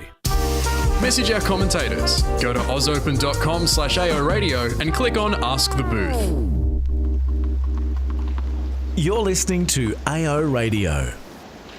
You certainly are listening to AO Radio, you lucky people. We are live around Melbourne Park, broadcasting to the world, and I do hope you are enjoying our continuing coverage of the first Major Championships of 2026. What a tournament it has been. We've had a record number of fans through the gates. We've had a very warm day, and it is warming up nicely today after a little bit cloudy. We've had some problems with bushfires and 166 kilometres away. My name is Candy Reid, delighted to be joined in the booth alongside Courtney Walsh, Australia's national treasure. And those bushfires causing a few pesky problems. Certainly in terms of the smoke in Melbourne this morning, but it's cleared coming from the magnificent Otway Ranges. There's clearly, if you were out in the Otways, please be listening to those warnings. There's advice across the airwaves. We know that Gellibrand was a little town that I've been through a few times. It's closest peril. So clearly, yes, the smoke and the conditions are not ideal for players. Far broader impacts, of course, in terms of how difficult it is, and the northeastern Victoria as well. Our thoughts are with you as well, and let's hope for that Tuesday, where it's going to get very toasty. Some sort of suggestions in the Age newspaper today that I was reading. Could be the hottest day ever in Victoria. So is that right? Certainly up towards the Mallee. Up towards the Mallee, sort of. We're looking at temperatures in a town called Oyen of about 48, 49 degrees Celsius. So let's hope. Yes. That somehow we've got a little alleviation of the temperature. That is hot. It doesn't get that way in the UK, as you well know. It does. I mean, London is a lovely city, and I've seen people taking their shirts off at 20 degrees to go on sunbathe. Is that something you want to see? But we won't tell you where Courtney's been for that. Moving swiftly on, Carlos Alcaraz is a set-up on Tommy Paul. It is day 8 of the Australian Open 2026, Sunday the 25th of January, and we are in the top half of the draw. The round of 16 will be completed in this little portion. It is Carlos Alcaraz, the man in green, against the man in purple. What have you seen so far, Courtney? What I expected I'd see. I thought it would be a really tight contest between the two. I know that Carlos had the better of him at Roland Garros last year, but what probably wasn't necessarily public was I think that Tommy had that abdominal issue at the time when he went onto the court, and so that was a little more lopsided than some of their other contests, and I think that some of the matches they've played have been outstanding. Carlos said as much after his third round win that he knew that this would be an exceptionally tough out for him, and so it's proven so far really tight. I thought both players, clearly it was a difficult situation as Alcaraz draws an error on the second serve and Paul trying to be aggressive, move forward and just overhit it for 30 love. That situation in the first set with the fan who was clearly unwell and the lengthy delay, I just loved the sportsmanship between the two of them. They were talking to Jerry Armstrong, the tournament referee. Long-time tournament referee. And due to retire soon. Due to retire soon. And Carlos says, do you want a couple of serves to warm up? How do you want to do this? Like it was, I thought that they are genuinely nice people, as well as being exceptional athletes and tennis players. But the human element, I think, of both Tommy Paul and Carlos Alcaraz often comes to the fore, as Carlos Alcaraz has just missed a backhand. He's serving at 30 love, second game, having won the first set on a very exciting tiebreaker, 8 points to 6. He's been wearing the same outfit all week long as Carlos Alcaraz. Of course, this is the second Sunday. It's the green. Do you think he's actually washed it, or is it he's just worn it the entirety? Going to restaurants afterwards. Let's keep going. Nike only providing one top, one pair of shorts, one pair of underwear. Did Nike do underwear? One pair of socks and one pair of lovely shoes as Alcaraz comes to the net, hits that gorgeous forehand of his, a little clenched fist to his four-man team in the box. He's got another 4 spectators sitting in his group. It's a large team of Carlitos. He's got his agent there, his brother, Samuel Lopez, now full-time coach, sitting next to Alvaro Alcaraz. Of course, his younger brother, Jaime, is a very good player. Looks kind of like a younger carbon copy of Carlitos. His dad is there in the background. His mum is not seen. I'm not sure if she's here. Sometimes she doesn't travel. She is very glamorous. She's probably with Jaime, probably back in Spain. And it's a hold for Alcaraz as Tommy Paul puts along the return. Now, Tommy Paul, the New Balance kit for the Australian Open is very purple. Very, very purple. Yes, not Teletubby purple though, is it? It's not. I like the purple, but this is a nice purple. Oh, of course. He looks good in purple. Hey. Oh, you are in Courtney. So you favouring the USA? Is this your way of sort of edging towards Tommy Paul? I prefer to leave those sort of conversations for elsewhere at the moment. No, I'm a He's not commenting. neutral observer. Neutral observer, but you are in Tommy Paul colours. I am in Tommy Paul colours. Yeah. And look, I really like Tommy Paul. Yes. I think he's a... Who doesn't? No, and just what he brings to tennis, what he brings to the court, I mean, he's exceptional. I love how hard he works. I think he's probably the best player that's not talked about that much. Yeah, and he likes it that way. I think he doesn't really like the stuff out off the court. He wants to play tennis. He wants to fish. He's happily with his girlfriend / fiance. He's just thrown up a very high ball and it's landed just long. It's a 1-game all, second set, love 15, an hour and 20 has been played. Coached by Brad Stein, who's been doing quite a lot of commentary over the last week. Is that right? I didn't realise on the world feed. Is that? Yeah, he's been doing and on the telly. Has Brad likes that side of life. He's also had a hand in Ethan Quinn, who had a really good tournament. Lost last night, Ethan Quinn, only just. So Brad, an exceptional coach, and he is in the Tommy Paul box. Had a funny conversation with Tommy Acapulco last year. Because I spoke to Brad about what I should ask Tom, and he said, ask him about fishing, because that's when he comes alive. Yes. And he caught this very unique fish. Now, I'm not a fisher person. 15. Not a fisherwoman nor a fisherman. I'm not a fisher person. I don't really understand it. I can see you with just casting a rod off the pier down in St Kilda. I like to do things that are very active, like skiing, anything that's slightly dangerous, fast, fun. Anything I'm running around, I can't sit. The adrenaline. Stand. Yeah, I need something like that. But yeah, Tommy Paul is a big fisherman, and he caught a fish that was very unusual and hard to find. And the question was, would you take the Queen's 500 level title, which is the biggest title of his career, or the fish? And he looked at me, grinned, and went, the fish. How about that? I mean, that was quite a tremendous well, not breakthrough, but quite a tremendous win a couple of years ago at the Queen's. On the grass. On the grass courts for London. That was his biggest title. He is a very good player, isn't he? How would you describe Tommy Paul's game? Extremely solid. I think he's an extremely solid, aggressive baseliner, but I think he moves really well. The forehand's always been a curiosity for me, the way he... the technique there is such, and yet for mine it's such a really solid shot. But it's one that's... It's a different forehand to an Alcaraz. Agreed. Like it's... and look, to be fair, a lot of people have a different forehand to Alcaraz because his is so unique and so explosive. But it's... it's sort of like... the backhand for me is so compact, but just having a look, and then, I suppose the little flourish in the on the take back, the Ben Armas have an extended rally here, great rally, and a big point there for Alcaraz. Yeah. We've got a break point for Carlitos. 40. To the first set was so close, 8 points to 6. Both players have broken each other once, and Alcaraz looking for another opportunity. He's already had 4 break points. This will be number 5. But it is a unique forehand, isn't it? And sometimes the forehand can go wrong. Yeah, it can. And I guess, I'm sure the contact point is absolutely precise, and the mechanics all come together as they always do. But serving for a break point here. Yeah, this is slightly worrying for Tommy Paul. Man who's won 4 titles. Oh, Carlos Alcaraz had a forehand opportunity up the line. He's just missed it by a squidgen. That was a golden opportunity for mine. I didn't think the approach was particularly deep. It wasn't particularly wide. Alcaraz had a full swing of it.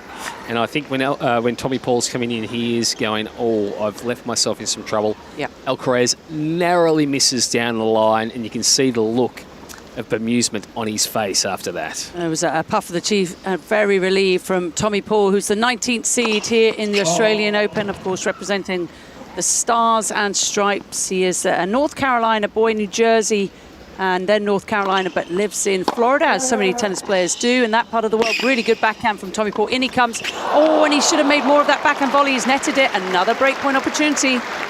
And he puts his left hand to his face now. He's just giving his face a little bit of a wipe with his shirt. That was a chance, a significant chance. But when I talk about him being an aggressive baseliner, that's what I mean. He is so capable of taking the ball early, coming forward, and he is solid when he comes forward. He's had some good results on this court here. The conditions suit him in Melbourne. I think we see little bit of the salt pattern just coming across his New Balance hat. So, it's a warm day. It is a very warm day. It started off very sort of misty and foggy, didn't it? We were slightly worried that the matches might be delayed a little bit. That has not been the case. We're on a very sunny Rod Laver Arena where Carlos Alcaraz has a 6 break point of the day, converted 1. He's onto his backhand side. Tommy Paul with a backhand cross court, the red racket and the purple outfit spreads Alcaraz wide, and Alcaraz has just hit a monster forehand. Wow, just the way he flattened through that candy. Explosive power on the run. Paul trying to shift him around the court. He did a good job of actually moving him around the court on that occasion until the last one. Perhaps not enough penetration on the shot himself, but it was still deep. He still had to hit through that, and he was out wide. Just to be able to conjure that. What a threat that is. Let's have a look at this again as we see the replay. Forehand in the line, backhand, cross court. Alcaraz with the chip slice really did that well and sort of half set it up, but 460 kilometres an hour, that one, and he is stretched right flying. It's almost like an Air Jordan type acceleration in the air. Just a magnificent athletic shot. Straight arm. I love the straight arm on forehands. I think it should be, Billie Jean King called it cracking the egg, didn't she? And that's what she meant, right? Hitting right through the ball. 1, 2, 3 balls. Ian Hughes was a former coach of mine when I was younger. He's now coaching Belinda Bencic, has coached Lena Svitolina, Katerina Siniakova, Anastasia Potapova. By far the most successful British coach, in my opinion. And he always told me hit through 3 balls. So 1 is contact and then another 2 go right through the ball. And that's what Alcaraz did there. He is the world #1 and he's looking rather handy. I would have thought that if you were to grab a silhouette of that forehand as he's in full explosive dynamic stride, it could make a tremendous t-shirt. Nike, I'm just giving you some ideas here. The old Air Jordan. What's your percentage? Air Alcaraz. Alcaraz, 10%? I'd be happy to take 1%. A friend of mine makes statues. She could make a statue of that in bronze. That would be pretty, wouldn't it? Just magnificent. Right, Alcaraz with the new ball, serving to Tommy Paul. He is now a set and break up. He's got Tommy Paul on the move, although just misses the backhand. So now, of course, he's got to back up the break. So let's see if he can lock down here, Carlitos. He a couple of times in his opening couple of matches, he's had moments where he's in complete control and then just relaxed a little bit. Corentin Moutet a couple of days ago was a classic example where in a strong position in the second set after winning the first easily, he just dipped for a little while. Entertaining match that was, but see if you lock down. And I think against Paul, you need to make sure you are locked down as Paul overhits the forehand cross court. Carlitos or Alcaraz had him on the run. Beautiful shot. He is that kind of guy, though, isn't he? Because he likes to play with expression. He likes to play with passion. He doesn't want to do things the boring way. He can just once in a while lose focus, and I hope personally that he never changes that. Oh, it's a very relatable thing to lose a little bit of focus, isn't it? Oh, totally. But also just, just the way he loves to. He plays with flair, doesn't he? Yes. He's not going to be Mr. Grindy. We love a Grindy, but he is not going to be Mr. Grindy. Mr. Grindy could stay at home in Spain. All right, Tommy Paul has had an opportunity there to hit a forehand, just gone long, 1 hour and 28 minutes. It's the first time, Courtney Walsh, in a Grand Slam in the Open era that no unseeded players on the men's side has reached the singles round of 16 at the Australian Open. So it's all seeds who contest the 16 spots. Are you surprised? To an extent, because I think there was a few very, very, very talented unseeded players as he just... Oh, no way. That drop shot. It's an exceptional drop shot. Trying to explain what happened there. Carlos was shaping for a massive forehand. He moved around it, and we see it happen so often. He does then come back underneath the ball in a drop shot. But it had a lot of height, but just so heavily spun, and the acuteness of the angle meant that Tommy Paul basically... Well, not only was he unable to meet it, he had to then scramble and somehow weave away between the net post, the umpire's chair, and the ball boy who was standing there. Talk about a triple threat of trouble that he had to try and triple threat, navigate. Right. And he went round the umpire's chair, didn't he? Maria Cicak is sitting in the... how would you describe the umpire's chair? It's some sort of space age officiating contraption. It could easily be in Star Trek, couldn't it? You could imagine that thing just motoring through space. Yeah, so zipping around with Maria Cicak in it. Well, she might be a bit surprised. Well, I mean, she could be another example of do we have someone that could play Maria Cicak in a film? Jodie Foster with short hair. Based on Jodie Foster with short hair, based on my gosh! I mean, serve wide from Tommy Paul, and Alcaraz has just hit an absolute boomer of a cross-court pass. He's in a purple patch. Well, I think perhaps clinching the purple patch, boom, boom, here all week. Candy Reid, actually here for another week. Candy Reid is Tommy Paul. Winning that first set tiebreaker may have just unleashed any little bit of tension in him. We're seeing the full Carlos Alcaraz effect here. He is playing sublimely. The forehand to break the serve a couple of games ago, the forehand that he just whipped to start this service game from Paul, who hits a nice deep serve there, second serve kicker wide to the back and draws an error. The drop shot in the previous game. It's been magnificent tennis as he moves to a really strong position in this match, having clinched the first. But Paul, we know, will keep coming. Oh yeah, he's going to keep coming. That kicker of a serve. He's such a loose arm, doesn't he? Yes. He is in head-to-toe purple, different colours of purple. He's just hit an ace out wide. But the socks, this is what I like the best. The New Balance socks are purple, and they match the purple shoes. Rajiv Ram, the American doubles player, also has the purple shoes. His shoes are about 18 times bigger than Tommy Paul's. They look like purple boats. Tommy Paul's look a little bit more reasonable because he's not the biggest guy in the world. He's kind of a reasonably sized tennis player as tennis players go, and he's just hit a corker of a high forehand up the line for a winner. Anything you can do, Carlos, I can do as well. Beautiful forehand, flattened through that. What a moment in this match. Both players playing at the very best of their ability. Shame that one of these players has to go out. But what a lineup in the top half of the draw. Alcaraz versus Paul, which is what we're watching. Zverev versus Cerundolo, the Argentinian. Had kind of like a football-like atmosphere the other day out supporting him. As Tommy Paul lays in at a first serve, puts a forehand into the forehand of Alcaraz. And it is a game for the American. Alcaraz just pointing to his head and looking at Maria Cicak. Wonder if he wasn't happy with something. There's going to be a little conversation. And maybe he said, I wasn't quite ready. Maybe that was the conversation. Just wagged his finger a little bit. Nothing too stressful, but he was just a little perturbed. Candy. Yes, Courtney. We love hearing from our listeners around the world. We love it. Absolutely. And you make sure you can get in touch with us at via the Ask the Booth form at ausopen.com or email us at aoradio@tennis.com.au.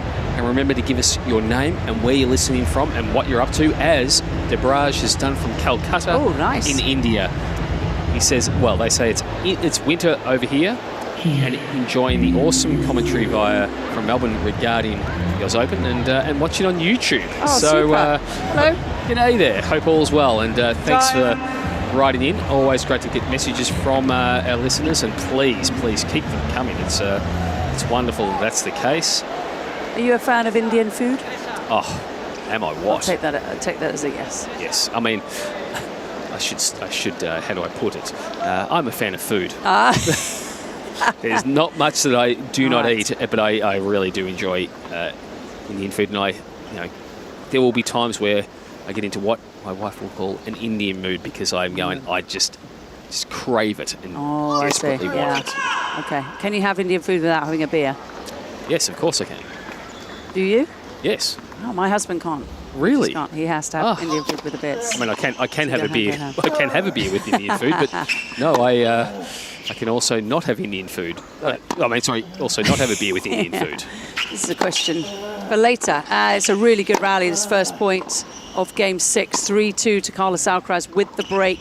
Just needs to hold serve here. This is going to be an interesting point. Both players slicing and dicing and hitting over the ball with depth and moving each other around. Alcaraz going 67% cross-court with his forehand. We've just seen the graphic. Tommy Paul throws in the dropper. Alcaraz counters. Tommy Paul is there, lobs. It's not going to be good enough. And Alcaraz, what a lung-busting point. Brilliant stuff from both players. The fist goes up. The roar gets louder. Alcaraz wins first point.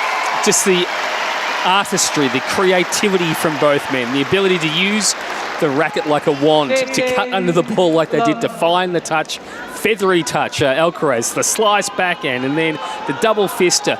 Paul whips it over, And we're thinking we're in for just a regulation, admittedly top class, and then that drop shot from Paul. Wow. See them moving around the court like they did, and even at the end, it felt like an exhibition point, except for the fact that these two men hit the ball so hard and fast. Yeah. But for that lovely touch, as Tommy Paul goes, sick. The level is sick, isn't it? Great. 25 shots rally there with all the ingredients. It's like the most beautiful cake.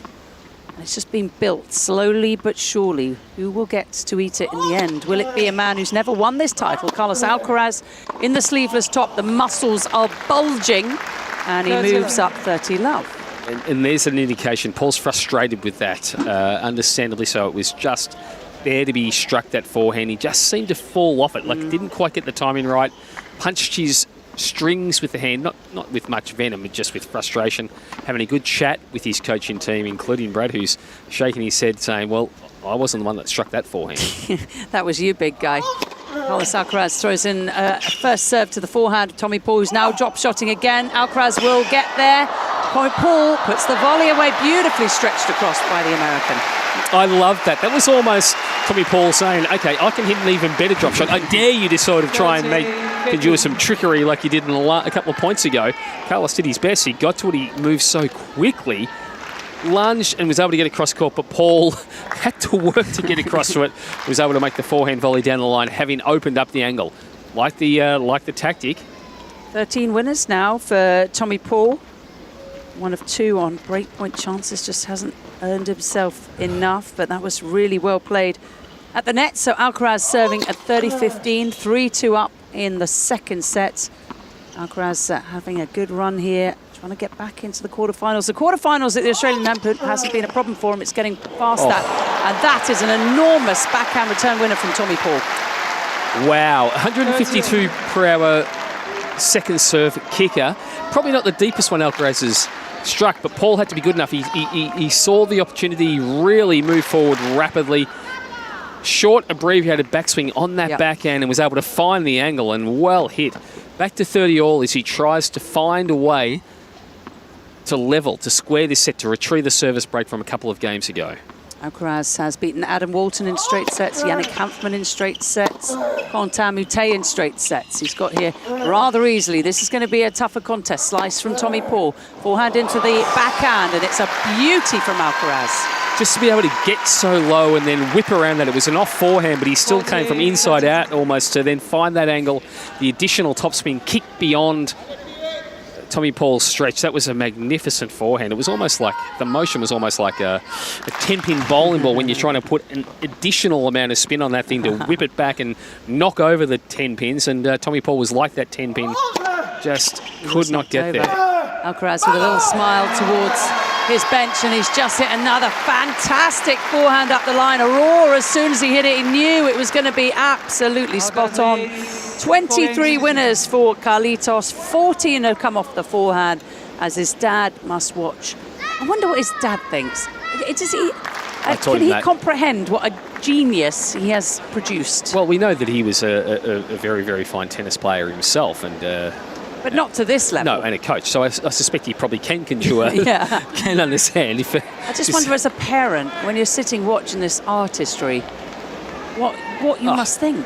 Well, I suspect you'd be exceptionally proud. Yes. It's astonishing, really, the way he can play. And we also know that he's a very nice young man and enjoys life. Oh, he certainly does. He enjoys playing beautiful tennis, doesn't he? Absolutely exceptional. So 4-2 for Alcaraz, the top seed. Tommy Paul trying to keep the conversation close here, standing quite close to the baseline, not moving around, just getting a little bit nonchalant. Tommy Paul has netted a backhand. Yeah, for a second there I thought, oh, this could turn into one of those rallies where Alcaraz just tries to hit the ball harder and harder and harder. Perhaps a measure of his control. He instead just took a slight bit of pace off.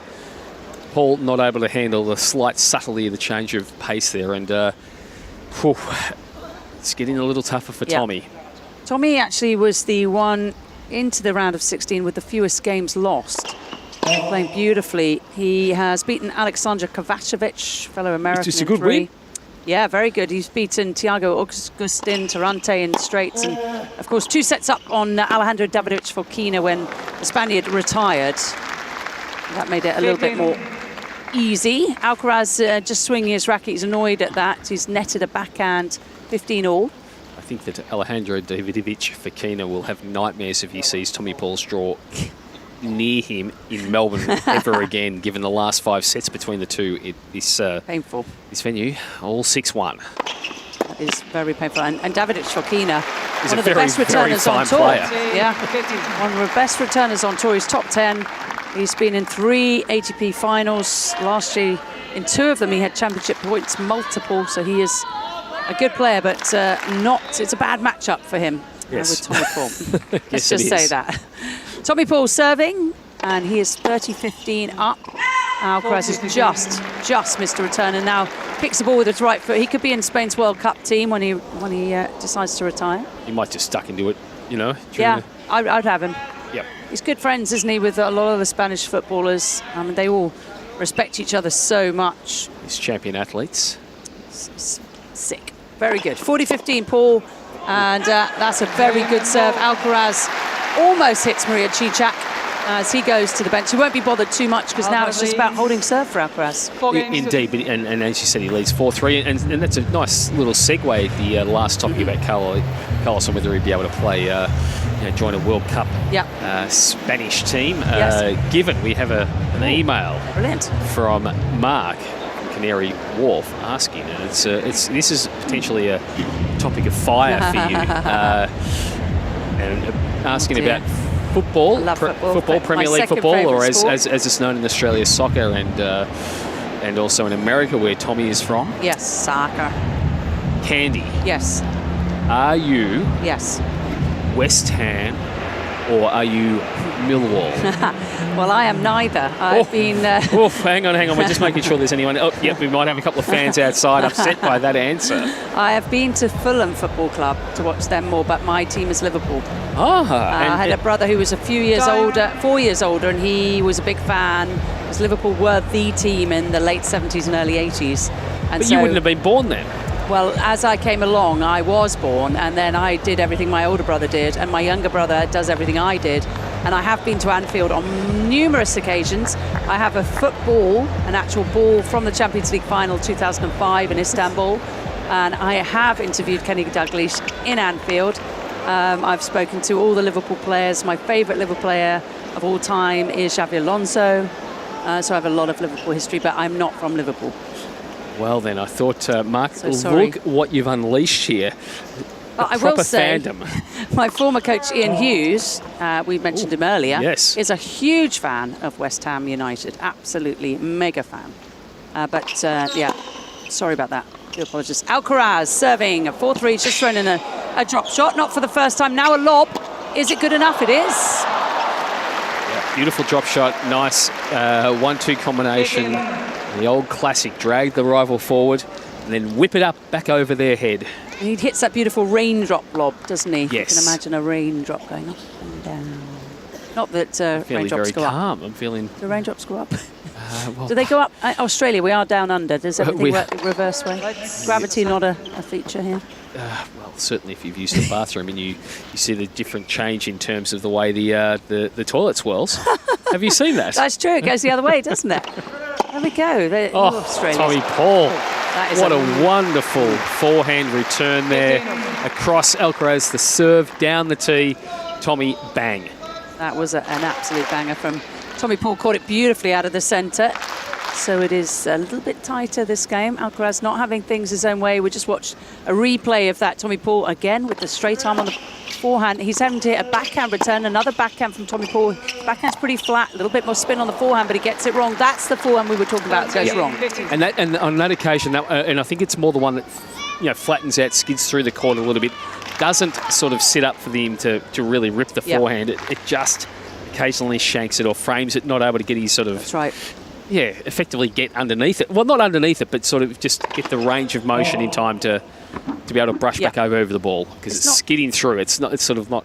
Yeah, the it's height's not too dissimilar, is it, from say a Tiafoe or a Hachanov in that the arms separate quite early. Yep. Alcaraz throws in the drop shot. Now that is the best drop shot maybe he's ever hit. It just dropped just after the net. His whole team are laughing. Well, I mean, you see the applause there from his team, but also the applause from Tommy Paul, who took one step forward and then realised, no, I'm shot here. Just have a look. Yep, a couple of steps and then straight into a round of applause. That's how good that forehand drop shot was. Best drop shot on tour? Yes. By a country mile. All right, another game ticked off. Alcaraz forces the backhand Paul return error. And head-to-head, these two meeting for the 8th time, Courtney. They've met a couple of times in the majors. They've also met at the Olympics in Paris. All the big matches Alcaraz has won. It's 5-2 in the head-to-head. They last met at Roland Garros last year in the quarterfinals, and Alcaraz won that love 1 and 4. Yes, and that's the one where I would argue that it was possibly a little unfair to Tommy because he came in great form, but he had hurt himself in the match before, we think. Kept that quiet, played through, but you could tell he was not quite right, given it was a whitewash. The first set was just a rapid-fire rapid-fire just whipping, basically. Yeah. And be careful what you say. Yes. We knew where you were going. You were just... a wanger is what I was going to good. basically go with. Anybody from Great Britain is now doing well. Right, moving on. You know what a wanger is, don't you? Maybe not. Maybe you carry on. Tell me what a wanger is. So effectively, it's used if you see them in parks. Okay. Dogs throwing the things that you use to throw your ball. So in cricket, that's is a cricket thing. So you can sort of get a whole lot of pace. So it's a very common term in cricket. Okay, I do and apologise. And it has a nice little sort of whip-in motion. Like you can absolutely get a lot of power. That's a wanger. It's a wanger. My British brain is working in a very different way. I do apologise. Yes, I'm thinking, hang on, where are you going with this conversation? I now know. I just thought it was kind of one of those sticks with a ball that you use for your so dogs. you get your proper whipping. Is that the official name? The wanger. Okay, it is. It is. Was it invented that's certainly what we use in Australia. Yeah. Okay. Yeah, I have a green I don't wanger I don't know if it's been invented in Australia, but it's certainly what we call them. What colour's your wanger? I haven't got a wanger. We don't have a dog at home. Okay, we'll get through this service game as Tommy Paul jumps up. He was just hoping that one would land on the line after hitting that forehand down the line.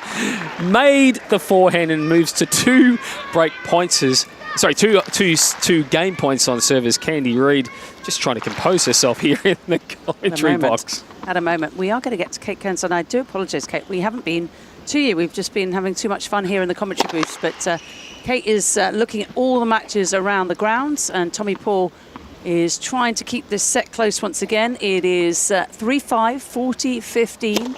He is the 19th seed, playing the first seed. It's a beautiful serve and volley, and that's going to be put away. Tommy Paul will sit down, and it's 5-4. Alcaraz will serve, or try and serve this out next for the second set. All right, Kate, let's go to you. Well, I'm just trying to recover from the conversation that has been had over the last 10 minutes. I've actually never heard of a wanger before. Courtney and Kate, I'm just showing Candy an article from the national broadcaster, the ABC. What is a wanger and how is it used in cricket training? Kate, have you ever seen a wanger? Oh my God. Anyway, here on Margaret Court Arena, we've got a very interesting match, the women's doubles, and Storm Hunter and Maya Joint, the Australian pairing, have come back in the second set, and in fact had points for to take that set, but we're at 6-all. We've gone to a tie-break. Danilina and Krunic actually took the first set 7-5, so things starting to get a little tight here in the second, and I have to say that the tennis has been fun to watch, a little chaotic at times, but lots of fun. So we'll see how the Aussies can go, see if they can win this second set and take it to a third. Great stuff, Kate Kearns. I was going to say, great to see what could potentially be a Billie Jean King Cup combination for Australia out there and into this stage. And Storm, the experienced Australian, now in her sort of, I think in her early 30s, as she's on the comeback trail from that horrible injury, and did very well to win through qualifying and get a round of the Australian Open under her belt for losing to Hayley Baptiste in the singles. And not a lot of joy in the first round, although I thought it was a really tough first round draw against Teresa Valentova. Yes. But as a teenager learning from the older Australian, I think that's a really nice sort of, it's a 12-year age gap, but it's also great to see them playing together. Love it. And Maya Joint, what a prospect she is. A little bit ill towards the end of, or beginning of 2026. She said it wasn't an excuse for her loss to Valentova, who is an exceptional 19-year-old from Czechia. But I think we're going to see another fantastic year from Maya Joint, who already has 2 titles, one on clay, one on grass last season, and being beautifully coached by Chris Marnie. All right, Carlos Alcaraz trying to serve out this second set. He won the first set 7-6. The second set he was leading 5-4, now 15-love. He didn't throw in a drop shot. Tommy Paul was expecting it. It actually was a chip up the line, and it wins the point. And it's just why it's such an effective weapon. I know we talk about drop shots and think, is that a weapon? But he is so good at executing the drop shot that when he shapes up to do it, players don't really know what's going to... Is he going to thunder a forehand? Is he going to come under it? Or on that occasion, just chip the ball deep? You've got no real concept of what's coming. It's just amazing disguise that he has. Yeah, it's absolutely superb. Tommy Paul plays a beautiful backhand up the line. He's coming forward. Can he put the ball away? He should now. He does. Great play from Tommy Paul. How hard is it to win a point against Carlos, though? That was magnificent backhand that Paul flattened out, an off backhand that 30. Not a lot of topspin, so it sort of scooted through the court. Alcaraz did very well to make it a little trickier. The volley from Paul was exceptional, given Alcaraz had made it tricky, and then he still did another one. Just outstanding defence from the Spaniard to reach that ball on the full stretch, make it a difficult volley for Paul. Well done to the American for many, many shots in that rally. And that comes back, doesn't it? Even if you may not win the point, if you're putting that kind of effort, it just sends a message. 30-15, Alcaraz on the defensive now. Tommy Paul moving forward, he hits a backhand cross-court deep. Alcaraz in trouble. Can he stay in this point? He cannot. 30-all. Great depth there from Paul. Drew the error, trying to somehow find a way back to even keel in this set. Try and stave off a 2-set deficit. Putting a little pressure, raising his level right at a time where he absolutely has to. It's essential he tries to win this game. This is going to be absolutely massive. Courtney Walsh, Candy Reid, Kate Kearns alongside. We will get back to Kate as soon as humanly possible. 30-all, 5-4. Alcaraz hits a massive serve down the tee. Paul does get a racket on it, but can do no better. 212 kilometres an hour from the Spaniard to bring up a point for a 2-set advantage over Tommy Paul. It's a lively arm. An hour and 52 minutes on the clock. Can he take a 2-sets-to-love lead? The man in green throws the ball up. First serve is out. Using, of course, the electronic line calling. Bounces the ball, looks up at his opponents, throws the ball up. Good serve into the body of Tommy Paul. Backhand return from the man in purple, who now hits a forehand cross-court from Carlos Alcaraz. Big roar. The shot from Tommy Paul is well long. Tommy Paul bows his head, shakes his head. Carlos Alcaraz very much in the ascendancy here on Rod Laver Arena. His team are standing up. He leads 2-sets-to-love as he looks for another spot in the quarterfinals. Right, let's get to Kate Kearns. Kate, give us an update. Thanks, Candy. Here on Margaret Court Arena, we're in the tie-break here in the second set, and Hunter and Joint are up 4-3, and my Joint is serving. So they've got the mini break, and they had a mini break early on in the tie-break, and my Joint has just put the backhand straight past Krunic. So we've gone to 5-3. Yes, and then Danilina and Krunic came back, but Australians just with their nose in front again here in this very crucial stage, second set, this women's doubles. Perfect. Thanks, Kate Kearns. We've got a message, Courtney? Yeah, we have, and make sure you keep the messages coming in. Get in touch with us via the Ask the Booth form on ozopen.com or email us at aoradio@tennis.com.au. Let us know where you are, why, who you're looking forward to, who you're supporting. We'd love to hear from you. This is a really nice note. This is from Carolyn writing from Glendale in Phoenix in the United States, and saying, my son is listening to your play-by-play as he drives across part of the northeast to beat the impending snowstorm late tonight here in the US. And that does sound like one almighty sort of difficult weather situation hit in the US as well. We were talking about the player movie contest, and I'd have to say Feliciano Lopez as Bradley Cooper good in one. A Star Is Born. That's very good. He has the same suave look and high cheekbones, but also the same sensitive eyes. I think it's a clear choice. And look, depending on what happens a little later, Candy might be doing her best Lady Gaga impersonation as well. From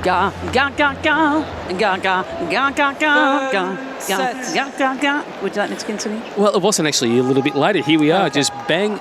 Why not take the opportunity when it presents? You have to try and get there and do that. I went to the Mayhem Tour last year in New York. Did you really? Where did you play at Madison Square? Madison Square Garden. Well, I was set, and this is, I'm slightly dropping names, but I was on the on a plane coming back from Monte Carlo last year at the ATP tournament, and I was sitting next to a chap who works for Universal, and he said, "Oh, would you like a concert ticket anytime?" And I went, "Oh, well, that would be lovely.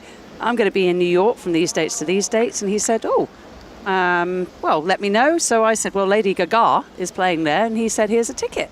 That is wonderful. We have to call her Lady Gaga if you've ever watched Miranda, the comedy from the UK, which I highly recommend. It's very, very funny. She calls it Lady Gaga. Andy Murray's a big fan of Miranda. Ah, there you go. And Lady Gaga? I don't know about Lady Gaga, but who wouldn't be? Ga, ga, ga, ga, ga, etc., etc. Third set has just begun. Tommy Paul is the far end, the Yarra Riverside. Is that right? The Yarra Riverside is correct. Correct. Yes, Okay. that is So correct. the far side. We are at the MCG end of Melbourne Park. How cool is this place? I mean, literally, I walk across the Yarra Park, past the MCG. There's a statue in bronze of Shane Warne, one of the greatest ever. And then I come into Melbourne Park for tennis. It's crazy here, your sport. It is a beautiful walk down, and at different stages through the seasons, I quite like walking from the city. I come from the northern side of the city, and then walk down from the city through a couple of lovely parklands, and then past some just magnificent sporting venues. As Paul in a little tricky position here to start the third set, already in a very, very testing situation. Candy having dropped the first two sets where I think he would have played, where he's played exceptionally well. Just I suppose the supremacy of Alcaraz able to give him the slight edge, and now he finds himself at 15-30 after a double fault at 15-all. So let's see what he can conjure to get out of this. It's not easy, is it, when you're not only playing the best in the world, but you're 2 sets to love down. That is a tough place to be for Tommy Paul right now. Missed the first serve by about 2.5 metres on that occasion. It's a long rally. Tommy Paul wins it. Alcaraz forehand wide. I was just looking at Tommy Paul's results when he's lost the first 2 sets, and he's won a match twice from a 2-set-to-love deficit. Once, most recently, was at Roland Garros last year when he came back from a 2-set deficit to Marton Fucsovics. We know he wasn't feeling his best. He also did it against Roman Safulin at the US Open in 2023. So twice Tommy Paul has come back from a 2-set deficit, but neither of those players is Carlos Alcaraz. 30-all.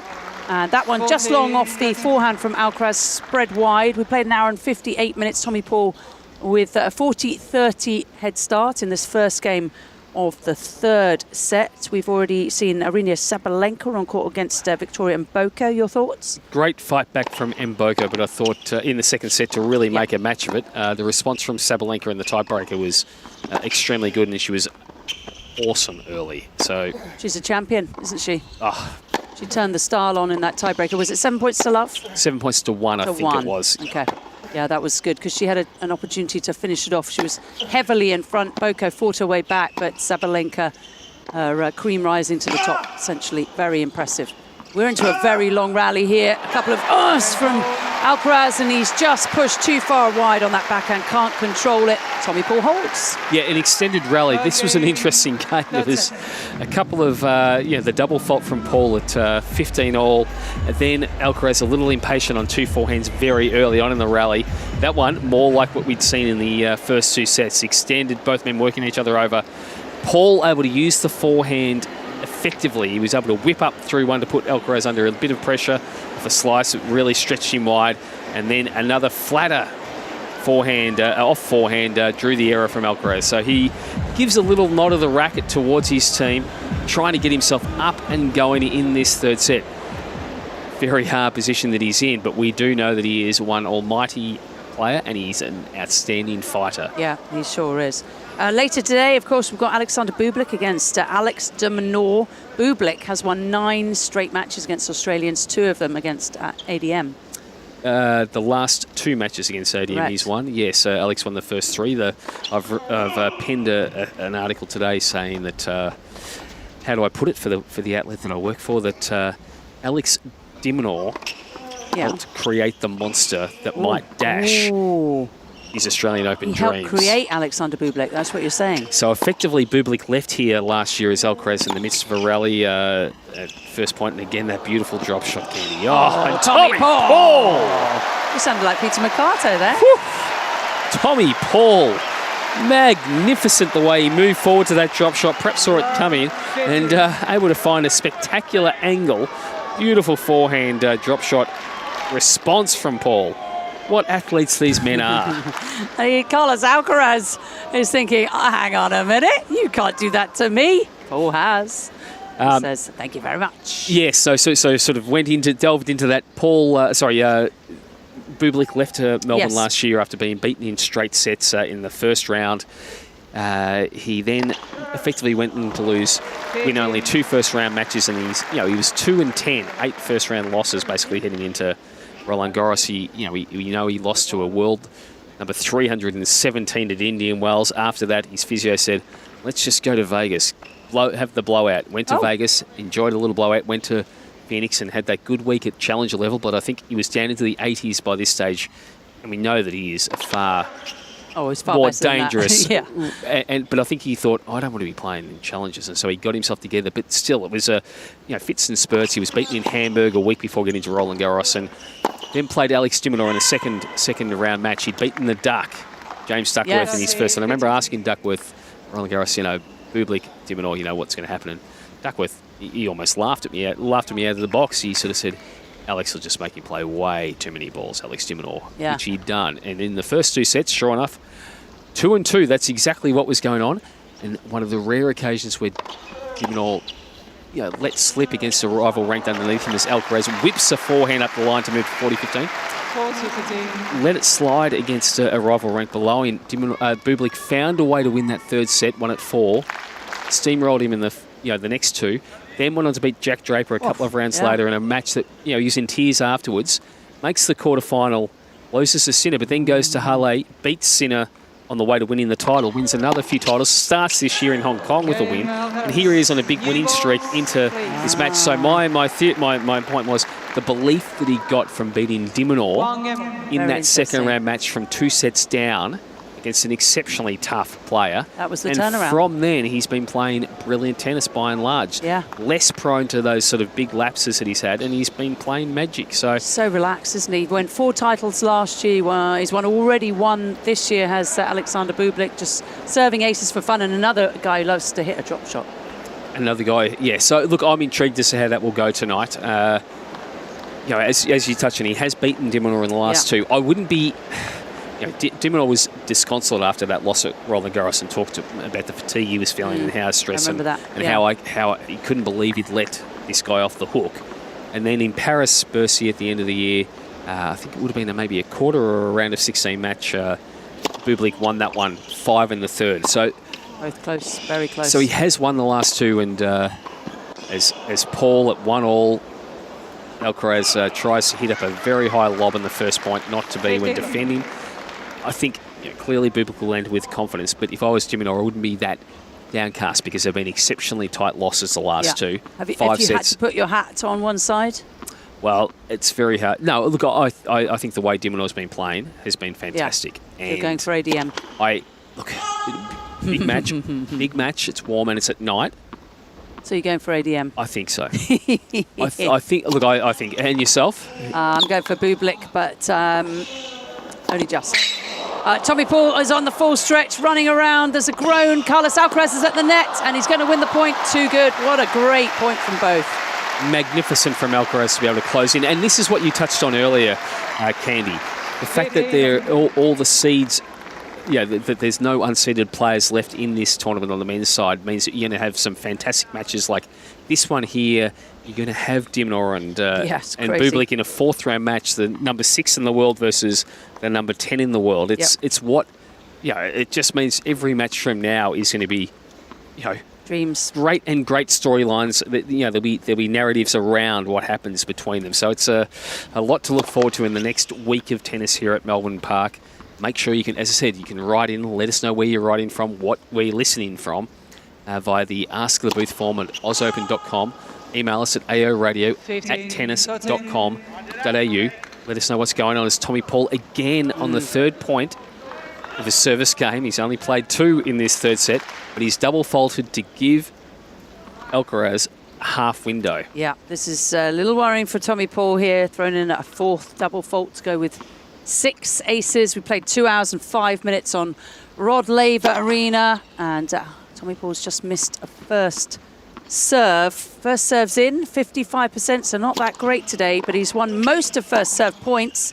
Can he win one here behind his second serve? He might need to. Slightly precarious position, 15-30. It's long from Tommy Paul. Uh-oh. Just tries to shake the arm as well, trying to get a little bit of tension. He's shaking his head as he walks over to his towel. 2 break points. We're at 10-4 in the afternoon in Melbourne. 2 hours, 5 minutes on the clock in this match, and the Spaniard with a significant chance here to land another body blow to his American rival. Yeah, this is serious now for Tommy Paul. He has to get out of this game. He has to. Alcaraz has converted twice from 6 opportunities. Tommy Paul serving at 15-40. Gets the error off the first serve. A good first serve at 207 Ks. That was a lot of pop behind that one. He needed it. And you just saw him mouth as he walked back towards where we're sitting in our broadcast booth. Come on. Nice big serve. Can he deliver again? Can he save another break point here? Can he stay engaged? That's something that Matt Stein has worked with him throughout. It's a first serve miss. Let's see the points won behind his second serve, below 50. 17 out of 37 claims so far. Gonna need this one. It's a bouncing kicker to the backhand of Alcaraz. Alcaraz on his forehand, goes down the line to the Paul forehand. Paul forehand, Alcaraz has missed. That's an unforced error off the forehand for Alcaraz. Yes. Yeah, and he was well and truly in that point. It was a chance to be on the aggressive, on the attack, to be aggressive. Carlos Alcaraz not able to come up with the goods just there. Tommy Paul walks up to the baseline. Slightly let him off the hook there, Alcaraz. There was an opportunity. We've already seen Iva Jovic take on Yulia Putintseva on the women's side. Tommy Paul serving volleying. Oh no, the ball bounced in front of him and he took his eye completely off the backhand. It's going to be another breakpoint opportunity. So I think he was unsure as to whether to try and smooth through that ball like a half volley and take it one-handed and try and roll over it. It was a really nice return from Alcaraz. He probably wasn't dragged wide enough with the ball slicing wide, but not able to come up with it. And Paul just shanked the half volley attempt. So break point against first serve landed. It's a brilliant first serve. It gets him out of trouble. Back to juice. 200 kilometres an hour from the American. Straight down the tee. Lovely serve. 3 break points saved in this game. We will get to Kate Kearns after the resumption of this very important game. It's the third game of the third set. The doubles that Kate was watching on Margaret Court Arena is over. Coco Gauff will be up next. Tommy Paul puts an easy forehand away after a lovely serve. Yep. And again, just thrusts his racket, positive affirmation towards his team. Yep. Really important for him to try and keep finding a way to keep his nose ahead in this set because pressure can build. Now, the Spaniard, the #1 seed, the man seeking to create history here in Melbourne over the next week. Well, he has been beaten here, so you've got to try and believe that you can do it as he comes forward, Paul, and puts the ball up, couple of overheads. Carlos keeps getting the ball back. Is that going to land in? No, it's not, and Tommy Paul survives. He was 15-40, faced 3 break points in this game.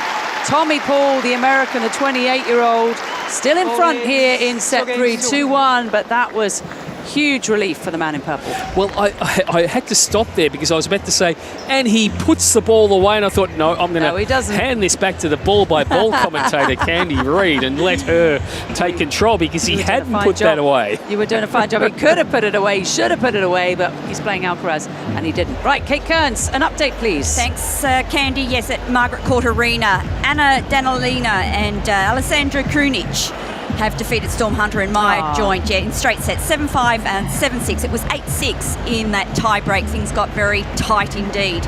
And the Australians definitely had their chances, but in the end it was the 7 seeds who are through to the 4th round here at the Australian Open. Oh, that's a shame for the Aussies. Yeah, it was so much fun to watch, and at times it was you really didn't know where the ball was going. Both teams seemed quite confused, but it was a lot of fun, and the Aussies obviously had a great time, but they'll be disappointed. They were very close to taking that through to the 3rd set, but it wasn't to be. It hasn't been a great day for the Aussies in women's doubles because Ellen Perez earlier today was beaten. She's playing with Demi Schurz at the moment, and they were beaten by in straight and sets. So not good day for Aussies on the doubles court. No, and I'm just having a look at another Aussie playing in the men's doubles, JP Smith. Yes, University of Tennessee. And he's playing with Pavlicek. Yes, from Czechia. Yes, and they are looking in all sorts because it's 6-3 down and 5-4 and 30 love down against Johnson and Zielinski. Okay. And so only a couple of points there for, is that Luke Johnson? Luke Johnson from Leeds. From Leeds. And Jan Zielinski, yes, they're looking very good. Almost finished there on John Cain Arena. Oh, no, so bad day for the Aussies on the doubles court. Come on, Courtney Walsh, sort it out. Come on.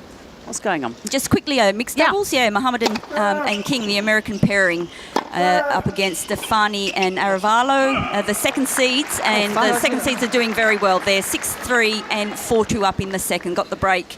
And they're looking to actually capitalise here in the 7th game because that's 15...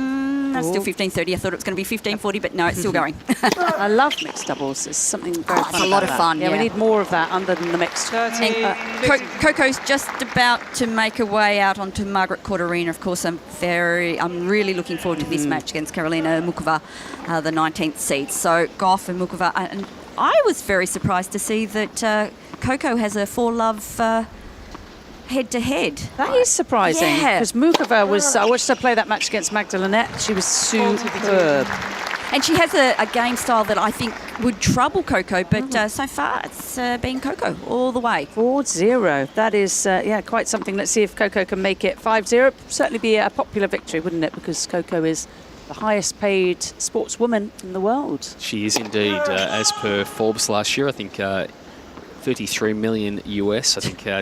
Is that off-court earnings? 8 million on the court and another 25 million off it, which is 50 million Australian if you're listening here, and a significant amount. I think Naomi Osaka at one stage, going back about 2021 when she was the Olympic torchbearer. More to the point, lit the flame in Tokyo. Was around 100 million Australian. But now at number 8 on the Forbes rich list. 9 of the top 10, I think. Yes, that's correct. Tennis players. I think 15 of the top 20. Yeah, Serena Williams, there's more and more whispers about her coming back. Have you heard this? Well, I was discussing this. Certainly we know that she's entered the anti-doping pool, and I'm casting my mind forward, just having a chat with a mate the other day and thinking, you see Venus Williams out here playing magnificent tennis. 45. We see in 18 months' time an Olympics in Los Angeles. Yes. And we know where the two sisters grew up. Ooh. And I was thinking, putting the dots together. I mean, look, it's a stretch, but if they hail from down the road in Compton, that would be incredible. I just wondered about that, whether that might be some sort of motivation. If indeed it's true, why she would be back in the pool. Well, I guess she's denied there's anything, but I just thought it could be something as two of the finest athletes America has seen, and they were raised Yeah, in Compton. In Compton, and the Olympics is on. I don't know. It's just a... And to go back in the doping pool, you need to be on that for 6 months. You do. Before you can officially play a tennis tournament. So there were rumours about her coming back earlier, and I don't think she was on the list. We are joining the action here on Rod Laver Arena. It's the 5th game, so it's 2 games all. Tommy Paul is serving. Last time out, Courtney Walsh, she had to fend off 3 break points. Now he's 30 love up. He is, and it's been a more positive start to this game. He did an exceptionally good job 2 games ago, and indeed in the opening game, when under a little bit of pressure, a couple of double faults at inopportune moments put him under pressure. Yeah. He was able to find a way out of that. Alcaraz has had little trouble on his own serve since that first set. Paul has had a couple more challenges, but you know, he's doing a good job in this set to stay with him, and he rips that forehand up the line, flows it in and puts the backhand away. I love that forehand from him. The one that when Alcaraz hits the slice, he's able to whip around it, get great penetration, great depth. And again, we've seen him follow that in and do so with style. Because he moves so well, doesn't he, the American? He moves so well. His stepfather had a multi-purpose gym when he was growing up, so he played all kinds of different sports. Lots of basketball, of course, and you can see it in the way he moves. Just a very natural athlete. First serve missed from Tommy Paul, who's now had 20 winners compared to his opponent's 27. It's been a bit more even-steven than that. He's had 6 aces. Forehand and backhand has been more even than Alcaraz, who's hitting the majority of his winners off his forehand. He's just gone for a massive bounce smash, and it was out. And Tommy Paul has a little smile on his face.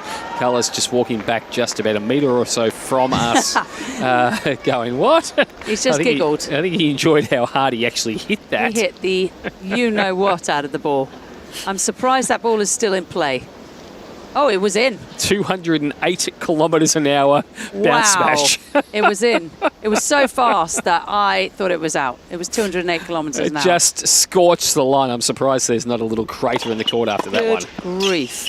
First serve from Tommy Paul and Sierra. So Tommy Paul holds serve much easier this time, just loses 1 point. And the American, who is 28 years of age and turned pro in 2015, leads 3-2 in the 3rd set. And we have quite a few messages that have come through, Candy, so I'll get to them. And a couple have got queries for both myself and for you. Okay. Richard the Trucker, we heard from him a couple of times yesterday. Is he the one that loves Kate Kearns? Yes, he's the one that loves Kate Kearns. Who doesn't? Is he? Absolutely true. Hello, Richard. Oh, that was your sexy voice. Was that just someone tuning in? Do we have a button now that we can just hit the thing and say hello, Richard? It's like the Midnight Madness with Richard Evans. You've got to hear that if you haven't. I love that, Kate. That's perfect timing. Kate, you're a legend, but everyone loves Kate. So here's not driving, so found the live stream, and Mary. Putting faces to the voices, loving the quality commentary. Was wondering why you had your light on your phone, Candy, and of course we're just trying to read, and occasionally we'll pick up some things. And Kate had a question for me. Hi guys, why does Courtney keep calling Alcaraz by his first name, Carlos, in commentary, while using Tommy Paul's surname or both Christian and surname? And Candy consistently commentates using their surnames or both the first and second names in play and out of commentary in conversation. Other than that inconsistency, and look, I'm an inconsistent individual. But we love him. Loving you both tonight. And Kate's listening from in bed in Launceston, Cornwall, England, not Tasmania. Look, for mine, it's just a figure of speech. It's and it's so you don't get too boring, because you can't say Alcaraz forehand, Alcaraz backhand. It's kind of like Carlitos, the Spaniard, the age. You're trying to make it so it's more interesting. And, okay. Or not, as the case may be. It is indeed.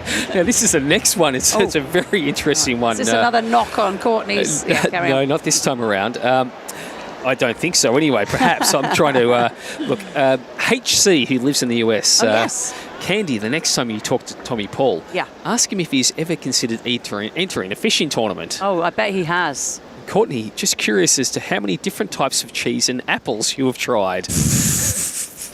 Have you seen Men Behaving Badly? Because they do cheese impressions on that. I love that. I do like Men Behaving Badly. It's, very good. As Tommy Paul misses with a forehand long in the opening point of the 6th game of this set. Do you want to reveal what's going on with cheese and apples? Well, I really don't know, but I have tried. There's no backstory. I honestly have no idea, but I have tried lots of different cheeses. I heard about the cucumbers, but I didn't know about the cheese and apples. I love the cheeses, and I'm more of a Pink Lady fan in terms of the apple. I heard as well. But the cheese is blue, brie, cheddar. You're just a cheese guy. Oh, boy. Really cheesy. I think that's what he's trying to say. It is 2-3, Alcaraz serving in the third set. Carlitos, if you're just joining us, has won the first sets 7-6 and then 6-4. The first set was incredibly close. Got one break in the second set. Actually, they broke each other once in the first set as well. But Paul hasn't really got anywhere close, has he, to getting a break point opportunity in the last hour or so. We played 2 hours and 19 minutes. You look like you want to say something. No, just another message from Richard from a little earlier, referring to a conversation that we had, and he said, not sure, as Alcaraz nails the first serve down the line and into an extended rally with backhands exchanged here, Candy. I love this. We've kind of reversed the roles, Courtney. Carry on. Sorry, I've just stolen your thunder here. That's great. Doing a lot better than I am. As Tommy Paul whips that forehand wide, great depth there from Alcaraz. So I got carried away with this. Richard the Trucker from Blackburn in Lancashire. Watching on YouTube tonight as opposed to being on the road driving. Alcaraz at 30-15 on serve 2-3. Not sure what made me laugh more, the wanger, Candy like me thinking it was something else, questioning the colour of the wanger, or Courtney showing Candy the wanger, which of course is a throwing device used by cricketers and also in dog parks around Australia. Well, we're sticking to that story, Richard. We're not going to talk any more about Courtney's wanger. And certainly not going to show me any more pictures. I refuse to see them. 40-15, Carlos Alcaraz trailing 2-3, leading by 2 sets to love. 7-6, 8-6 the first set in the tiebreaker. 6-4 and 2-3. And it's a great serve. Little handy job from Carlos Alcaraz, but this time doesn't quite have the feel. What a return that was from Tommy Paul. Just ripped that one deep. I think the brilliance of Alcaraz, though, thinking I can get away with actually making a half-volley drop and he shot. Probably could. It wasn't that far off. If anyone can do it. We saw Jannik Sinner have some troubles on this court in the heat yesterday. 24 hours ago, he looked very crampy, didn't he? And managed to come through. Incredible effort from Jannik Sinner, the twice champion. He's the man to beat. There's no doubt about it. Tommy Paul with a miss hit off the forehand. It's in, though. He thought the point was over. Now he misses a forehand in the net. And Alcaraz holds to 30, I should say, sorry. 3 games all. Third set. Tommy Paul is whacking himself Four on times. his head. Four times he gave himself a bit of a clip on the head after shanking that forehand. And then, you're right, I think he thought it was going out and just not quite ready for the next one that came back from Alcaraz. He really ripped that forehand deep, and not to be for Tommy Paul. Red Sox Devil, lovely to hear from you, Red Sox from the west of Australia. Candy doing Lady Gaga. Well, I never, and I've never said this to anyone before, but you need to have your own podcast, Candy. I actually do have my own podcast. Is it called Candy's Floss, is what he's suggesting should be the one that we have. It's full of sugar. It's called Diary of a Professional Tennis Coach. I like this. In fact, I've seen this as well. It's much more serious. In fact, than I think I do. Am I right in saying that last year at Roland Garros? You were asked to be on it. I know, and I hope that invitation comes my way again. It will do. That was a deep return, and Tommy Paul has almost hit Maria Cicak. We love Maria. She just looked a little perturbed there, understandably. So basically, by what we're saying, hit, it just flew off the frame from the forehand from Tommy Paul. Floated. It wasn't like it was driven, not but in anger. just understandably, that's a bit of a shock. Don't look back in anger. Well, here all week, as Red Sox says, you have so much material and so little time. Oh, it's so much. I love the radio. Isn't the radio fun? Out serve from Tommy Paul. He's serving love 15. 7th game. Courtney, have a thing about the 7th game of a set. It's the danger moment, and it's a great serve from Tommy Paul. He went big on the second. A lot of kick. And came in behind it. Alcaraz cannot make him play a volley. 15 all. Doing a good job here. Still believes, Tommy Paul. He has got all purple, as you touched on. Yeah. Purple from top to toe with a little flourish of white down his looks good, doesn't it? down his sides. It's a great outfit. It's but a the very watch, colourful, he's just missing one trick here. Yeah. The watch is blue. Yeah, the watch is blue. The wristband is blue. If he'd gone the purple, it's just... And the racket is red. What is he thinking? Well, he's thinking that I can thump an ace down the tee, flatten it out perfectly, 216 kilometres an hour. What really, would Anna it's just such a think. Well, it's a good question. She's probably going to be here at some stage Purple next week. and She's red, often darling. here. Yes, she's big friends with lots of tennis players, isn't she? Her and the Rog, the Fed, good pals.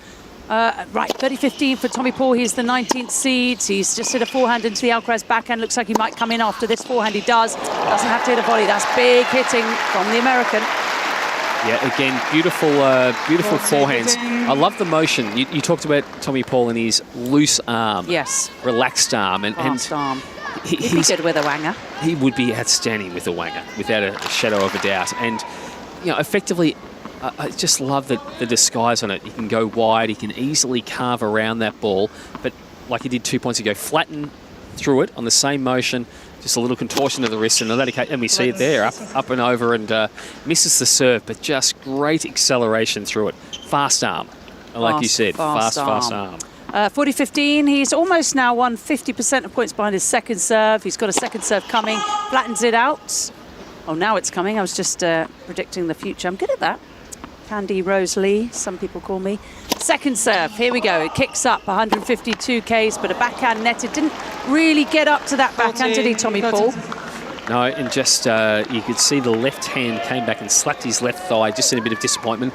I think that's a far more preferable expression of disappointment to thumping yourself in the head with your racket 4 times, like you did at the end of the last game. That can't be good for your brain, can it? But we've all done it. Any tennis player listening has probably hit themselves in the thigh with their racket or whacked themselves on the head with their strings. And prefer that to punching the strings, which can actually do some damage to your knuckles. Yeah, because there's so little skin on there. You get bloody knuckles, don't you? All right, 40-30, his second serve. Big one coming up here from Tommy Paul. And it's long. Yes. It is long, and that is under the pressure from Alcaraz. That's a 5th double fault, Courtney. Yeah, trying to get the ball really deep. And look, he has marginally overcooked it. Very marginally overcooked it. But what I suspect you could see was that Alcaraz was moving forward, ready to pounce on that second serve. And a 5th double fault, and we've seen 3 in this set.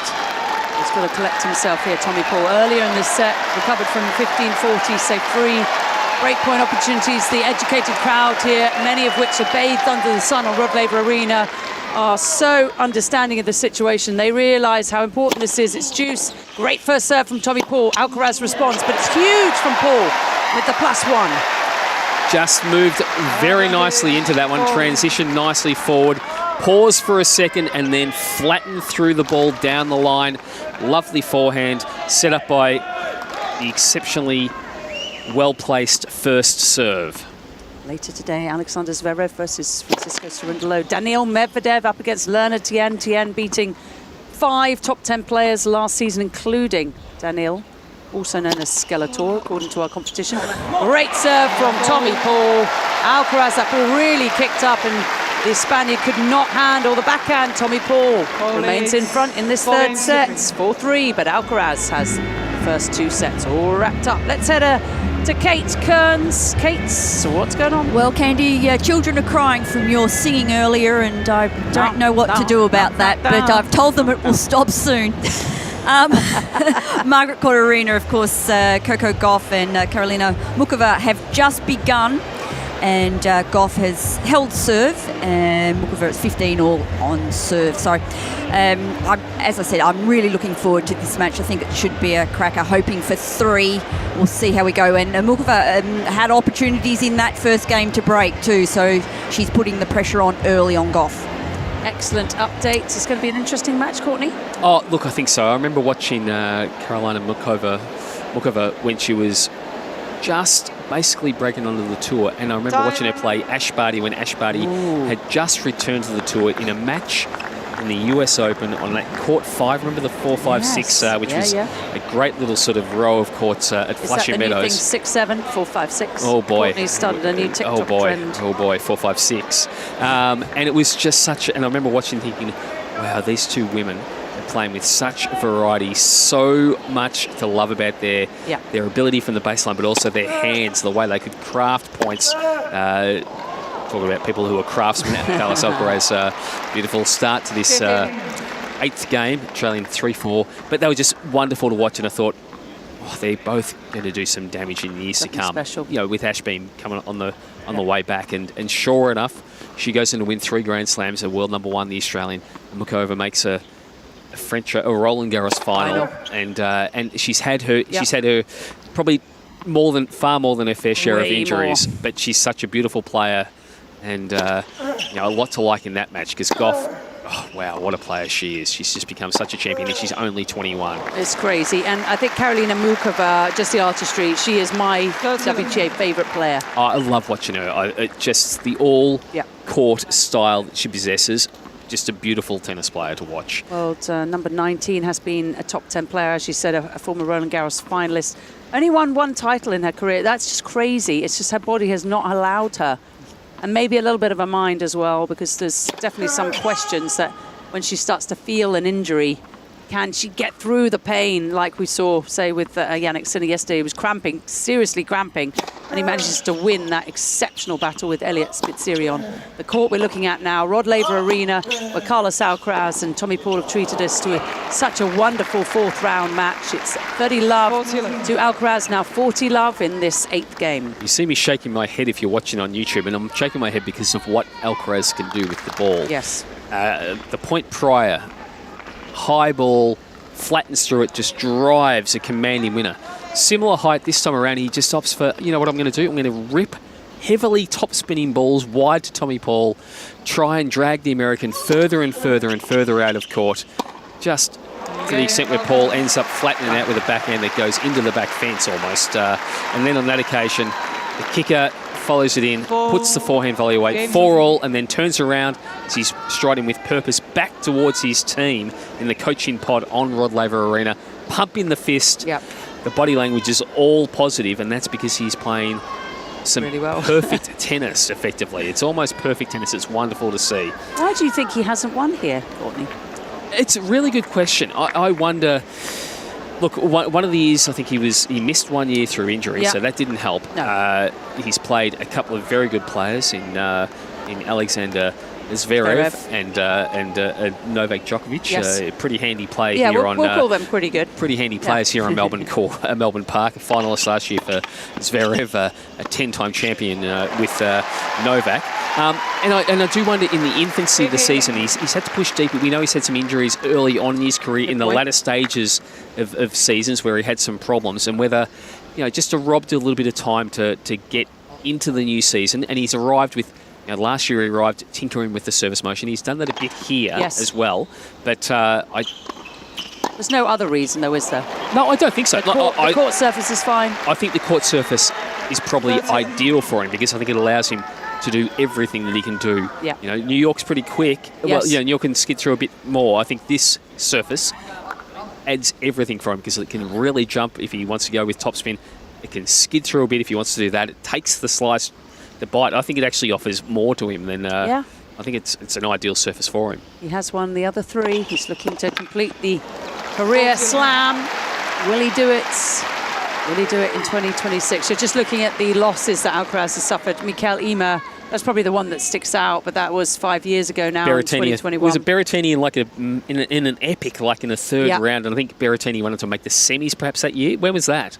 That was in 2022. He lost to Berrettini. 6-2, He was a super tiebreaker from memory. 2-6, 7-6, yeah, correct. Super tiebreaker lost, and then the Zverev one and the Novak one. So those are the 4 people that have beat Carlos Alcaraz. In Australia, will Tommy Paul add his name to the list? It's going to be extremely difficult from love 2 down. He's making a good fist of it, and Alcaraz has just run out of court. Brilliant work from Tommy Paul. Holds to love in return for Alcaraz holding to love. So no points won against serve in that little rotation of the 2 games. They're going to sit down under the shade, and Alcaraz will serve to stay in the 3rd set next. And I think the Ymer loss was, I suspect that was right at the time of COVID, so he would have, a young man, still relatively inexperienced, sitting in a hotel room for 2 weeks and then coming out and trying to play. Look, I think some results from that tournament, it favoured the experience, put it that way. People who knew what to do with themselves and how to handle the emotions. Such a good point. And he was 17 years old. 17, so very, very hard.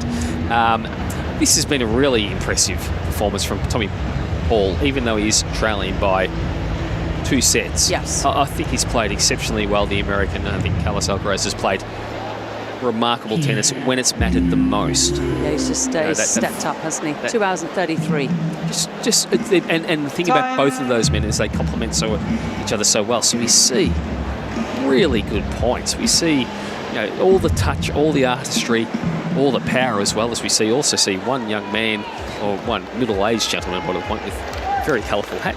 It's little teddy bears of all colours. Little teddy bears around there. It wasn't quite Naomi Osaka's hat. Kate Kearns, let's have a quick update from you, please. Well, it's an early break for Coco Gauff. 3-love in the first set against Karolina Muchova.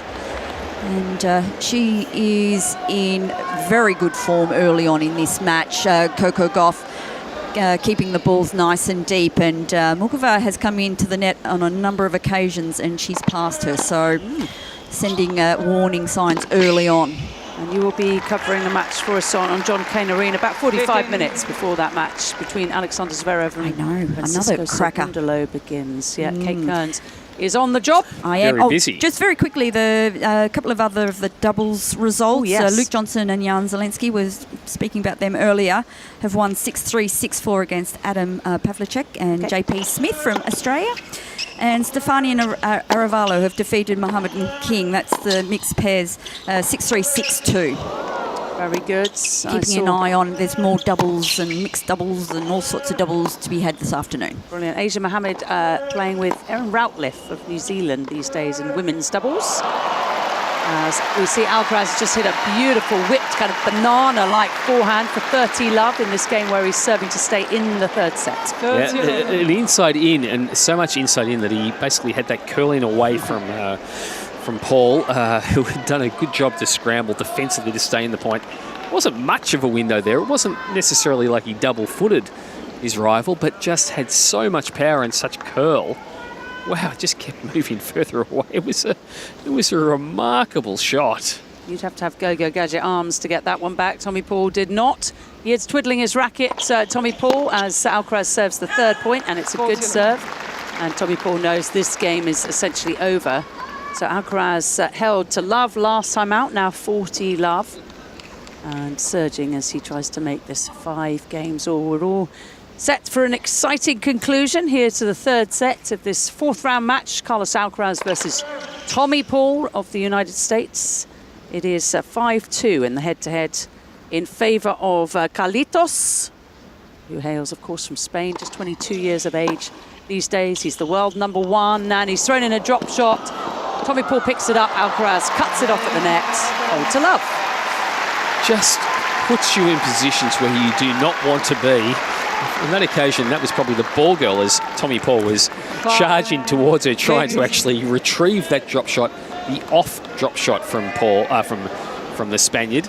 Just off drop shot with a lovely cut, and Tommy had to just hurdle over the ball girl. Such was the speed with which he was getting. He did a good job to get racket to it, but not to be. He's so fast, isn't he? Stands at 6'1", Tommy Paul, 1m85. Has been professional now for over 10 years. 4 ATP Tour titles. The first was won on the indoor courts of Stockholm in 2021. Great build for tennis. He's very lithe. It seems to be the shape, doesn't it? You can be tall, small or middle, but you have to be lithe and very manoeuvrable, as Carlos Alcaraz has just whacked a forehand return cross-court winner. And what you don't want to do is put the ball in the slot.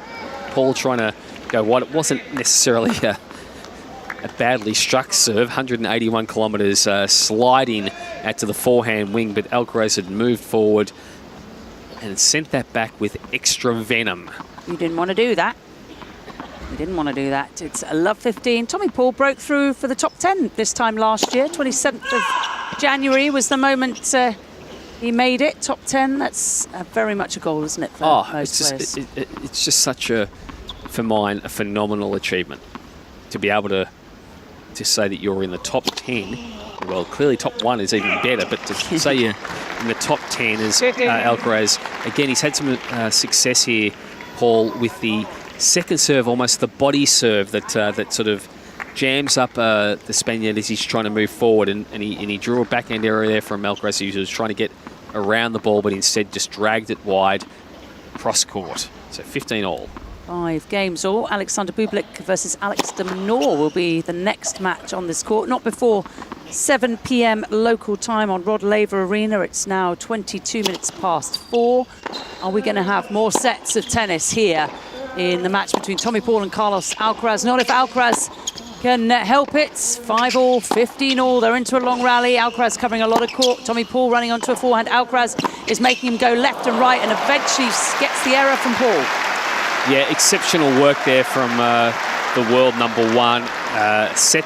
Well, he opened up a window in the court with a really well-struck topspin forehand that was deep and fast and had Paul scrambling wide. He was able to then redirect back down the line, further add to the stress that the American was feeling, and then finished off very nicely. So 15-30. The number 19 seed has found himself in this position 3 times in this set at 15-30. Yep.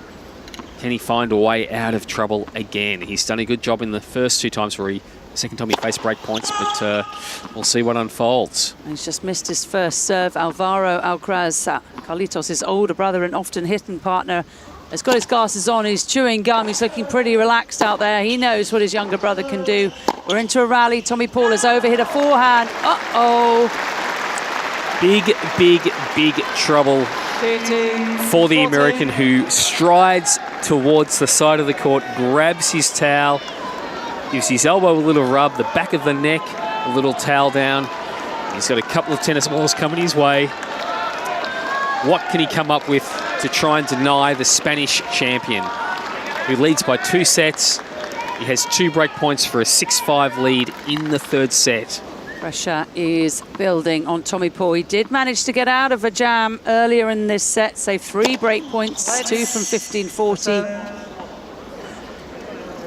Okay, so it's been called a lep, but it did look like it cleared the court by a long, long way. Both. The whole thing is that I can't see the ball. I hear it. So both players are a little bemused by that. Maria Cicak is way above. For me, it went like this. Maria Cicak is way above the net height, so it's not like her eyesight is seeing it, but she said she heard it, she didn't see it. Both players disagree, but that's by the by. Let's play. Umpire's decision is final. There's no net machine, as the players are told at the beginning that the umpire will be calling the net chords, and they are human.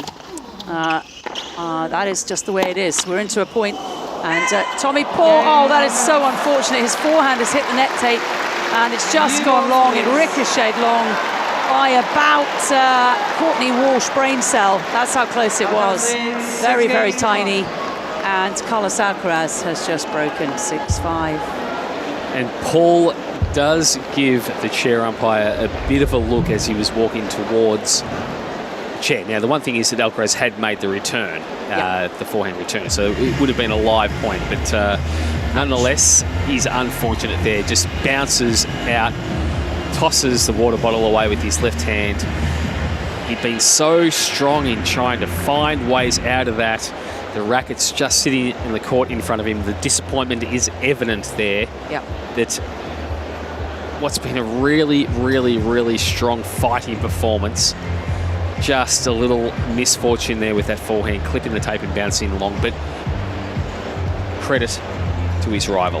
And no reaction with the brain cell thing that I just threw in there, Courtney. I haven't got a brain cell. I missed the entirety. Well, I just said he missed it by a Courtney Walsh brain cell, very, very small amount. I got no reaction from you, nothing.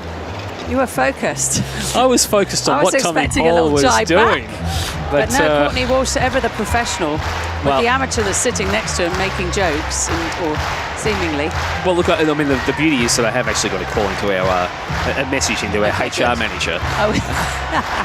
Oh, may not see me next year. Just wondering about how the information about my lack of brain cells is. Well, there's only one. You could have others. The lack of brain cell. Well, there is quite the atmosphere here on Rod Laver Arena. It's put absolutely full to the rafters, and Carlos Alcaraz is about to try and serve himself into the quarterfinals yet again here at the first major of the year. What a terrific 2026 Australian Open has been. He's missed his forehand wide though, love 15. It just fell off that one a little bit and didn't miss by much down the line. So just a little chatter among the Paul team at the other end of the court. Can he somehow find a way to break for the first time since early in the first set and get this third set to a tiebreaker? Alcaraz responds with a serve down the tee, draws the forehand error from Paul. 15 all, 2 hours, 43 minutes on the clock. Their last two meetings have gone the way in straight sets of Alcaraz. That was at Roland Garros last year, and before that, the Paris Olympics, both on the clay. Alcaraz gets himself now in front in this game. It was love 15, now 30-15. Can't really bet against him, can you, at this point? No, and look, the disappointment's evident from Paul. Another return that flies long. He throws his head back in disbelief. Alcaraz just 2 points away from a fabulous win. The serve is in. The ball is in from Tommy Paul. Great defence. He's going to throw the ball up again. Is it going to go in? Is it going to be a bounce smash? It is. He gets ready. Alcaraz slices it. Oh, and it's a huge duffer of a forehand from Tommy Paul, but he did so well to keep that point alive. I love the phrase, a duffer of a forehand. And that was not a duffer of a call. What it was, though, from Alcaraz, just so heavily sliced, so much shape that it was going to be very, very tricky to handle. And now he has 2 match points. It's been a phenomenal performance from him. He has been superb today in this Stick a fork in him. fourth round match. Is done. Oof. Calling it, the commentators curse not to be. 2 match points. Carlos Alcaraz only needs one of those. And so for the third consecutive Australian Open, Carlitos is into the quarterfinals. And he go further than this. I suspect that Tommy Paul would say he is the man to beat. Alcaraz takes out Tommy Paul, who was sensational in this Australian Open in straight sets. He is the maestro. The fans were applauding the artistry, the brilliance of the Spaniard. The 22-year-old takes the 7-6, 6-4, 7-5. Another fabulous performance. And a little dance. And the celebration there for a second, I'm going, well, he's just mimed faking a hamstring or something like that. He walked out onto the court, he raised his arms in triumph, then he gave waves, and then when he saw the camera right on him, he did a little, I suppose, motion dance. Tommy Paul getting a rousing reception as he walks off the court. Waves to the crowd. He's played really well, Carlos Alcaraz. Among those applauding, Tommy flicks his towels into the stands, purple, as they are.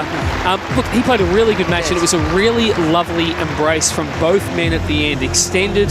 Tommy, I think, was saying, too good, and you go and get this title, I think he might have been saying. I think he might have said that too. There's a bit of a roar because Alcaraz has just taken his shirt off. Oh, I thought it was, yes. It was for you. No, Alcaraz has taken his shirt off. He's seen the funny side of it. He's going to put his jacket on. I think he's loving the attention. He is a showman, isn't he? Absolute showman. And I've got to say, if he is a showman, he delivers. Oh, he is like the postman. Always delivers. In some parts of London where you don't get your mail till 3 days later. So that's unusual. Well, he delivers rapidly, he delivers stylishly, and delivers on time. And he's about to speak to Jim Courier, who another fine player.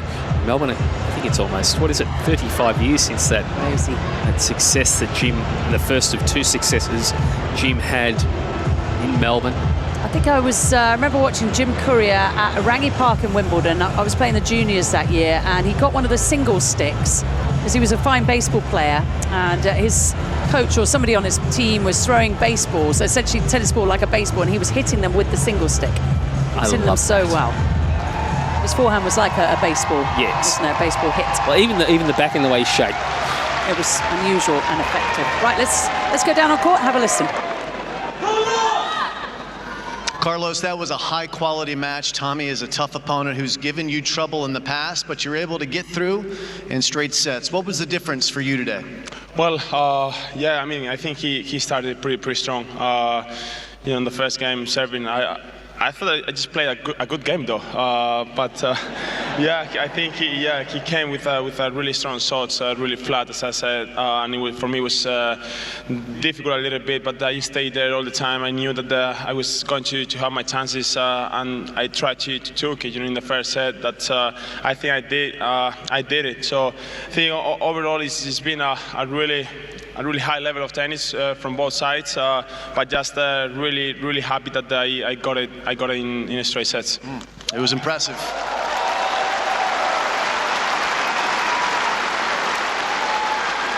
Something else that's been really impressive for you in this tournament is your first serve percentage. You've been making more first serves than you normally do. Are you aware of that? Is your serve feeling really in rhythm this tournament? Yeah, I'm surprising myself, to be honest. As I said, the serve is something that I've been working on a long time ago. So for me, it's I'm just really happy to see the improvement of the serve. To have a high percentage of the of the serve. After every set, I just trying to take it out. My percentage serve. So you're looking on the screens at your numbers. Yeah, I look on the screens. After every set. So to see, okay, these sets I didn't do well, so I try to be a bit better. But in general, I think the four matches that I've played, the serve has been a really important weapon for me. It was a talking point in the off-season because your serve, it looks at the start a little bit different than it did this time last year. Your serve used to start, what? You show me, like a little bit lower, right? Like this, and now the racket's a little bit more up, is that right? Yeah, I think last year I started a little bit low. Yeah. But with still with this really smooth movement. But as I said, I've been doing some changes. Even that I did it by myself, to be honest. But it's in the precision I just started, or at the end of the season last year, I just started to feel more comfortable to starting a little bit more up started the movement. So I just felt really comfortable with that, and I just keep it doing like this, and I think it's been working on. It's been working great. There's no doubt about that. But you know who has a problem with it? The guy who served that it looks like Novak. Novak's like, wait, that's my serve. He's going to have to pay me some money for that serve. Did you hear him say that? Yeah, I hear that. I have the contract over there, but I haven't seen him yet. So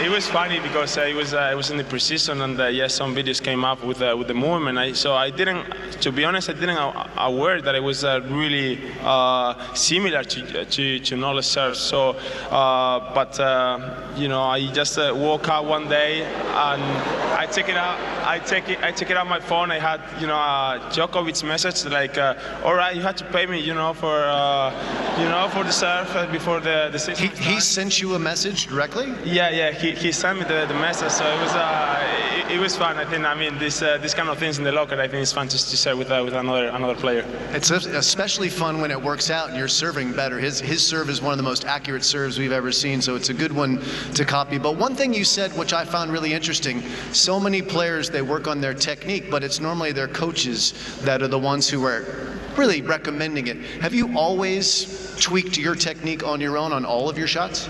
No. I mean, it's been a discussion with my team, but sometimes I think it's depending on of my feeling in this case. So you could see, for example, in the backhand, I just changing a little bit the movement with the racket's head.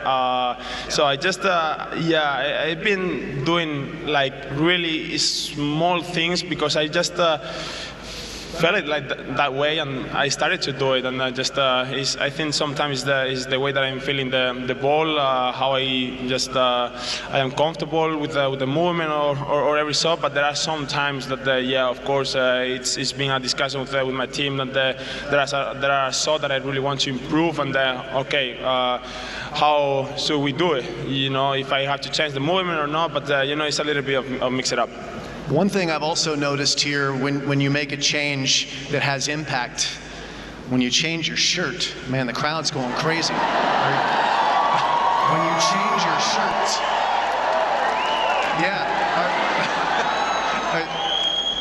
I mean, you're kind of milking it. You're kind of like playing to the crowd, aren't you? I don't, to be honest. I just want to feel comfortable for the interview, with you. So. It's really hot here, so I didn't want to make the interview, with a sweat shirt. So that's why. I'm just happy that the people like it, I guess. Yeah. Ladies and gentlemen,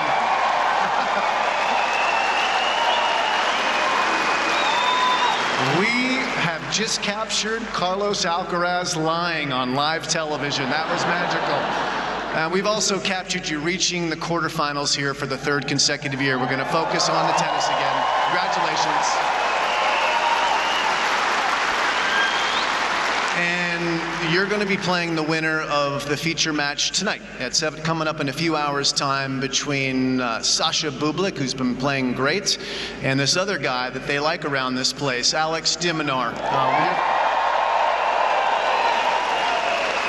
So I'd love to get your thoughts on that match, because we know you'll be watching since you play the winner. Well, it's for sure. First of all, I'm gonna watch the match, trying to take some tactics things from the match tonight. But yeah, both players are incredible. Sasha Bublik cracking for the in the top 10 for the first time, and then playing such a great tennis. And I think that that tennis a little bit uncomfortable for the for the opponent. So I gotta be ready for that if I'm playing him. But obviously Alex, I think playing with the home crowd, I think he feels really comfortable here. So yeah, if I'm playing against him, I gotta be aware, of everything he's doing great, and obviously I have to be focused, on my own tennis, because I understand I'm not gonna take it personal, but the crowd is gonna be for him, and I know that. So, but yeah, it's gonna be a really interesting one. I'm really excited about playing another quarterfinal here in Melbourne for the 3rd time, in a row. So looking forward to it, and yeah, I gotta be ready for that. Melbourne, you want to see some more Alcaraz in a couple of days? Yeah, me too. Well done, Charlie. Great job. Yeah, what a good interview with Charlie Alcaraz, winner of 6 major titles. Can he add another one to his haul, and will he take his shirt off again? Well, the way he is playing, it will take an exceptional talent to be able to beat him, because he's been brilliant so far in this Australian Open. It's been such a phenomenal performance to beat a player of the calibre of Tommy Paul in straight sets, particularly given the level with which Paul was playing. You touched on the fact he'd lost the least amount of games of any man through to the last 16, and then beaten in straight sets, and at the end, a bit rueful. Lovely interview. And we talk about Bublik, de Minaur to come. He plays the winner. Either one is going to pose a challenge. He's never played Bublik, who has been on a hot streak we've talked about. He has beaten Alex de Minaur in all 5 matches, but some of them have been quite tight. It's been really good matches between the two. And segues nicely into an email from Ella, who we received a little bit earlier today via the Ask the Booth form from ozopen.com, or email us at aoradio@tennis.com.au. Tell us where you're listening in, why you want to talk to us. We love... Why do you want to talk to us? No, but ask us questions. And this one, she thinks the Demon's got a bit more venom in his attack as well. And and wonders, does the drop shot work on de Minaur? And she thinks that de Minaur's serving bigger too.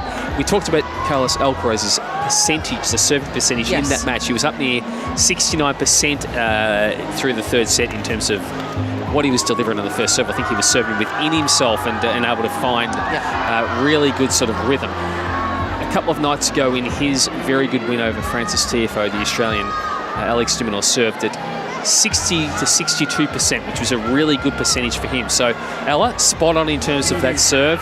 You've noticed a little bit. It's something that can be a little hot and cold for Alex. So if he can serve well, it gives him a chance in a lot of matches.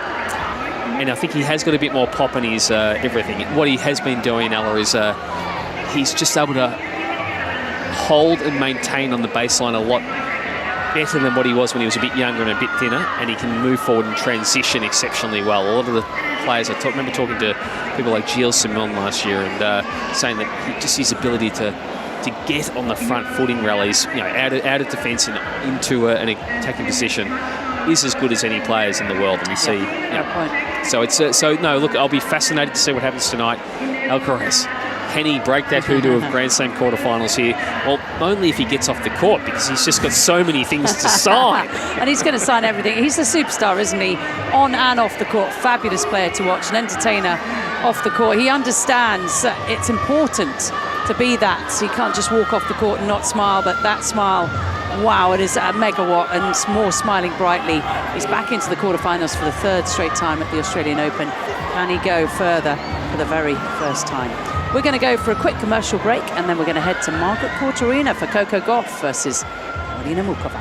If you're looking to reclaim your game, try cardio tennis presented by Chemist Warehouse.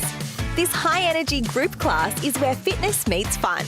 No competition, just genuine connection. Set to great music, you'll mix tennis drills with constant movement for a workout that never feels like work. And no need to be a pro, qualified coaches tailor the session for everybody at every level, whether you're new to tennis or coming back to the court. An hour of cardio tennis is guaranteed to smash stress, lift your mood and leave you feeling motivated and confident. Reclaim your game with cardio tennis presented by Chemist Warehouse. Book now at tennis.com.au.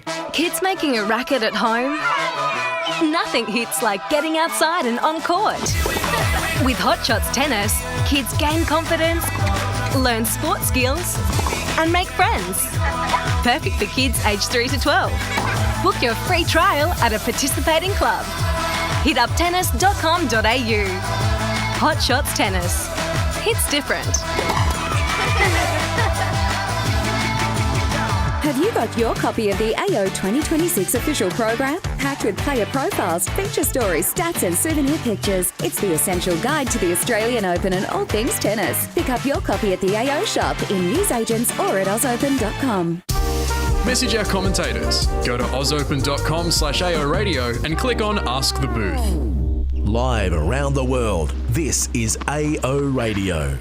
It certainly is. Welcome along for the ride on AO Radio. We are having some fun live around Melbourne Park, broadcasting to the world. Hopefully you've been enjoying the fun alongside us. It is day 8, would you believe, of the first major of the year. We had the hottest day of the tournament so far, and we certainly have seen some heat on Rod Laver Arena, where Carlos Alcaraz has got the better of Tommy Paul in 3 sets to get to the quarterfinal stage for the 3rd straight time. The big question is, though, can Carlos Alcaraz get to the semis for the very first time? Keep posted and keep listening here on AO Radio. We've moved to Margaret Court Arena because Coco Gauff is up against Karolina Muchova, a matchup which should be quite competitive, a match which should be close, but Courtney Walsh, it is not being so far. Coco Gauff, who has a good record against Muchova, took the first set in rapid fashion, 6-1. But is there a twist to this tale? There might be. Muchova out of the blocks early in the second and just secures a service break when Coco Gauff errs with forehand long over the baseline. So now love 2 to Muchova in the second. Gauff taking the first set 6-1. She's got Sven Grunewald with her as Karolina Muchova, the woman from Czechia who has arguably the most talent on the WTA Tour side of things. A complete package is Muchova, a former major finalist, has just been beset by injury after injury. She is in the orange outfit of Adidas this week. 40 minutes played against Coco Gauff. We'll explain Coco's outfit shortly. She's going for the purple theme, the New Balance, but Muchova head to toe in orange bandana. She's got the orange dress. Hasn't got the orange socks. I really liked Jakub Menšík. He played in the orange socks as well as the orange gear. And I thought that was very, very, very nice. But Muchova has gone for the white socks. So not the orange socks, but she is in almost head to toe orange. And Courtney Walsh, Coco Gauff gone for the kind of lilac-y purple. Yes, I'll not quite the full purple of Tommy Paul from a similar brand, I believe. Yes, New Balance as well, isn't it? Same sponsor. Got the white headband, emblazoned. Got long hair this time, Coco Gauff, as Karolina Muchova serves down a set, but up 2-love. She's got the break, and that is a return of serve, which has hit the backboarding, I think, of Margaret Court Arena. It kept flying, absolutely kept flying. Is that lilac? I guess that is a lilac colour, isn't it? It's not purple and it's not white. It's somewhere in between. It's somewhere in between. And yeah, there we go. That's it's a good, and the racket is almost a... The racket's purple, like a light purple. A light purple and an even lighter shade, effectively a lilac. So very colourful, coordinated from Gauff. And Muchova is up to the net, had a short forehand, just spreads it a little bit long. Overall, what do you give her in her career? If you had to grade her A, B, C, D EFG for Mukova. Where would you put her? Well, I think anyone that makes a Grand Slam final has done exceptionally well. I'd give 8s. All right, so 8 out of 10 for Mukova. It wasn't quite the A, B, C, D grading, but you know, you're Australian and you're a man, you didn't listen to me. That's all right. So the next question is, given Karolina Mukova's potential and talents, what has she done, A, B, C, D, or a number, according to how you'd like to go there? Oh, it's a shame you threw in the number, because I'd hoped you would have gone to the scale from 8 to 10, and then I would have chucked that in. Okay, so let's go with, I'll go with high honours. Okay, high honours, excellent, great. GPA of 3.9. Thanks, Courtney Walsh. That's Courtney Walsh, our resident expert, our Australian national treasure, who, well, might be in trouble at the end of our shift. I've got anything to do with it? Of course. We haven't gone head-to-head on the tennis court yet, have we? No, I think we're going to do this week, Yeah, that is coming. So just watch out when you're picking up a ball. Am I mindful that your hard court supremacy... My aces are going to be raining down. This is a little alarming. I'll be trying to serve some short, sharp kickers that jump off the court. And, it's game on. It's a forehand up the line pass attempt from Coco Gauff. She just lifted her head up in anguish. She's missed it. Well, flattened through that for someone who's got quite the extreme topspin on that forehand side. That one was clipped pretty flat and pretty hard, and just misses. So Mukova with a game point for a 3-love lead in the second set. What has been perhaps a significant shift in momentum. She is the 19th seed from Czechia. Beautiful backhand, two-hand backhand. And it's another sharp one. Goes high to the Coco Gauff forehand. Coco Gauff knows that opponents are going to go into that wing. Mukova forced to slice out of the backhand corner. Now she gets two hands on it. Hitting the two-handed well is Mukova, but sends the forehand long. Yeah, beautiful rally there from both players, but it was the defence of Gauff. She was able to get forward, rip that forehand, responded nicely when Mukova flattened out with a backhand cross-court deep. And then it was Mukova. What sort of tension do you think she uses, Mukova? Because that one flew. That one really flew. It did. I think she's kind of mid-50s, so I would say mid-20 kilos. Yeah. If I had to guess. She's playing with the head racket. That racket is quite flexible. It's kind of the medium flexibility range. Coco Gauff playing, I think that's the extreme. You never quite know, do you, when the colours are slightly different. There's certainly none of these rackets are off-the-shelf rackets. No, that's right. So players effectively will have them tailored and specifications added. Look, you can do those little things yourself to make the racket feel better when you're swinging it through. By the way, you can add a little bit of tape, or obviously you can change your grip size or whatever you think works. But the players will have theirs absolutely tailored and customised to what they like. And it happens in the off-season. I had a very interesting chat with somebody who looks after Tommy Paul's rackets, actually. November and December, that's the time where the players go and test if they want a change. And they might just go and try a few things just to see as Mukova throws in a topspin second serve into the Coco Gauff forehand. We're going to say that a lot today. It's advantage for a 3-love start in the second set. Karolina Mukova, who stealths the first set to Coco Gauff 6-1. Good depth from Coco, who throws in a drop shot off the backhand side. Mukova will get there, but pushes it wide back to Deuce. I mean, it was a brilliant drop shot that from Gauff, because A, she was able to come inside out. Oh, now you're using letters. Yes, Mukova came from position 2 on the court. No, I mean, Mukova read that Gauff was hitting a drop shot, and so she was on the charge, but so good was it that it was able to draw the error. It was very hard for her to get to the Czech and the Czech player and bring that up. This service game has now lasted almost 6 minutes. Another number. These two, by the way, both top 10 this year, early stages, of course, but top 10 for aces.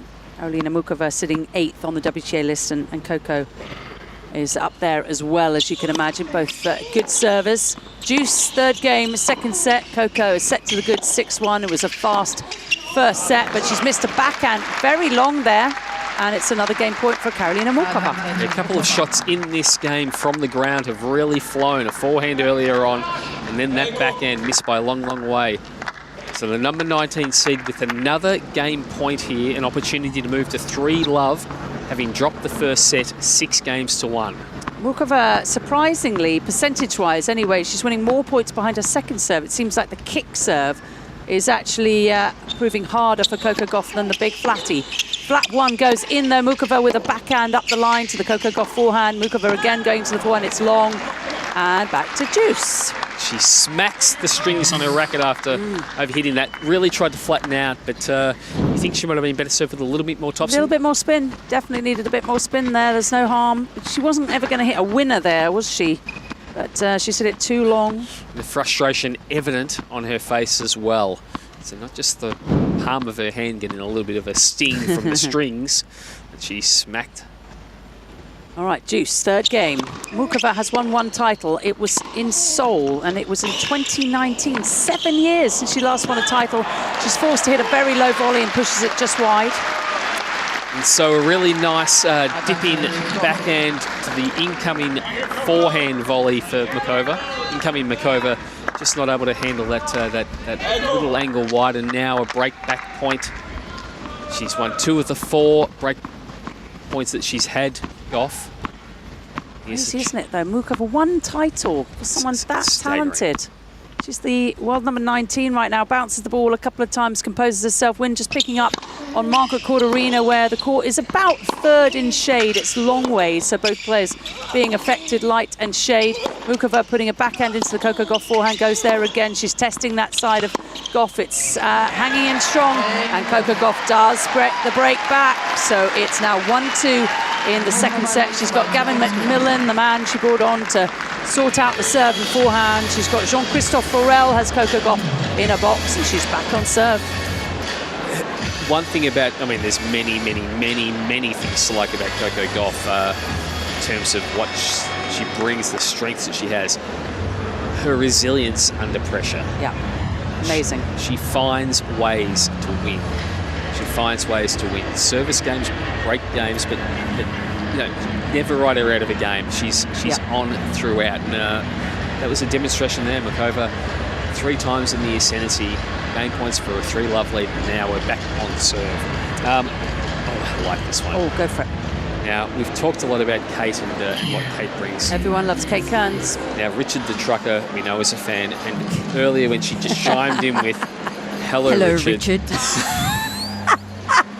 Oh my gosh, that is not a pre-record, everyone. That is live. Definitely setting the hello Richard from Kate Kearns is my ringtone. Tennis is great, commentary is great, and Kate Kearns is even better. Thank you. She's the best. The AO radio would fall apart without Kate Kearns. Let's go to Kate, because Kate has been looking all around the grounds. Kate. I am, and Kia Arena at the moment, a very exciting women's doubles match. The pairing of Jovic and Maboko, the youngsters having a lot of fun out there. They're 5-2. They were 5-love up against Mertens and Zhang, who were the 4th seeds. Great stuff. And Mertens and Zhang, they've just managed to break back, but it's still a long way to go. 5-2. And yeah, Jovic and Maboko, as I said, they're just out there doing their thing. Jovic is having the best tournament, isn't she? Isn't she? Well, through the quarterfinals. There is a clip. I will float my own boat, and not for the first time, but there is a clip on a podcast I did just before the Australian Open, and Dan Kiernan, who's the coach of Gabby Dabrowski, asked me who to look out for, and I said Valentova, beat Maya Joint. I said Vicky and Boko, and I said Iva Jovic. Kate, would it be fair to say that we have a fine judge in this broadcast booth? I'm not bad, am I?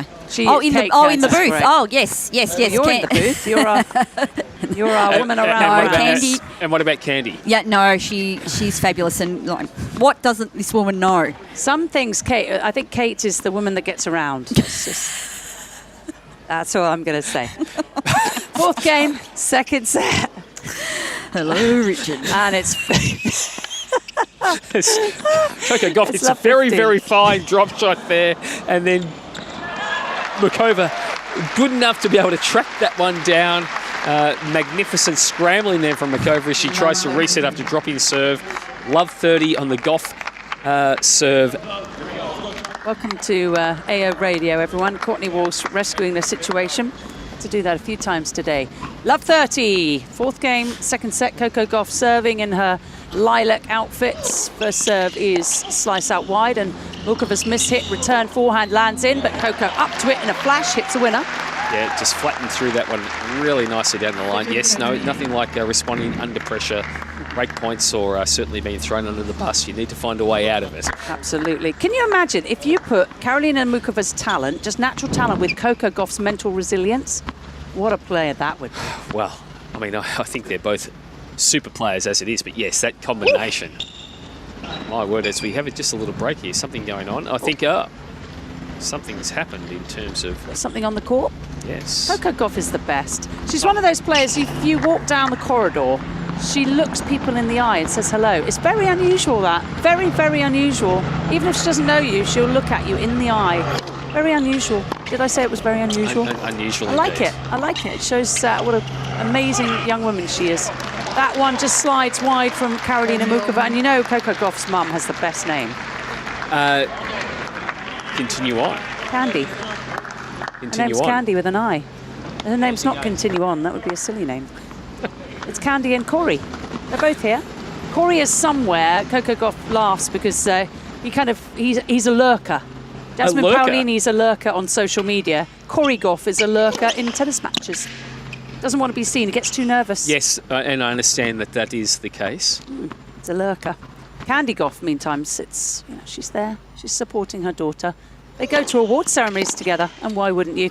Great return from Karolina Mukova right down the centre of the court. It's 30-all. It's the fourth game. Coco Gauff has taken the first set 6-1. She's played a blinder so far, recovered from love 2 down in the second set. Drop shot from Mukova. Coco Gauff's up there. How athletic she is, but pushes that one just long. Break point. Again, beautifully executed drop shot from Mukova off the backhand wing.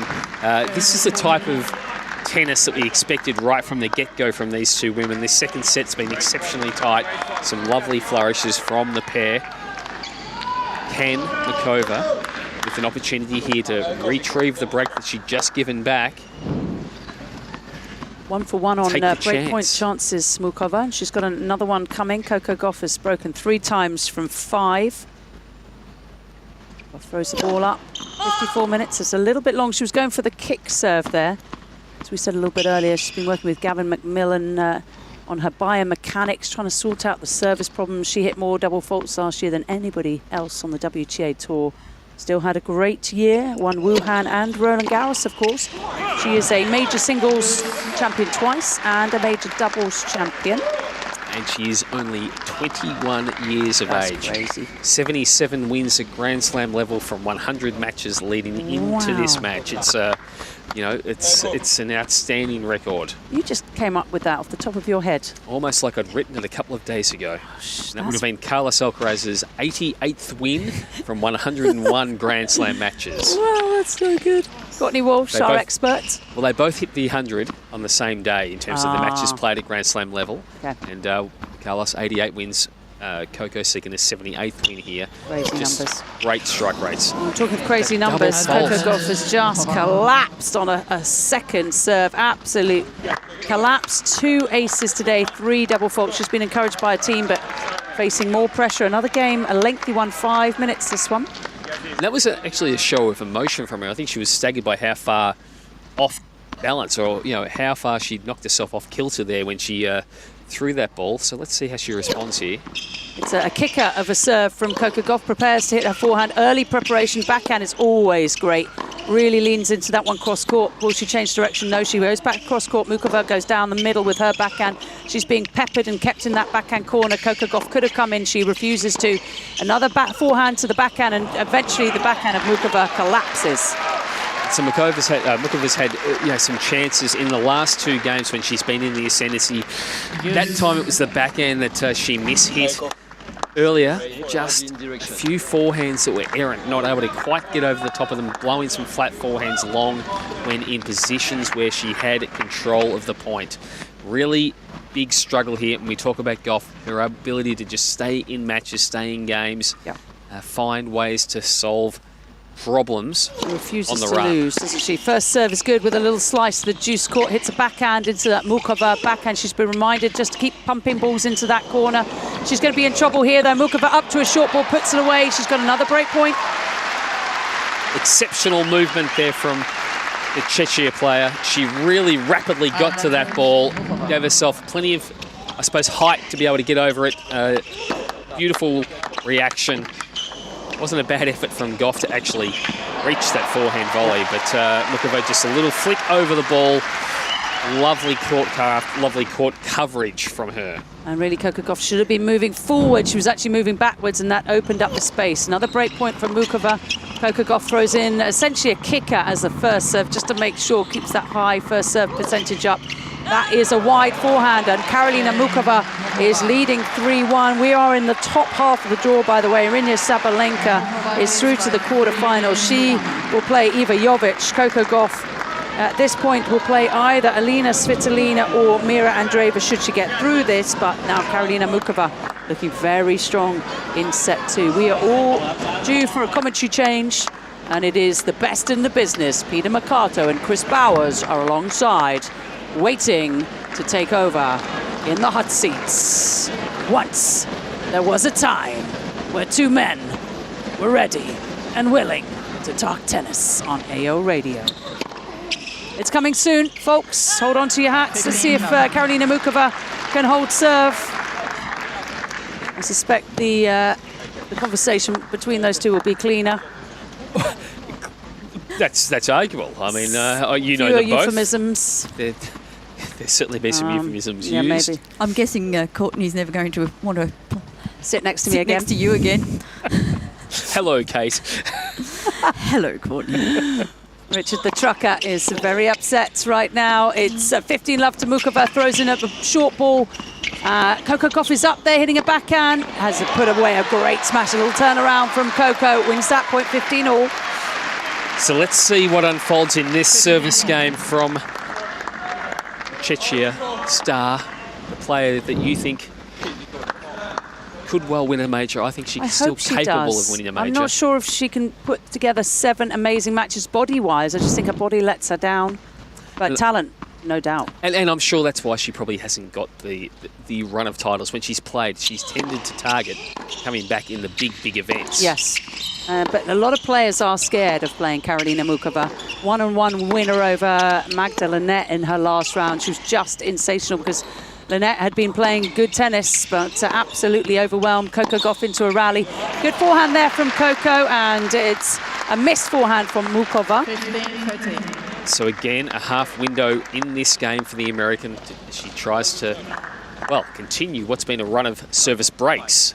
Oh, we see Candy Gauff. She's in a purple chair. It's a luxurious chair. It's kind of like business class. Oh, it is at the Australian Open. That. Yeah, very smart on Margaret Court Arena. It's very comfortable. Do you get your own TV screen? Do you get a glass of champagne on arrival? I'm sure you would. Have you ever been business class? I've never been business class. Have you? Once, because my godmother worked for BA. Great forehand from Karolina Mukova. In she comes, and she puts away the smash. That is superb technique. Yep, great transition forward. We've talked about the forehand just a couple of times. She's overcooked it in the last couple of games. On that occasion, well, when it actually lands, flat, hard, had her rival under pressure. Goff did well to get a racket on it, but beautiful moving forward. And I loved the preparation for the smash. She had the feet dancing. Yep. Sven Grunfeld likes it as well. He has had a lot of pupils, and Karolina Mukova has had a lot of coaches. Maybe this is the partnership that is going to get her to the next level. We shall see. It's a wide attempt at a slice serve. 30-all, 3-1 to the 19th seed against the 3rd seed. Coco Gauff, winner of last year's Roland Garros, is Coco. Will she win the Australian Open for the first time? Will Karolina Mukova win a major title for the first time? Probably going to have to get through Aryna Sabalenka to do so. We shall see. Sabalenka earlier a winner today, and it's 40-30 to Mukova. Goff just errs on the backhand wing on that occasion. It was a ball directed straight down the middle, so she was trying to create her own angle. Opted for the off backhand, but it clips the tape. Game point. Mukova, can she get to 4-1? She's 1 point away, bounces the ball a few times. The woman in orange with the black and white rackets, the blue grip, taking her time. She's got the headband on, the hair is pulled back. It's a good first serve down the tee, gets onto her favourite forehand, does Mukova. Now a backhand, down the line into the Coco Gauff forehand, a missed forehand from Coco Gauff. 4-1 to Karolina Mukova. Are we going to go to a 3rd set on Margaret Court Arena? Well, that will be Chris and Peter guiding you through it. It's Candy and Courtney saying Goodbye for now, and keep listening to AO Radio. Kids making a racket? Nothing hits like Hot Shots Tennis. Perfect for kids aged 3 to 12. Book your free trial at a participating club. Hit up tennis.com.au. Hot Shots Tennis. It's different. If you're looking to reclaim your game, try Cardio Tennis presented by Chemist Warehouse. This high-energy group class is where fitness meets fun. No competition, just genuine connection. Set to great music, you'll mix tennis drills with constant movement for a workout that never feels like work. And no need to be a pro, qualified coaches tailor the session for everybody at every level, whether you're new to tennis or coming back to the court. An hour of cardio tennis is guaranteed to smash stress, lift your mood and leave you feeling motivated and confident. Reclaim your game with Cardio Tennis presented by Chemist Warehouse. Book now at tennis.com.au. Downtime hits different with Tennis Court Hire. Whether it's a friend you want to see, a bit of time for me, or just finding an hour free. Whatever you're into, get out on court. Tennis.com.au. Player features, exclusive interviews, game insights, and much more. That's Australian Tennis Magazine. And this AO, Australia's only tennis publication, turns 50. Join us in celebrating our special milestone by picking up a copy or subscribing at tennismag.com.au. Message our commentators. Go to ozopen.com/AO Radio and click on Ask the Booth. Well, we have a fascinating You're listening second to set. AO Radio. And we will still have a fascinating second set. Coco Gauff, a set up. Absolutely ploughed through the first set. Very quick start. Slow start for Mukova. 6-1, Gauff took it, but she's 4-1 down in the second. Backhand from Gauff to the backhand of Mukova. Mukova goes wide. On my roster this morning, it said I'd be commentating with Jill Krabus. Well, Jill Krabus has a beard and a rather deep voice. A lot can change in 24 hours, It can, Chris. can't it? It absolutely can. Welcome, Peter. Are you well? Well, I'm not Jill. It's a good serve from Gauff, and Mukova's return drifts long. Apologies to everyone who was waiting with anticipation that Jill Krabus was going to be down here. I know, I am just a poor substitute. Can I also just quickly, before we get to this, competition has closed. Yes. So if you contact us, your email, which won't cost you anything, will be worthless. Gauff comes in and hits the forehand behind Mukova. Holds comfortably. Don't stop emailing in. Please keep doing that. That's right, but make it sort of comments and questions and things like that. So the winner, we should just say, winner will be announced during the evening serve in about an hour and a half's time. Yeah. And then we'll have a new competition. We'll start it sometime tomorrow when I think of it. But this match, I mean, but this is what we're expecting in terms of this set, the contest, that it was going to be ups and downs, but tightly matched between these two. Mukova is a quality player. She is. And it's interesting, Candy was saying that, has she got 7 matches in her? She had 7 matches in her at the French 3 years ago when she got to the final. Forehand return is, the serve was long. And yes, she took Swiatek to 3 sets in the final when Swiatek was unbeatable on clay. Mukova 4-2 up, second set. A two-tone court, not just in the paint, but in the shadow. Forehand from Gauff in the sun to the forehand of Mukova in the shade. Gauff goes back cross court. Forehand Mukova up the line. Gauff with a two-hander. Mukova's read this. She goes up the forehand wing with a clean winner. Beautiful point construction from the Czech. Yep, waited for the right moment to step inside the baseline. Just take the time away from Gauff in the end. Moving her side to side.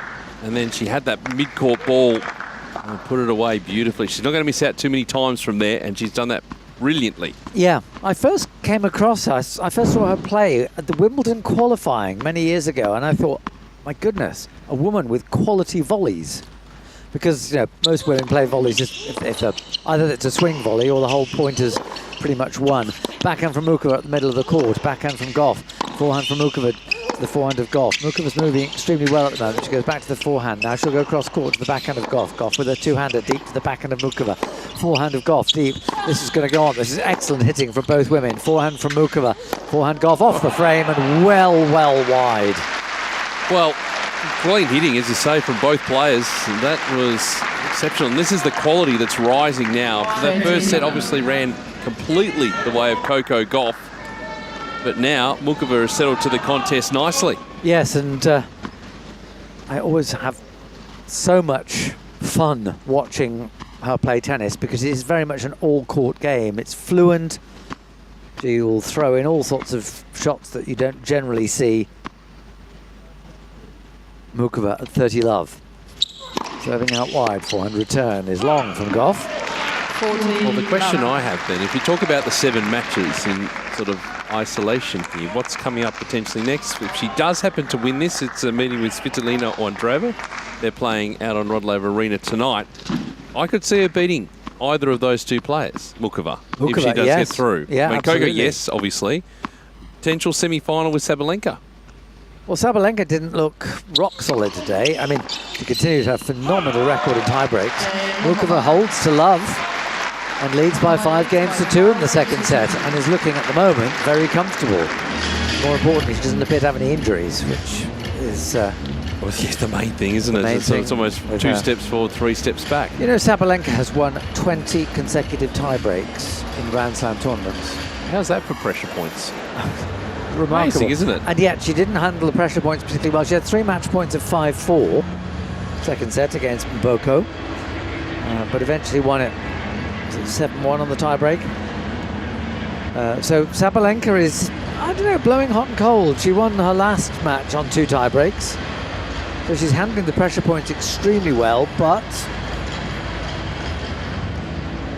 not massively consistent. I'd say the butts, the other butts that I would put into your butts, is the whole thing of the idea of Sabalenka rising in the second week and getting it together. Almost like you treated like 2 separate tournaments in a way, and okay, gotten through here, tie breaks and everything like that. Still hasn't sort of, dropped that set. No, she hasn't dropped a set yet. So the marker points are still there that she's getting to the line and really been pushed to 3 yet. She'll play Jovic in the next round in the quarterfinal. Yes, and that will be tough because Jovic was pretty ruthless today against Putintseva. First 10 games went to Jovic, and then dropped 1. Back in return from Mukova to the forehand of Goff. Goff serving to stay in the second set. That's a high lob from Mukova. Goff lets it drop, and it's just long. Yeah, looking sort of fascinating. We've got Sabalenka, Jovic. So you've got current figurehead versus someone who might be one in the near future. Then you've got this match, and then you've got Svitolina and Andreeva. So you've got the younger generation who's making their mark. You've got Svitolina, who's been there for quite some time. And then you've got these 2. Yeah, it's fascinating women's draw. The great thing is we've got all top 6 seeds in the men's and women's still left in the tournament. So we've had enough good stories in the first week, but now, and today must count as the first day of week 2, given that it's the 8th day of the tournament and we're 4th round matches, then we've still got enough good players left to have a great week. Goff serves. Forehand return is wide from Mukova. Good angle from Goff. She moves to 40 love. She's serving well at the moment, but she did lose her serve early in the second set. What we need to keep an eye on is Casper Ruud's wife. Yes. Because he's going very well as well. Back in return from Mukova to the forehand of Goff. Goff half volleys it deep to the backhand. Now a slice from Mukova. A slice from Goff comes in with a lob from Mukova. Goff will smash this and misses it. Good quality tennis. Really improvised shots. I love the sliced approach shot from Goff. She went cross court, which is not the traditional way of doing it, but hey, why not? She ended up winning the point, which is the name of the game. Goff serving into the net. Second serve. And the number 3 seed. An hour and 11 minutes on the clock. Into the body, forehand from Mukova, forehand Goff up the backhand wing. Mukova back to the forehand of Goff. Now backhand from Mukova cross court. Goff with a 2-hander to the forehand of Mukova. Forehand from Goff up the middle of the court. The half volley from Mukova. Forehand Goff into out. Mukova with a defensive backhand. Hits up for Goff. She'll go back to the backhand. Mukova's read it. Goes down the line. Goff cuts off the volley. That is a gorgeous angle from Goff. And Mukova gets there, but Goff can cut off the volley at the net. That is quality. It sure is. And what we've seen in this second set has been quality too from both players. But for Goff, even if she doesn't win this set, putting the marker down ready for set number 3. But also, I think Mukova was putting a marker down, saying your drop shots or drop volleys have to be absolutely perfect. Otherwise, I will get there. Yeah. Middle, heavy cross. You got this. Come on. Dig deep.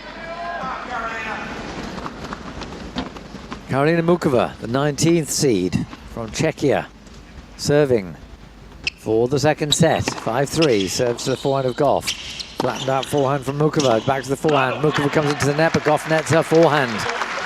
And I'm sure that the netted shot from Goff was because out of the corner of her eye, she saw Mukova coming Running in. across, yep. There you go.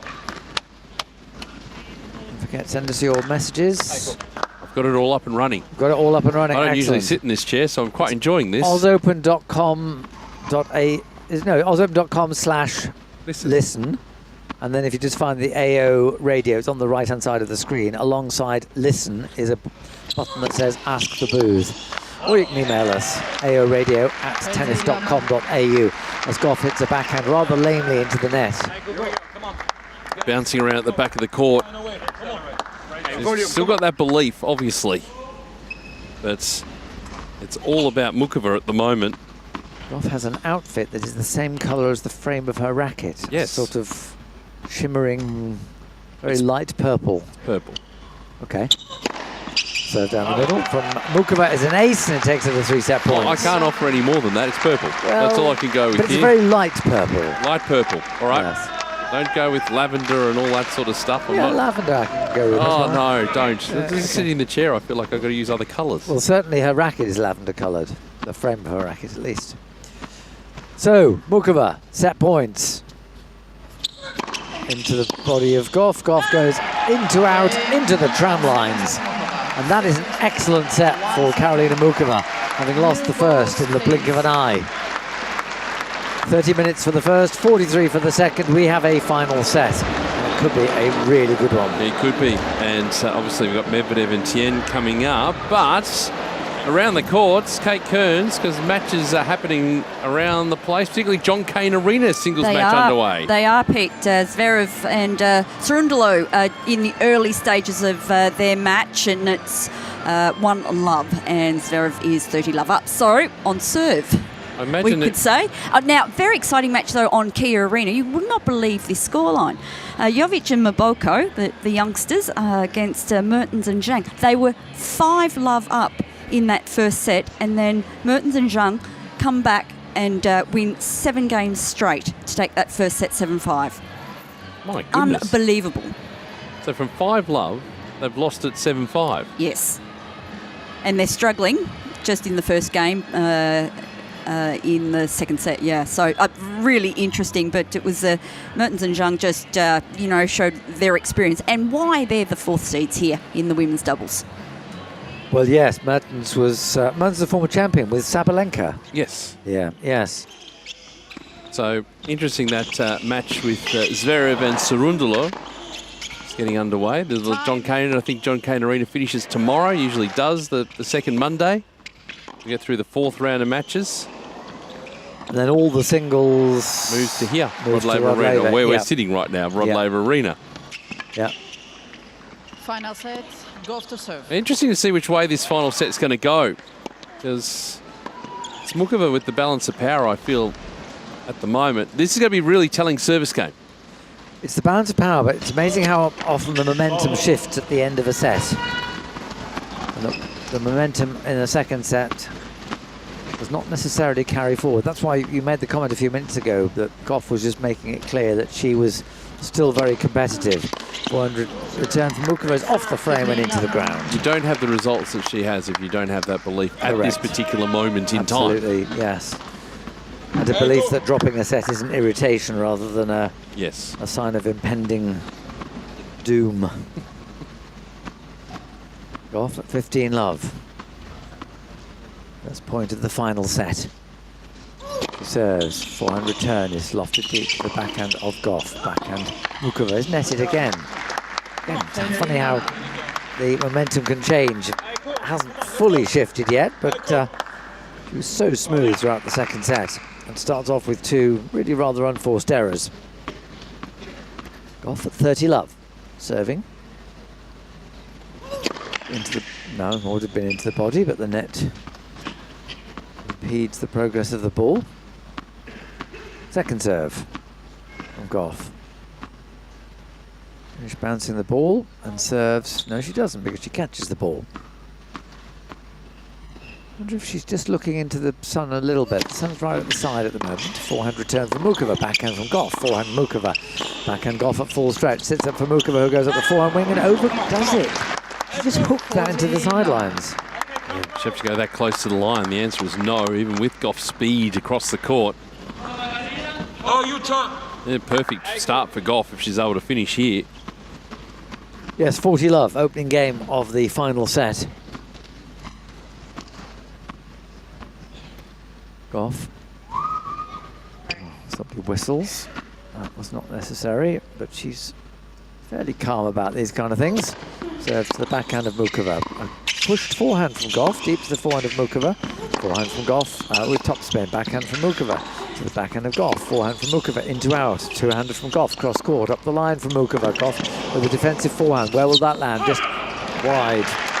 Well, that's the forehand she needed in the previous point in terms of margin. So not having to hit the line, but had depth of shot. That was the thing that undid Goff there. That means it's not going to be a love game. I'll even take to 15. I think she would too. She'd take any game at this stage. Yes. If she has to go to a couple of deuces, well, so be it. Service wide and long. If they're wide and long, do we get one voice of out or two? Because one. In the old days of human line umpires, we had two voices. Well, it doesn't much matter. It doesn't really, no. Because it's out. Out is out. But it made it easier for us as commentators to say that it was wide in both directions, or long in both directions. Forehand from Mukova is wide. That was a loose return off a fairly soft second serve. And Goff holds to 15. That one was wide.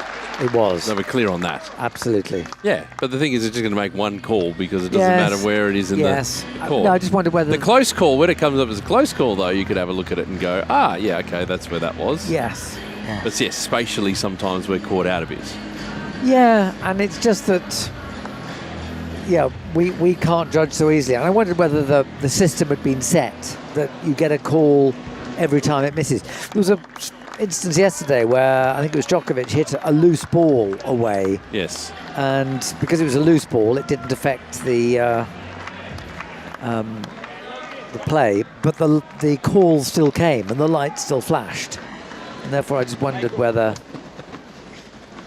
they might have had two voices, but you say no, and I think you're right. Mukova, love one, final set. Serving out wide, forehand return of serve is netted by Goff.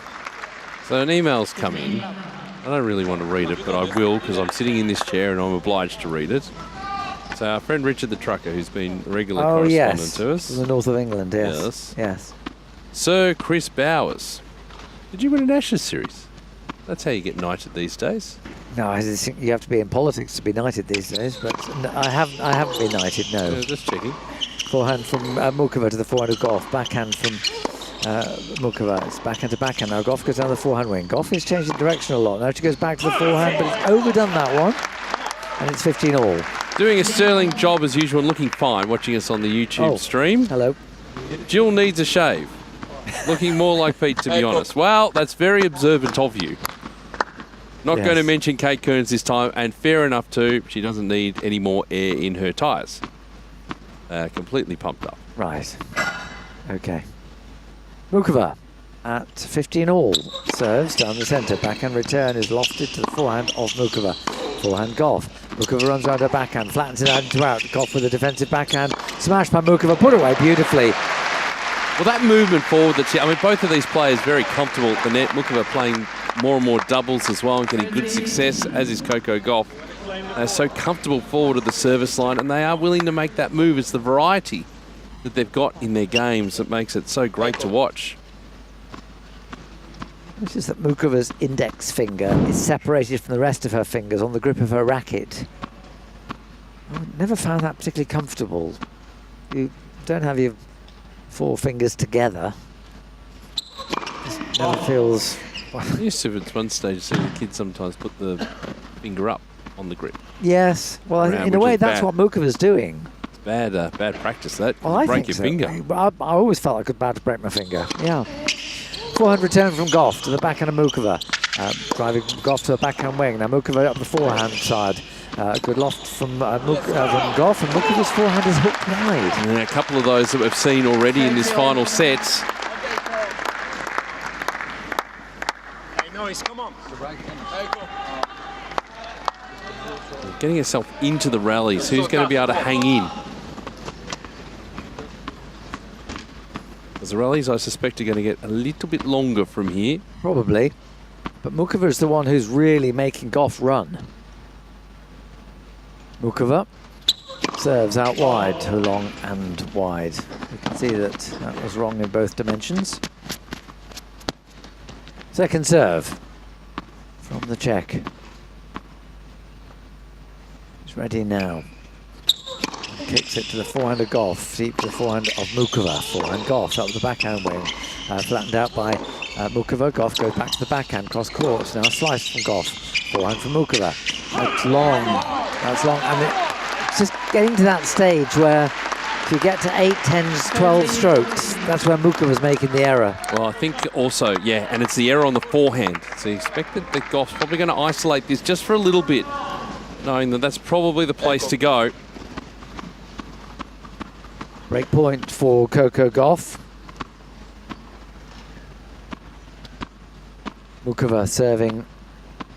She's all in shade now. Gauff is just about in sunshine, the last of the sunshine. That's an ace out wide by Mukova. Excellent serve. And she hits that serve quite flat. She'll kick her second serve a little bit, but that first serve is generally flat, which means it gets to its target a lot quicker.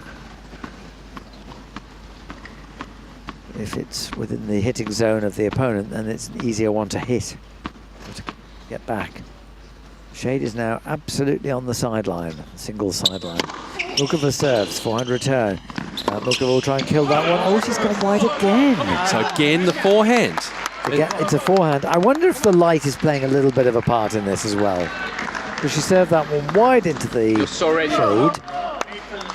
But it happened in the previous game as well. Running into a forehand, miscued it completely. You're hitting the right thing. Here we go. You need it. Both coaches having a word. Sven Grunefeld saying to Mukova, you're hitting the right shots. Not hitting them very accurately at the moment. Down to 4 seconds. 3, 2, 1. The serve is coming. Oh, it's called long. Second serve. This is a second break point for Coco Gauff. This to lead 2-love, final set. Mukova serves. Forehand return is deep to the forehand of Mukova. Forehand Gauff is pushed. And a slice from Mukova. Forehand from Gauff. Again to the backhand. Two-hander from Mukova. Chopped by Gauff on the forehand. And Mukova goes back to the forehand. Now cross court from Gauff. Flattened out by Mukova. Has she made it? She has. That is better. That's the correction that she's made. If she can get that going, that's where the pressure's going to come on Gauff. Yes, nicely opened up because Gauff with the forehand across court. Sat up because of the top spin. And perfect placement from Mukova. Few break points saved. This is it's going to be a 6-minute game by the time it's finished, if not much longer. Forehand return of serve, short. Mukova flattens this out to the backhand of Gauff. Now backhand from Mukova to the forehand of Gauff. Chipped by Gauff on the forehand. Now she has to play a two-hander defensively. That goes long from the American. And when you see Mukova just dictating like that, moving her opponent from side to side, you feel she should be in the top 5. Yeah. It's just such a great game that she has. It is, but if she's had injuries, and Well, that's she been the had thing. so That's many. why I say two steps forward, 4 steps back, just because of the injury problem. Well, I commentated on both her semi-final and final at Roland Garros. What was it, 3 years ago? And I remember saying at the time, this must be the springboard for her if she can stay fit. And she hasn't been able to. And it's so sad because she's got such a wonderful all-court game. She serves into the forehand of Gauff. Chopped for defensive forehand from Mukova. Gauff should put that away. She does. This is where the battle of attrition comes in, the real arm wrestle that we do see when we get towards a third set or a fifth set of a major. We go point by point, but again, Goff, you're able to set up the points. Not really first strike tennis at the moment because they're building the points nicely. It's more about depth of shot placement at the moment. Mukova at deuce. Second game of the final set. She serves. Forehand return up the middle of the court, flattened out by Mukova. Backhand from Goff, backhand from Mukova. Forehand from Goff, backhand from Mukova. Goes back to the forehand of Goff, lofted mid-court. Again, Mukova goes to the forehand. She goes forehand again with a bit more height. Now forehand from Mukova to the backhand of Goff. Goff goes cross-court, battle down the line from Mukova. But Goff's there, forehand from Mukova into the side, and beautifully done. Well, she moved forward and she just shortened the backswing. She wanted to take the time away from Goff. Now it's working the forehand again. That's a great play. It's a fantastic play. Because you have to really adjust as you're doing that. And also not so much the pace, because she can redirect it. It's the timing she needed on that ball. You've got to execute the off forehand. Sven Grunefeld just looked over to her, put his hand to his temple and smiled wryly as if to say, simple game this, isn't it? Yeah. Well, we've never lost one from the commentary box. Indeed. Point for 1-1, final set. Mukova serves, forehand return is deep to the backhand of Mukova. That goes to the backhand of Goff. Goff goes wide and long. And that long game, which must have taken about 8 minutes, goes to the Czech, and it's 1 game all in the final set. Yeah, great hold from Mukova. Things potentially could have slid away pretty quickly. Goff as the front runner, but out of back, you hold it. But it's about holding your position and you claim the court. You claim the court. Here we go. Big target, watch the ball, keep it simple, but you claim the court. Here we go. You claim the court. Yep. That's the advice to Mukova. I'd claim the court, but I don't have a booking. Well, yes, exactly. Goff serving at 1-1. Get to Kate after this game as well for an update on Sasha Zverev. Goff, hour and a half played, 1-1, final set. Forehand return to the backhand of Goff up the middle of the court, backhand Mukova, forehand Goff up the middle, backhand from Mukova. Goff again playing safe in terms of angle. Backhand from Goff cross court to the backhand of Mukova. Goff with the running forehand, backhand Mukova cross court. Oh, she's just missed it. I'm surprised that Goff isn't going for a bit more of an angle here. So what Mukova was able to do there, just missing. How good Mukova is at creating angle though, and doing it creatively as well. So yes. Slice to try and get forward off the back of it. Goff must have worked out that Mukova is going mostly for her forehand. I think most players do against Goff. Chipped return is long for Mukova. I've got some messages coming through. Okay. Lauren, who's in Melbourne. I listen every year. Heard you talk about the YouTube feed. I don't know where to find it. Help. You look at the Australian Open channel, you'll see our feed. It's marked with matches, basically. And then there's a little live There's a live icon. button next to Yes. it, and it'll have, You click on presumably, that. I think it's Goff and Mukova. I have to look it up, but it should have that appearing, and it just keeps changing the name of the match that we're covering. Click on that, you'll see us in the commentary box. Goff at 30 love, serves wide. Why you should want to see us in the commentary box is I another was about matter, to say, I would, if I were you, I'd just listen to the feed. I haven't had my makeup on. Doesn't make much difference, Peter. Backhand from Goff is a clean winner. Mukova coming into the net then. Yeah, but Goff was ready and waiting. And again, good hands, really fast through that backhand. And it was that little injection of pace as Goff found it, almost playing behind her in the end.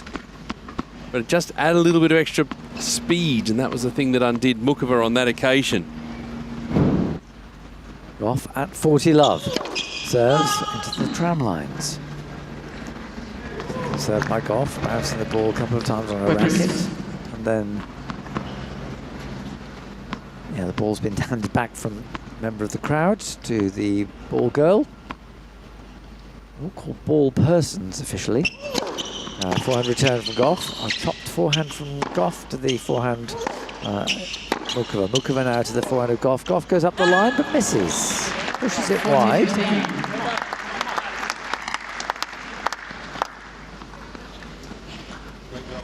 40-15. Goff still looking fairly relaxed. Mind you, she generally does. Keep digging. Is that this year's in coach's phrase? Hand him a shovel. Goff serving at 40-15. Forehand return is wide. She jammed Mukova to Goff. And she holds serve for 2-1. And we're going to cross to Kate Kearns to tell us how Sasha Zverev and Francisco Cerundolo are doing. Yes, well, interesting in this first set at Zverev with the early break. He's leading 4-2 and 15-30 on the Cerundolo serve. So Zverev, playing really well, but I have to say Cerundolo needs to up the ante on his first serve percentage because he's serving at about 40% and just allowing Zverev to tee off on too many second serves. So the German in control here in the first set on John Cain Arena. Imagine it'd be a packed house. There was for the doubles a little bit earlier, Kate. They were lining up and actually earlier today, hoping to get a seat. So I imagine, it'd be... how do they organise it? If you leave, do you get a little ticket if you have to go and grab a drink or something to eat? I think you do. You get half an hour. Oh, for half an hour. Yeah, it's okay. not I'm going to go away for 4 hours and come back and the seat's still going to be there. Well, why would you want to go away for 4 hours when a match like this is on? Well, exactly. Seriously. Yes, there are. I mean, I had friends who were here the other day who said they spent 11 hours uninterrupted on Kia Arena. Oh, speaking of Kia Arena. Yes. Oh, that amazing doubles. Yes, and Jovic and Maboko have a break in the second set, having dropped that first set 7-5 after leading 5-love, but they're 3-1 up in the second, so things getting interesting. Oh, the big comeback. It's bound to be. Double juicy. Surely, Chris, come on. Maboko and Jovic. So it's 1-2 on the Mukova serve. The whole court in shade now, and there's a little bit of sunshine on the surface to Mukova's left and Goff's right. And Goff's return is deep to the forehand of Mukova. Mukova now goes to the backhand of Goff. Forehand from Mukova up to the forehand. Didn't get enough angle on that one, and now goes cross court with her two-hander to the two-hander of Goff. A drop shot by Mukova. Goff will get there and push Mukova back. Mukova's gone long with her attempted pass. Well, that's the pressure that we see for both of these players, and why I said they're both comfortable coming forward, and how big a weapon that is. Get the big target, Mukova to try and manoeuvre around, couldn't do it. And it's something they can throw into their game with regularity across the match. Mukova at love 15, taking her time. Pauses before tossing the ball and serving out wide, but caught the top of the net. How long do you give the let rule? I thought it would have been abolished by now, to be honest. I'm pro-reformer in tennis. We can abolish that one. Yeah. Mukova serves just too long. Would you abolish the once the ball's left the server's hand, that's it? That's it? Yeah. It's a little bit harder to... It's trickier. Yeah. But in theory, you can toss the ball 6 times and have no penalty. A double fault for Mukova. It doesn't really happen like that, though. It doesn't tend to happen that way. And I would say if you brought the no-let rule in, whether that would have lead to an improvement in serving accuracy. Well, yes. I think in American college tennis, where they've abandoned the let, if you're playing doubles... Yes, the other person can hit it. The other person can hit the ball if it's hit the top of the net. Backhand from Mukova, attempted a wrong foot golf. And think of coming into the net then was Mukova, but she stays at the back of the baseline and the rally goes on. That's a wild backhand from the Czech, and she's in trouble now at love 40. Yeah, real down game here from Mukova, rock solid from Goff. Yeah, these chances that Goff has now. Is this the turning point back in her direction?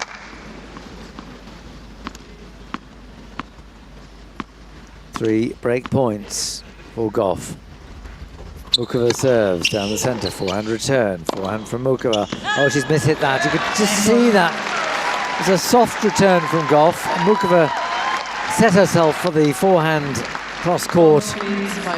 Just mishit it badly. And she does have these lapses, does Mukova. I think why she hasn't... It's not just the injuries, it's the lapses that work against her. 3-1 now for Goff, can be a front runner from here. Email coming in from Deborah in Brooklyn. Listening on the eve of the projected massive snowstorm, 15 Fahrenheit. The real feel is 6. 15 Fahrenheit is what? About minus 20 Celsius? I don't even want to contemplate that. Something around that. Backhand from Mukova into the net. She's just lost her range at the moment. Firstly, speedy recovery to Naomi Osaka. Second, what are your thoughts on the loser of the previous match advancing to play the next opponent when a player withdraws with an injury before the next match? So in the circumstance that we have, Sorana Castella would play Madison Inglis rather than Madison Inglis advancing uncontested. There is a golden rule in main draw tennis, not in qualifying, in main draw tennis. Forehand from Goff to the backhand of Mukova. Mukova's gone long. It's all going wrong off the Mukova racket now. There's a rule that once you've lost, you've lost. And in fact, we were talking yesterday, who was I on air with? We were talking about the Wimbledon final that never took place, the one in 1931. Sidney Wood got a walkover because Frank Shields injured his knee in the semi-final against Jean Barotra, and came off court, and it got worse, and woke up on the morning of the final and just couldn't move, and so there was no final that year. And now, you know, in those circumstances, of course, you'd love to be able to promote Barotra to play in the final, but the rule is once you've lost a match, you cannot win the tournament unless you're a lucky loser in qualifying. Backhand from Mukova again, she's missed. Her radar has just gone totally off. Yeah, with the space of these two games, I mean, they're back to what we saw at the back end of the second set, where the radar was then would come back on. It's been that fluctuation that she's had, particularly on that forehand wing today. 40 love. Goff serving into the net. Second serve from Goff.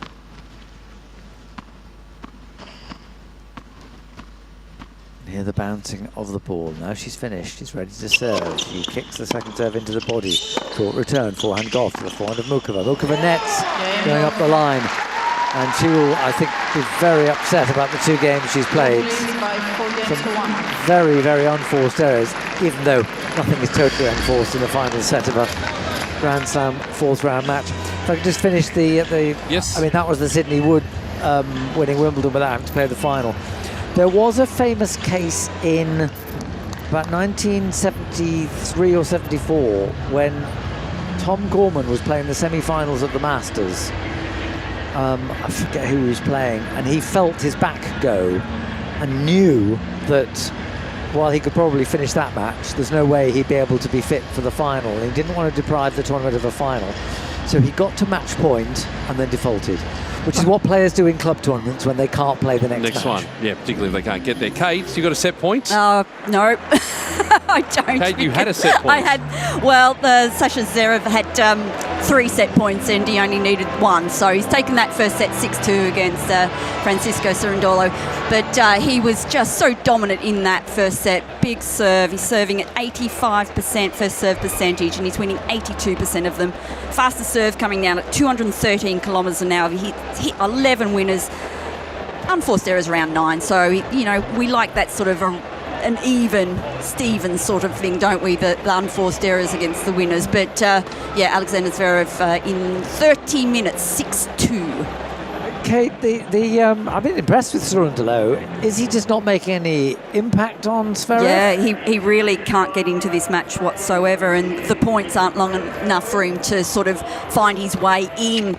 But the fact that he hasn't been serving a high enough first serve percentage is just putting himself in a really tricky position on serve, Chris. Thanks very much, Kate. We'll be back to you fairly soon. And it's Mukova serving at 1-4 in the final set. She's at least won the first point because Goff went long. Mukova. This orange dress that a lot of the women have been wearing. Just little flashes of white. Orange visor to go with it. Forehand return from Goff. Forehand from Mukova. Driving Goff wide to her forehand. Now flattened by Mukova to the backhand of Goff. Forehand from Mukova. Forehand from Goff. Mukova goes wide to the forehand of Goff. Good angle from Goff, but Mukova's there. Goes down the line with a clean winner. That's the Mukova we saw in the second set. Yeah, just down that break though. The way that Goff's serving at the moment. She won't give in here. Nicely constructed point. She was taken out wide on that occasion. the line opened, she did take the opportunity. And Corfu correspondent time. So Mariana's written in, but I'm a bit confused. Go on. Because your name is not here. Right, okay. Well, but I'm not sure. If it's a compliment, that's a mistake. If it's an insult, that's absolutely correct. Well, I don't know which is which in this. You've had a look at it. Well, yes.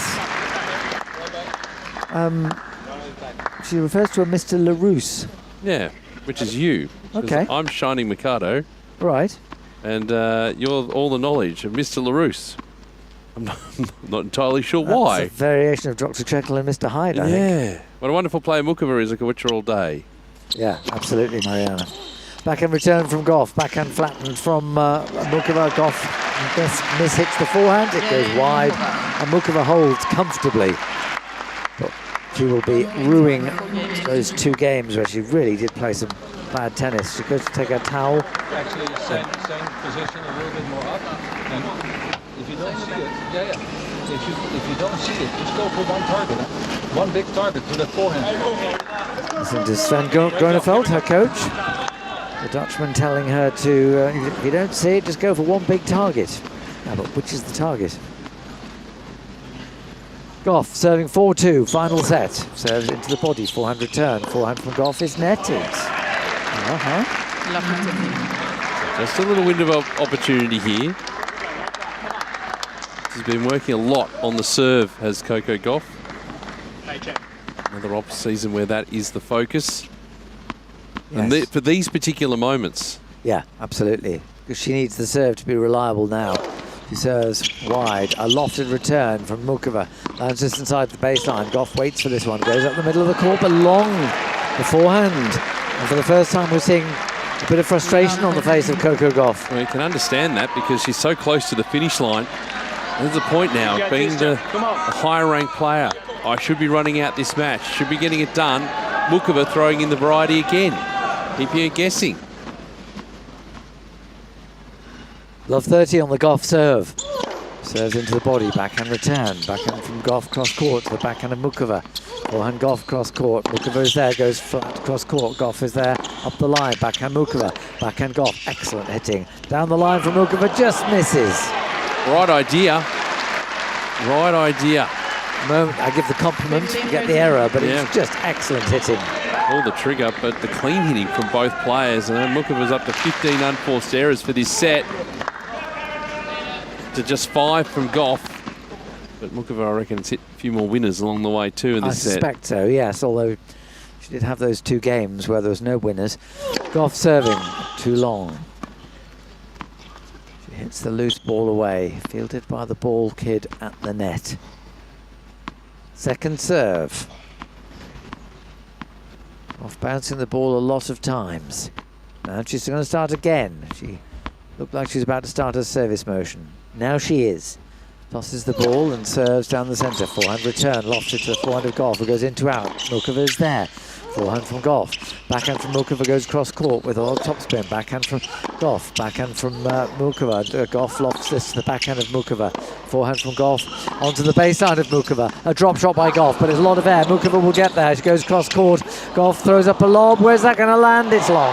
No, it's good. It's not. It's good. That was an amazing shot. Well, throwing up the lob, it was quite flat actually. Didn't give it too much shape. And you thought, well, this is going to drift long. But she's done a good job, just enough to get over Mukova. Charging back, was no chance of getting there. That's well inside the baseline. Inside the baseline. Problem is we don't have any line umpires to look for to see if the arm goes out. That was an excellent lob from Goff at full stretch because the ball was almost behind her. 30 all. Goff serves into the net. Ooh, the serve fell away badly then. That landed in the middle of the net. Second serve. Goff. Bouncing the ball slowly and deliberately and serves. Mukova runs around her backhand, just clears the net from Goff. Backhand from Mukova to the forehand of Goff. Backhand Mukova. Goff will go up the backhand wing again. They're playing down that one line at the moment. A chipped forehand from Goff. Forehand from Mukova. She's again going back to the forehand. Backhand from Mukova cross court to the two-hander of Goff. Now flattened out down the line by Mukova. Goff with a chopped forehand. Mukova's at the net. What wonderful volley! She hit that down the... She went for the backhand so as to open up the court to give herself the chance of the flat backhand down the line and followed it into the net for a low but clinical forehand volley. That's what she could do. She sensed the opportunity to come forward, and it was a setup before that, getting Goff way out of position to allow her to be able to hit that volley the way that she did. If you want to play a decent forehand volley, just get a recording of that point. It was such good technique.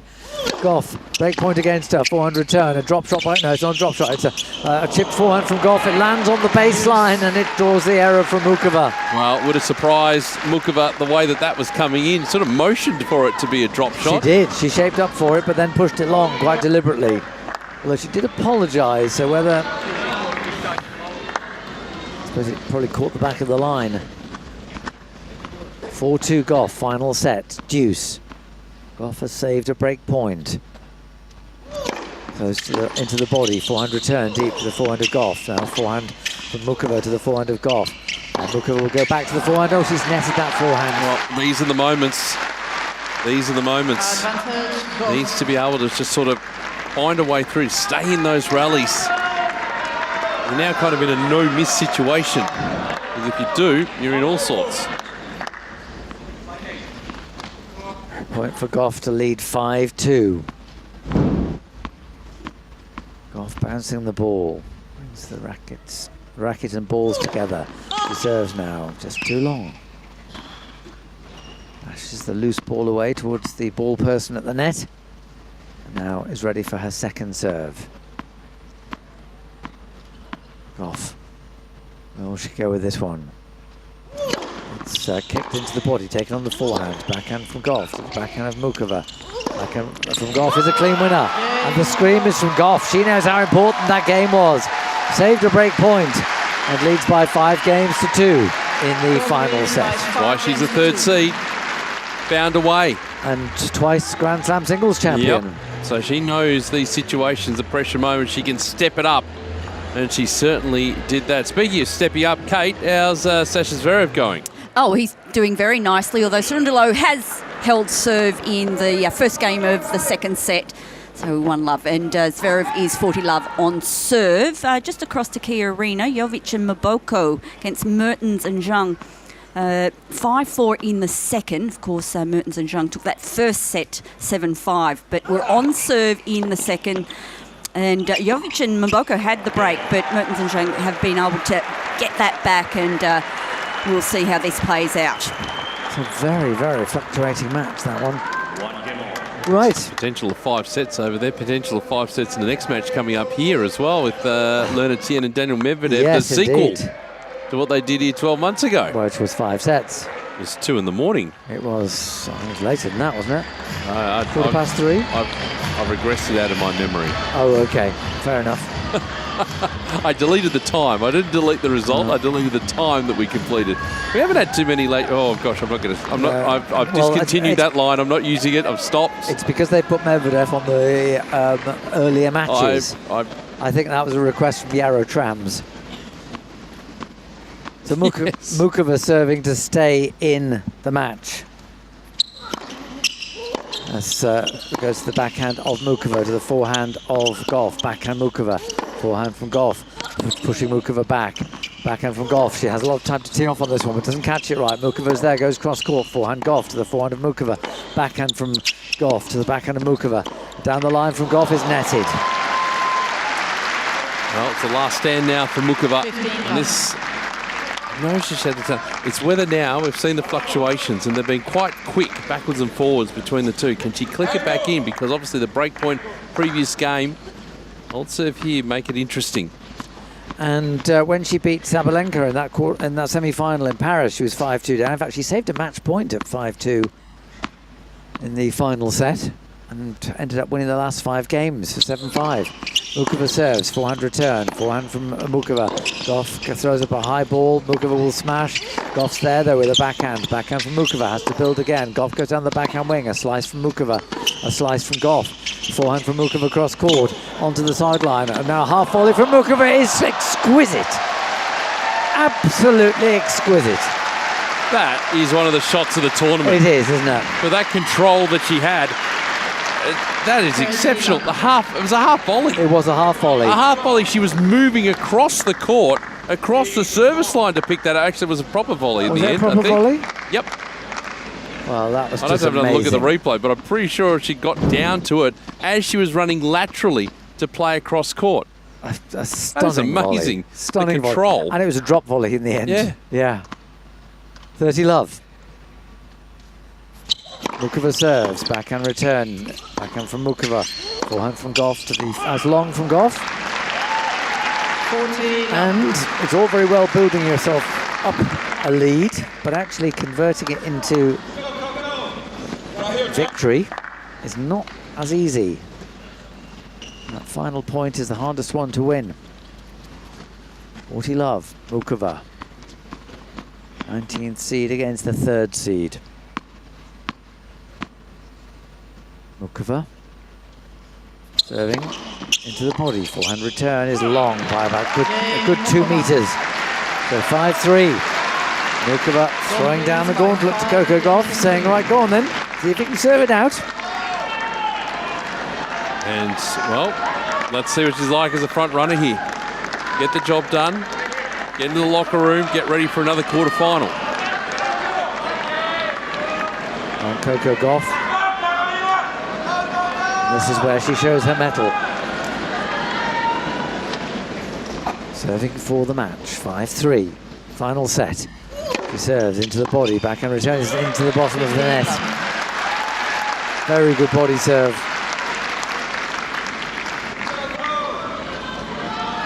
Players on opposite sides at the moment to their coaches, so they can't just nip across for a quiet word on what to do. Goff at 15 love. Serving, no, she's pulled out of the service motion. Just to bounce the balls again. Now she serves. Backhand return to the backhand of Goff. Backhand from Mukova into the net. Oh, that was a tight backhand from Mukova. It was. She's back in the court as well. Really looking to attack just to redirect that ball. Loss of intensity, I felt. To Goff within 2 points of a place in the quarterfinals. He serves down the centre, backhand return. Forehand from Goff up the middle of the court. Forehand from Mukova goes back to the forehand of Goff.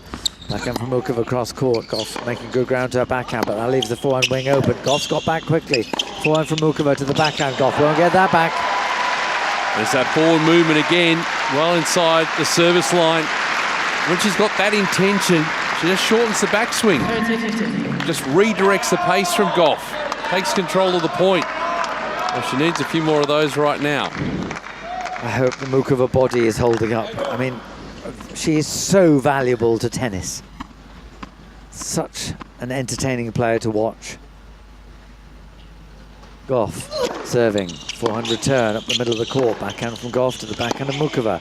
Forehand Goff lofted deep onto the baseline. The rally goes on. Mukova's shot is also just inside the baseline of Goff. Both playing with a lot of air at the moment. Forehand from Goff. That's a shorter ball. Mukova takes it on. Oh, she's hit the top of the net and it's gone wide. It sat up for Mukova so nicely because it dropped inside the service line. 40-15. And so Coco Gauff, having dropped the second set, is at match point. A fairly quick match, 1 hour 55 minutes. Gauff with her first match point. Serves out wide, forehand return is lofted. Gauff will wait for this one. Play it down the middle of the court, backhand from Mukova, backhand from Gauff. Mukova will go up the line. That's a gorgeous winner, right into the corner. How often has she played that? We knew what she was going to do before she hit it. There's still the pressure on her to do so. Well, she had the ability, that three-quarter court ball, to be able to put it away. Anything remotely short has got to be punished now for Mukova if you get that opportunity. Match point number 2 for Coco Gauff. 5-3, 40-30, final set. She serves out wide, backhand return up the middle of the court, forehand from Gauff. Short ball, Mukova takes this on into the corner. Gauff has read it, throws up the lob, Mukova smashes and puts it away. Well, again, it's depth of shot that's getting it done. Getting that first strike, the return, excellent from Mukova to set things up. Getting interesting. Because she played those 2 match points with real composure. And took the initiative as well. Goff at deuce. Serving out wide, forehand return up the backhand wing of Goff. And now slice backhand from Mukova, just clears the net. Goff has a slice, comes into the net, cross court from Mukova. Goff's there with a drop volley. Mukova's there, throws up the lob, it's just long. Great tennis. From both players as well. Gosh, the drop volley coming in. Mukova chasing it, she almost stuck the lob. Extraordinary tennis. What a great match this has been. This has been a wonderful match to watch. Goff and Mukova put on a great show. Is it going to end here? It's a 3rd match point for Coco Gauff.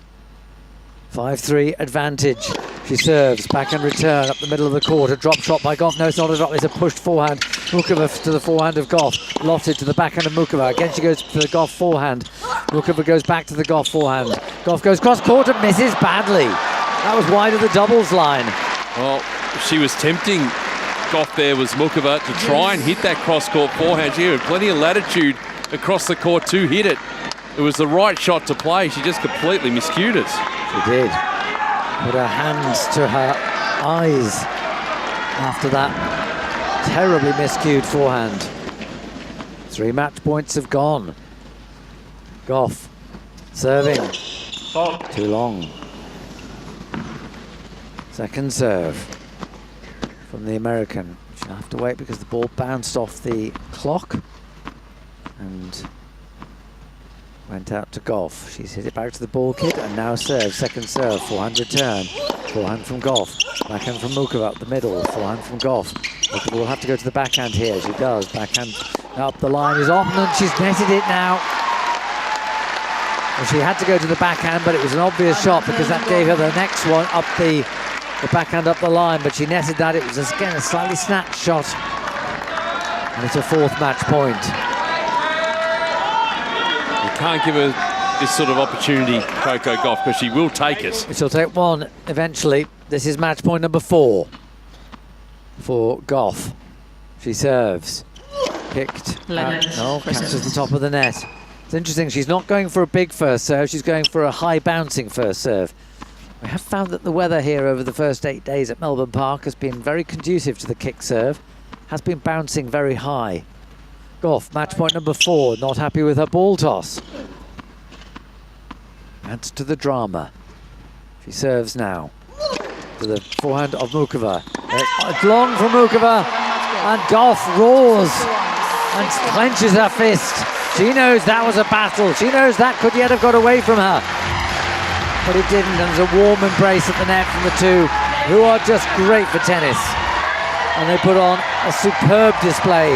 2 hours of quality, watchable tennis. But Gauff is relieved to be in the quarterfinals. She's not played her best tennis, but she's into the last 8. And on course still for a semi-final showdown against Aryna Sabalenka. Well, you could hear that roar that she had after she was at the net embracing her opponents, what that means to her. I think that's just a release of tension as well, because a dangerous match, a really tricky opponent, and to get through that after dropping the sets is going to put her in good stead. Mukova played a great match again, and just those moments, 1 or 2 points, the forehand went missing for a little while. Yes. But she's so entertaining to watch, and she's healthy, and hopefully that carries on through the rest of the year. Absolutely. She's such a good player to watch playing. There are a few players who actually builds their points rather than just goes for the big shot on the first opportunity. Great to watch. Excellent match. We're going to hear from Coco Gauff in a minute. It's always interesting to see the players, how long they take to actually pack their stuff and get over for the interview. Well, some of them don't pack everything first, do they? They just sort of go over to the interview and then pack up afterwards. Certainly very helpful for the television broadcasters to go over and have the interview quickly. Well, yes. Although some, I think, like it quickly and some like to... take the time? Take the time, yeah. Great win. Really is. Sets herself up for a potentially busy week ahead to show that she can get through that adversity.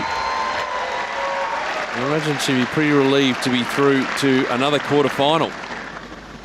Here she is talking with Mary Jo Fernandez. Coco, congratulations. You're through to your third consecutive quarterfinal at the Australian Open. You showed some great emotion there after that win. Why did this mean so much to you? Yeah, I think, if you know my history, it's been tough with the serve, but honestly, I thought today was great. Maybe one loose service game in the second set, but after that, it was pretty good. And yeah, I think I'm really happy with just being able to close it on my racket. You were flawless in the first set, and then she really elevated her game. How did you wrestle that momentum back on your side? Yeah, I thought she definitely elevated her game, and I thought it was sometimes a bit passive, but it's really tough for her. She plays with so much variety. You never know what you're going to do. We got in some awkward forehand, the backhand, down the line rallies, and it's not easy, and I felt sometimes I was hitting good shots, and she was just hitting the ball really well. But yeah, I'm really happy to get through this one today. And Coco, you're 21-6 now in 3-set matches at majors, which is outstanding. Why are you so good when the match goes the distance? I don't know. I don't get tired yet. I'm 21, so maybe that's why. And I don't know. I think today I didn't panic. I felt like the second set could have easily went my way, so I knew I just had to capitalize on those chances in the third set, and I did that. And lastly, Coco, before the tournament, you talked about the motto for 2026 is confidence. Yeah. How has confidence been showing up in these first 4 rounds heading into the quarterfinal for you? Yeah, I think just trusting my shots. I think I get a little passive, but overall, I think in that last game, I was trusting my second serve, which I feel like is a stepping stone in the right direction to be able to hit as many second serves in the court that I did, especially in the 2 games that were long holds. So yeah, I think that's the biggest thing, is just trusting myself, knowing that I put in the work in practice, and just knowing that it will show up in the matches. Well, congratulations. Good luck in the quarterfinals. It was an outstanding match. Thank you. Coco Gauff talking to the former finalist here, Mary Jo Fernandez. And yes, Gauff, it's fascinating, isn't it, when she says, I don't get tired yet, I'm 21. Her view of people who are older than 30 is probably... I don't even know if I spelled that right. But she's spot on, though. We do get tired. Well, like yes. 3 sets these days. I remember Leighton Hewitt saying to me once, when I asked whether he was getting tired, he said, I'm 19, mate, I don't get tired. Oh, what a sequence on that camera lens. It was signed backwards. Here we go. Confidence is the key. Love Coco. And a heart. Excellent, though. And, well, she moves through. And again, you've got to win these matches. She wins the match. She knew she was going to be in for a battle and did a really good job in the end in terms of finishing it off. That serve, she mentioned it herself. Yeah, it held up pretty well. Absolutely, it did. Yes. Yeah. So now she moves in to play either Svitolina or Andreeva. Mira's just out on Rod Laver Arena, about to start her warm-up. But Alina Svitolina or Mira Andreeva. And gee, that's going to be a fascinating quarterfinal, whichever way, whoever she plays. Yeah, I mean, she's played golf a couple of times at majors, hasn't she? Remember, there's that one Roland Garros when Andreeva lost her cool and very nearly got disqualified. Yeah, well, that will be very interesting indeed. We have Zverev and Cerundolo on court now. Kate Kearns, how's that one going? Thanks, Chris. Well, Zverev has a break in the second set. He's leading 3-2, about to serve. Cerundolo just asked for some tissues at the change of ends then. I think he's actually quite unwell, because you feel like the energy that we usually see in his matches is not there today, and I wonder whether or not he's got a bit of a cold or the flu or something, and is struggling in terms of being able to really hit out in this match today. So we'll keep an eye on that. Hopefully he can get through, but it just doesn't seem to be the player that we're used to watching. Over on Kia Arena, well, they're back because Jovic and Maboko, they ended up winning that second set 6-4, and we are on serve 2-1 in the third against Mertens and Zhang. Now, they were down a break early in that third set, that is Jovic and Maboko, but they've broken back. So we're back on serve. Very exciting. Stay tuned. Well, I'll tell you what, Kate, why don't you keep an eye on that doubles? And I you go think to the men's? We will go to Zverev, at least for the next 15 minutes. It's a But deal, Chris. We've got the evening serve with Nat Edwards at 6:30. It's a very important evening serve because we get the result of the competition. Which has been decided, folks. Has it? Right. Yes. Okay, so you obviously know the winner. I do. So you've seen the card that's gone in the envelope. I have. Right, okay. And I'm not telling you. No, clearly not. You got to wait for 6:30. We'll wait for 6:30. We are all waiting with bated breath, but there's 15 minutes and we're going to fill most of that with Zverev against Cerundolo. You're listening to AO Radio. Kids making a racket? Nothing hits like Hot Shots Tennis. Perfect for kids aged 3 to 12. Book your free trial at a participating club. Hit up tennis.com.au. Hot Shots Tennis. It's different. If you're looking to reclaim your game, try Cardio Tennis presented by Chemist Warehouse. This high-energy group class is where fitness meets fun. No competition, just genuine connection. Set to great music, you'll mix tennis drills with constant movement for a workout that never feels like work. And no need to be a pro, qualified coaches tailor the session for everybody at every level, whether you're new to tennis or coming back to the court. An hour of cardio tennis is guaranteed to smash stress, lift your mood and leave you feeling motivated and confident. Reclaim your game with Cardio Tennis presented by Chemist Warehouse. Book now at tennis.com.au. Downtime hits different with Tennis Court Hire. Whether it's a friend you want to see, a bit of time for me, or just finding an hour free, whatever you're into, get out on court. Tennis.com.au. Player features, exclusive interviews, game insights, and much more. That's Australian Tennis Magazine. And this AO, Australia's only tennis publication, turns 50. Join us in celebrating our special milestone by picking up a copy or subscribing at tennismag.com.au. Message our commentators. Go to ozopen.com/AO Radio and click on Ask the Booth. You're listening to AO Radio. With Peter Mercato and me, Chris Bowers, and we have the match between Zverev and Cerundolo, the third men's seed, having just dealt with the third women's seed, against the 18th seed. And Nick Kearns was suggesting that maybe Cerundolo is not fully fit. Maybe has a bit of a cold or something. They met 5 times. Met 5 times, and 4 of those 5 were last year. That has to be some sort of record. Obviously, we've got Sinner and Alcaraz, but players in their head-to-heads, how many of the times they've played each other within a year. It's funny, isn't it? You do get that sort of... Didn't Tsonga have... is it Tsonga and Federer or something? Ljubic and Federer met each other several times in the space of a few months. Zverev has moved to 40-30. This is a point to lead by 4 games to 2. Well, the last time they did meet, Davis Cup finals, so back end of last year, Zverev winning 6-4, 7-6. Won their last 2 because Cerundolo retired their match in Toronto last year in the middle or the start of the second set, and then it's been Cerundolo the last 3 times before that. Zverev serves just too long. Those 3 times, by the way, were on clay. So Cerundolo wins on clay, Zverev wins on the hard court. Yeah, well, I suppose we shouldn't be too surprised about that. Absolutely not. Cerundolo, although he has had a lot of experience on hard courts, his best results have been on clay. Backhand return from Cerundolo to the forehand of Zverev. Backhand Cerundolo to the two-hander of Zverev. Just wide from Zverev. Well, it makes things a little bit interesting. Kate was telling us also that maybe Cerundolo's feeling a little bit under the weather heading into this match. Can happen sometimes, isn't it? We get running from hot to cold when you've got 40+ degrees, and then you sort of go back into cool. You're going in and out of air conditioning all the time. So we've got Zverev serving into the backhand of Cerundolo. That's netted. The Argentinian is standing just in front of the back fence, a long way back. He's 27 from Buenos Aires, 1m85. Cerundolo, the world number 21, seeded here 18. Argentina's top player, and Argentinians have done very well. They had 5 in the second round,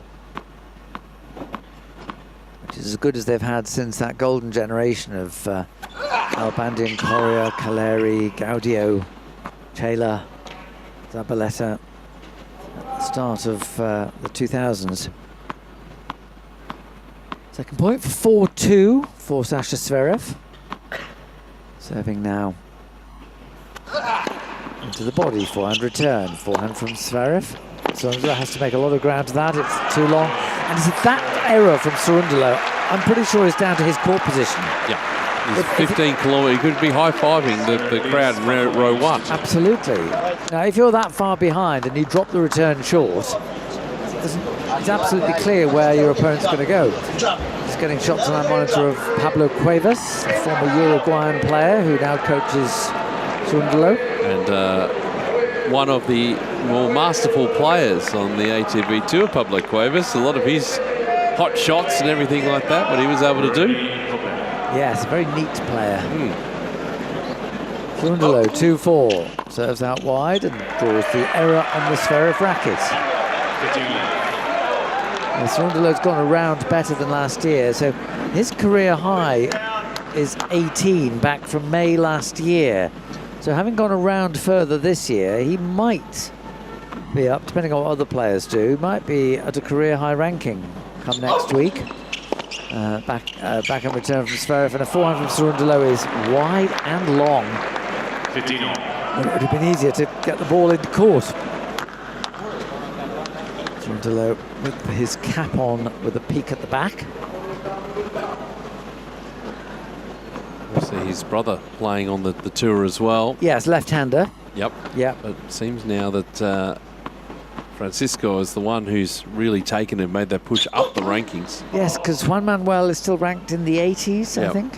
I don't think it's been ranked higher than that, at least not much.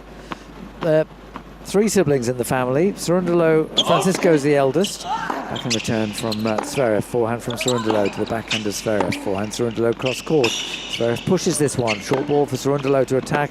Zverev throws at the lob. Cerundolo should put this away with ease, and does. Well, the other thing we've seen during the tournament as well is the support for the Argentinian players. They are out in force. You can hear them. There's a group of them. They're not large in number, but they've been at most of the Argentina players' matches. With light blue and white flags, light blue and white striped shirts. The football shirt of the Argentina national team. Yes, the Cerundolo family. Juan Manuel is the youngest. Francisco's the oldest, and there's a sister in between who's represented Argentina at hockey. That's field hockey. Lob from Cerundolo is going to drift long. In fact, they played doubles together, Francisco and Juan Manuel, at this tournament. They definitely won one round. I'm assuming they're out now. Let's go, Francisco!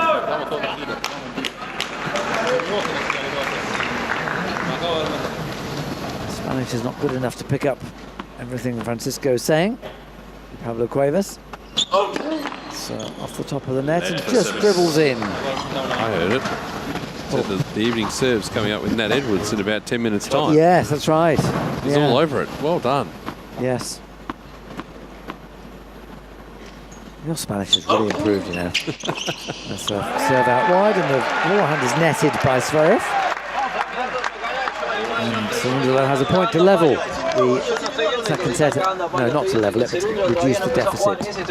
Yes, was beaten in round 2 of the men's doubles by Echeverry and Hugo Carabelli. So an all Argentina second round Yes, that was in the men's doubles. Yes, had a good win though over the 8th seeds, Nice and Roger Vasselin in round 1. That was a very good win. Game point for Cerundolo, 40-30. He's missed his first serve. Second serve. Argentina's number 1. Backhand from Zverev up the line, clean winner. And yes, that was a slightly weak second serve. Sat up nicely for Zverev. He put it up the line. Slightly close, caught the outside edge, but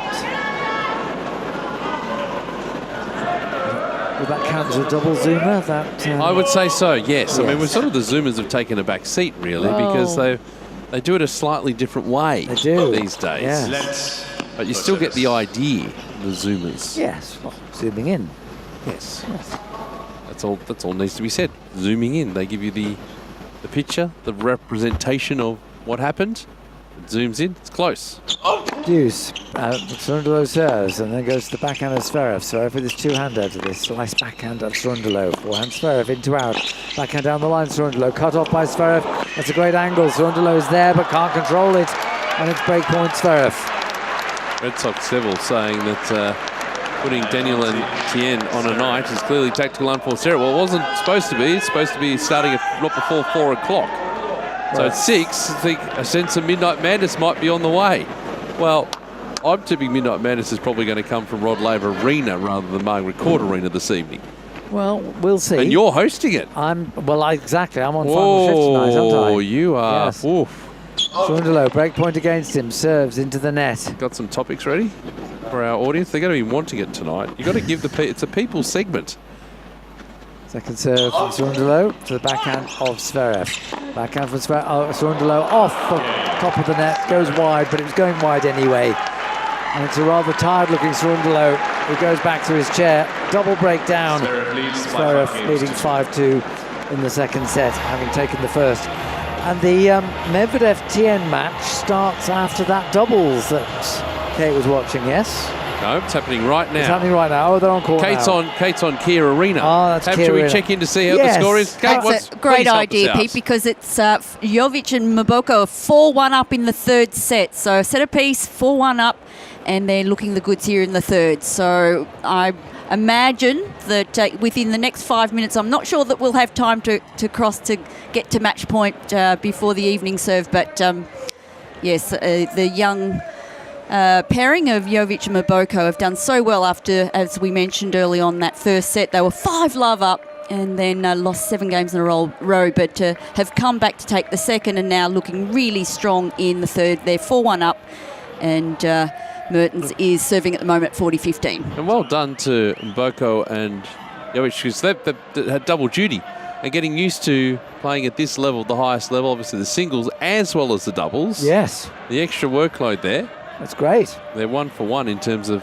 wins and losses in the singles I think today. It's easier on the women's tour. That's right, because Jovic won emphatically. Yep.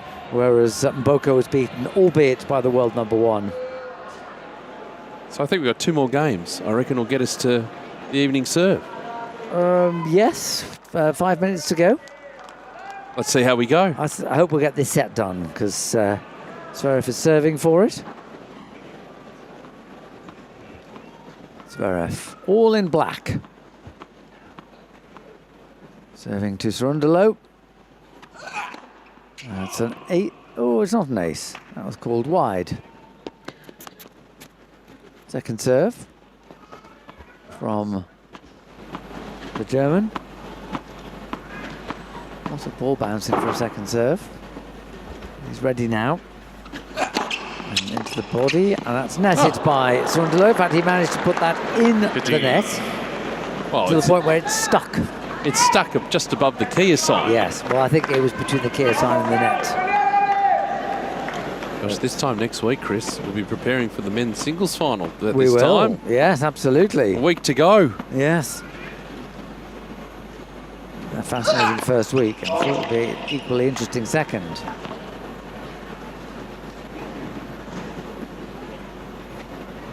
Zverev. Bouncing the ball a dozen times. And now serves into the forehand of Surundalo. Backhand from Zverev. Forehand Surundalo. Zverev cross court. The slice of Surundalo. Forehand Zverev into out. Surundalo with his two-hander. Backhand Zverev. Backhand Surundalo. Cross court from Zverev. He's there, but just the error coming in from Surundalo. I think Kate was right. There is something.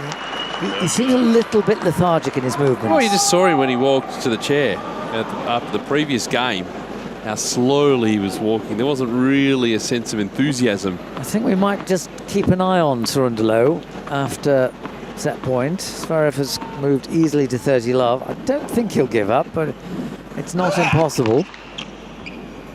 Zverev serves into the net. 6-2, 6-2. Second serve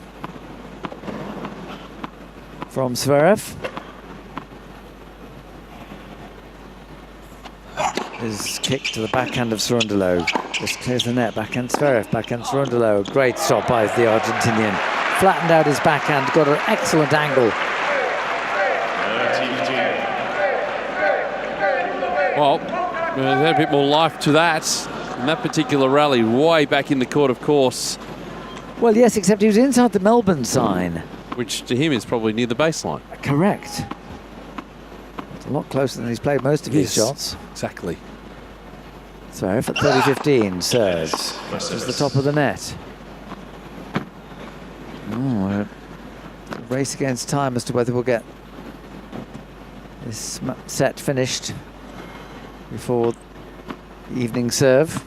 Under 2 minutes now before 6:30. Come on, Sasha, get a move on. All this ball bouncing. He serves. Double fault. Oh, no, it's the first serve, I beg your pardon. So second serve now. 3, 4, 5, 6, 7, 8, 9, 10. 10 bounces. He serves. Double fault. There you go, you got your result anyway. Oh, telepathic. Well, he's got 90 seconds to finish off these 2 points. Nat Edwards waits for no one, not even Sasha Zverev. 30 all. Zverev 6-2, 5-2. I don't think the outcome of the match is in much doubt, but Zverev serves now. Forehand return, lost it to the backhand of Zverev. Backhand from Cerundolo, cross court. Backhand Zverev. Cerundolo slices. Zverev runs around his backhand, goes to the forehand. Cerundolo cross court. Forehand Zverev. Good angle on that one, but Cerundolo's there. Backhand Zverev cross court. A slice from Cerundolo. Backhand Zverev. Cerundolo with his two-hander goes cross court. Zverev goes back to the two-hander. It's backhand to backhand at the moment. Who will break it up? Cerundolo goes at the forehand wing now. Backhand from Cerundolo goes to the Zverev backhand. Cerundolo's come to the net. Plays a gorgeous volley. Well, that volley means that we will not get this set completed before 6:30 Melbourne time, but it's still a very good point from Cerundolo, and who knows, he may make a fist of this second set yet. My thanks to Peter Picato. I'm Chris Powers. Stay with us for a very important edition of the Evening Serve, where we'll have a competition winner. It's over to Nat Edwards.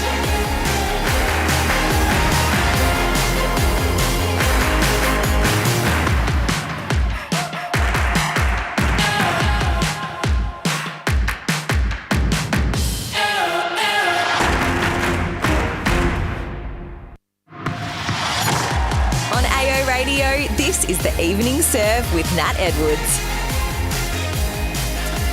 Hello everyone and welcome to the Evening Serve. On tonight's show, world number ones Aryna Sabalenka and Carlos Alcaraz power into the quarterfinals. Plus we look ahead to night 8 at the Australian Open as Aussie Alex de Minaur continues his campaign. This is the Evening Serve. Mboko reaches out, full stretch forehand back into play, but it's long.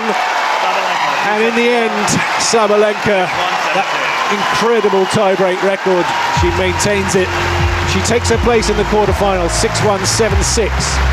But an entertaining second set and a good effort from Victoria Mboko. But in the end, it is Sabalenka who rolls on at this Australian Open as she continues her quest for a third title here. Down the middle, and it's netted.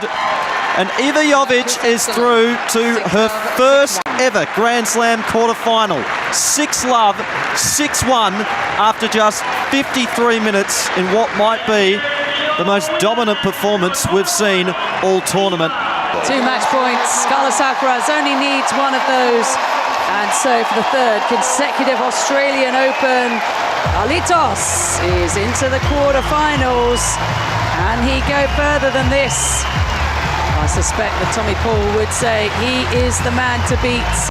Is he the man to beat? Well, he's never been to a semi-final here at Melbourne Park. Can Carlos Alcaraz do it? Is 2026 his year? It is great to have your company on the Evening Serve. Thank you so much for tuning in to AO Radio. Wherever you're listening around the world, my name is Nat Edwards. And if you were just with us for the Zverev and Cerundolo match, well, the second set isn't yet complete. So it is Zverev still 1 set up, leading the second set 5-3 at the moment. So we'll keep you updated with that as the match progresses. But right now, I'd like to introduce our guest for this evening, and it's a welcome back for the second time to Eleanor Crooks, tennis journalist. Welcome.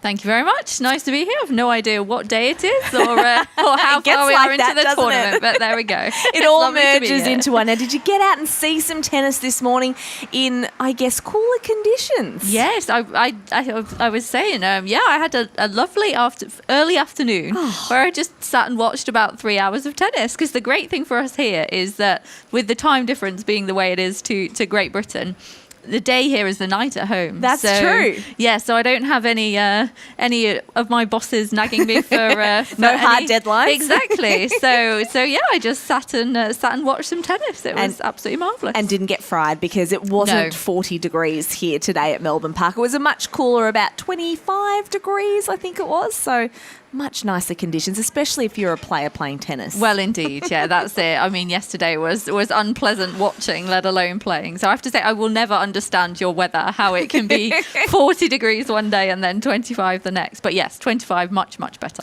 Welcome to Melbourne. That is what we have to deal with on a daily basis. Now, before we unpack the big stories in more details, here's what's making news today and relief for players, fans and organisers today with cooler conditions at Melbourne Park. And first up on Rod Laver Arena, it was two-time Australian Open champion Aryna Sabalenka powering through to a 13th straight Grand Slam quarter-final. The world number one survived a late surge from rising star Victoria Mboko to win in straight sets 6-1, 7-6. Sabalenka will now face American and 29th seed Evie Jovic after she raced through her match, defeating Kazakhstan's Yulia Putintseva in 53 minutes and dropping just one game.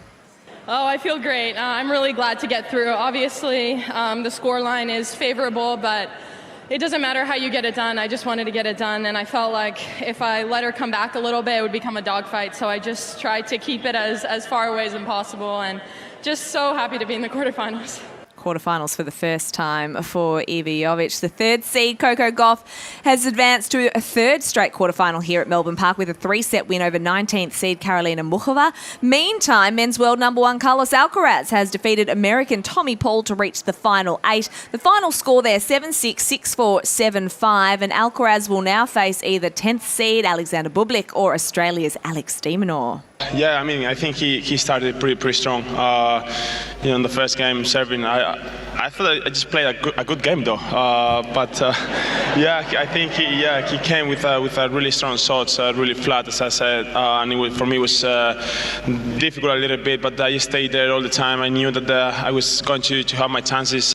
And that is what's making news today. Let's unpack that Carlos Alcaraz win in a little more detail. I mean, Tommy Paul, the 19th seed, he did challenge him at ties, in particular in that first set. That went to a tiebreak at 7-6. But Carlos, he just knows when to dig in, doesn't he? And he's just so hard to break down. Yeah, and he really knows how to play the big points well and how to really step it up when he needs to. I mean, that is the mark, isn't it, of, Yes. of a champion, but I think he does it as well as anyone. And, he looks like he's having fun out there. He's having a great time. But, yeah, when it really matters, he's super serious out there and he gets it done. So, yeah, Tommy Paul did challenge him. He started really well, got into a 4-2 lead, but his serve was under pressure right from the start, and you did feel that Alcaraz was going to get his chance. He was going to take it. Yeah, and Tommy Paul had a 5-4 lead, I think, in the tiebreak. He had 2 serves to take it. Didn't hold either of those serves and then double faulted on such a shame. On the set point. So yeah, you did kind of feel as soon as that happens, okay, that's probably his chance gone. I mean, it stayed tight, but without really ever the feeling that Alcaraz was under pressure. And actually that's sort of been the feeling through all his matches. They've been relatively close, but he hasn't as yet been really put under any sustained pressure. I wonder what the pressure is going to be like. I mean, we're yet to know who his opponent will be in the quarterfinals. As I mentioned before there, it's either Alex de Minaur or Alexander Bublik. But he has never progressed past the quarterfinals here at Melbourne Park. This is his 5th Australian Open. This is the 3rd time he's made the quarterfinals. Is that, do you think, going to be weighing in the back of his mind when he does step out on court next? The fact that, and he wants to complete this career Grand Slam and become the youngest to do so. surely that's a little bit of pressure for him. I know, but you never really get the feeling that anything weighs too heavily on Carlos Alcaraz, do you? He just seems to absolutely sail through all these challenges. But yeah, you're right. I mean, what I love about him is the fact that he makes no secret of what he wants to achieve. He comes out and he says, yeah, I want to be the youngest person to complete the career Grand Slam. And that puts a lot of pressure on him. But yet he doesn't mind that. And I think that shows really great ambition. Yeah. But yeah, I mean, the 2 quarterfinal defeats he's had here against Zverev and against Djokovic were maybe 2 of the most disappointing defeats he's had in his career, I would suggest. The Zverev one, he really didn't play very well at all. And then last year, you know, Djokovic managed to get to him, managed to get into his head. And you could see how angry he was after that match. And that's quite unusual for Carlos. Yes. So, yeah, it's definitely a question mark. And, I mean, 2 very different possible opponents as well. So Chalk and cheese, aren't they? Yeah, absolutely. So, but, you know, he would obviously be a huge favourite against either one of those. So, yeah, it's fascinating, isn't it? I mean, it's hard to see, I think, him not getting to the semi-finals.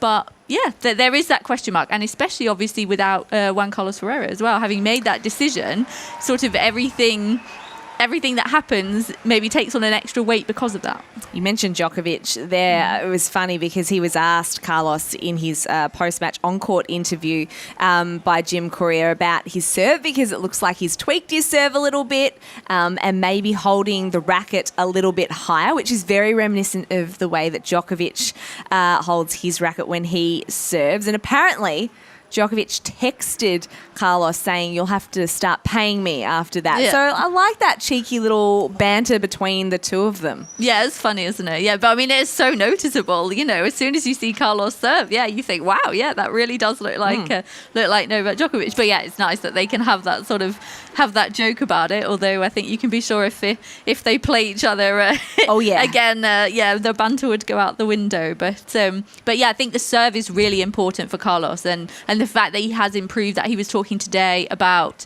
how the fact that his first serve percentage has been high, how that's giving him, you know, a good platform and giving him more confidence. And I think at the US Open, the way he won the US Open, the serve was such a big weapon for him. So I think that's definitely a difference from the previous years he's come here to this year.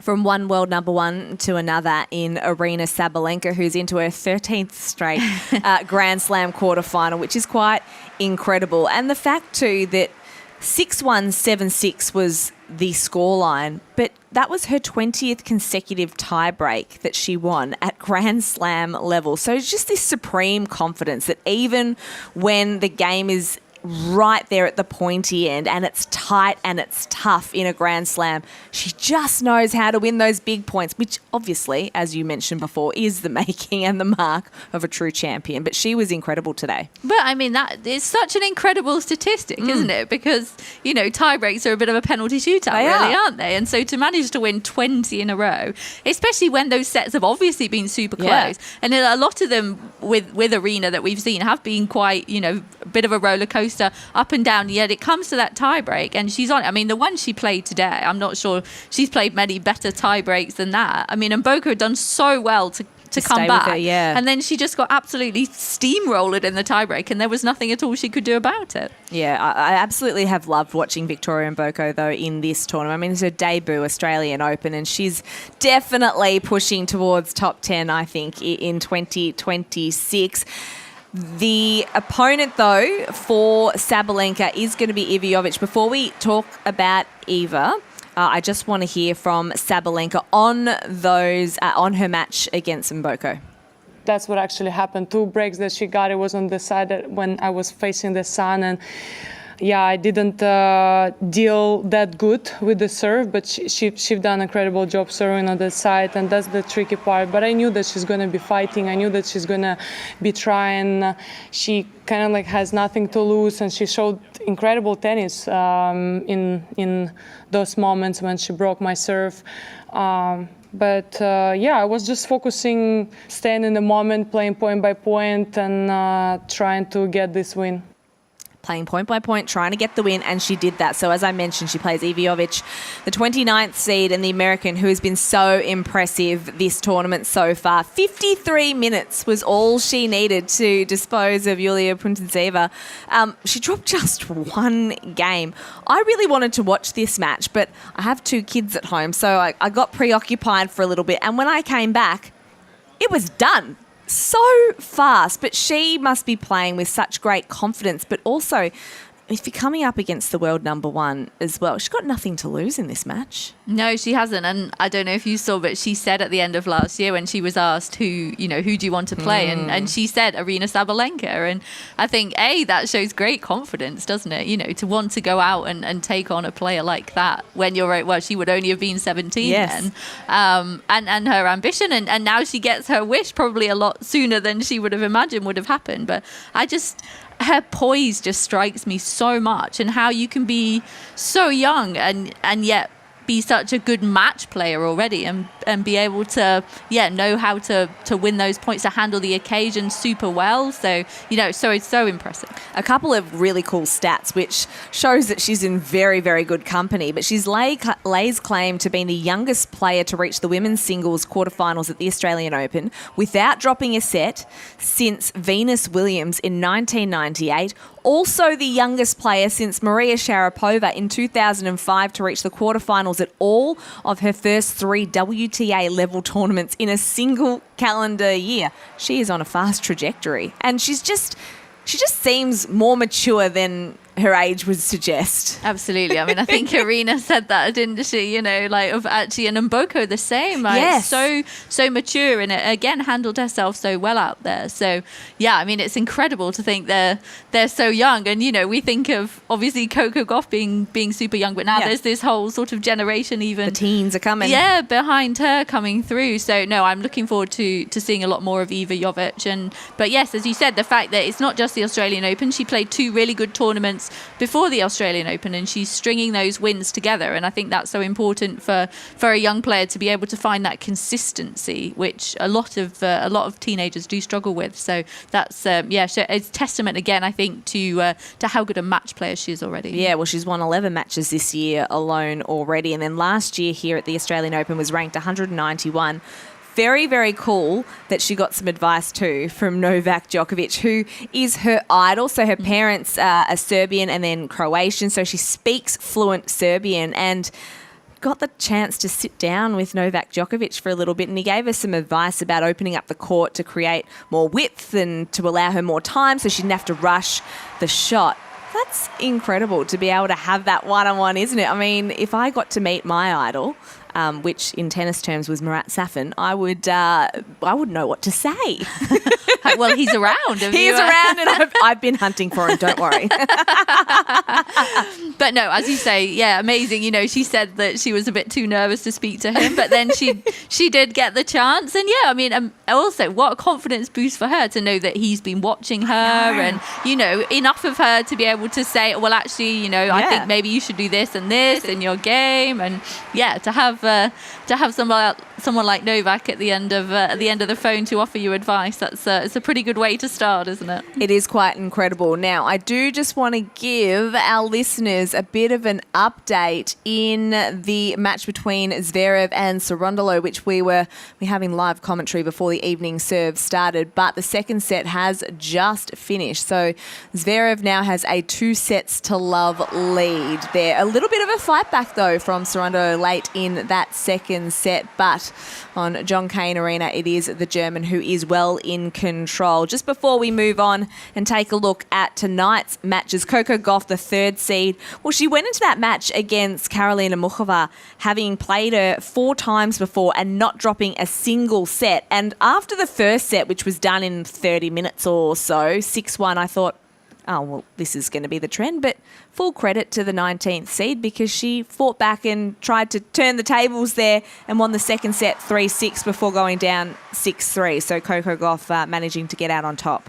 Yeah, I was really surprised actually when I looked up their head-to-head, because Mukova's obviously a player that's been so tricky for a lot of top players. So to see that Coco hadn't dropped a set against her, I'd say that was a bit surprising. And then Coco, she played so well in that first set. I thought she just had the answers to everything. But then, just didn't quite make a good start in the second set, and that gave Mukova a bit of confidence, and she did what she does, and she made it difficult. But yeah, I think a confidence boost, that one for Coco actually in the end, that she managed to stay strong in the third set. She spoke afterwards about her serve, which obviously has been... It's up and down. It's very up and down, and has been something that you can tell she doesn't feel that she can rely on when it gets to those big moments. But actually in the third set, she served pretty well.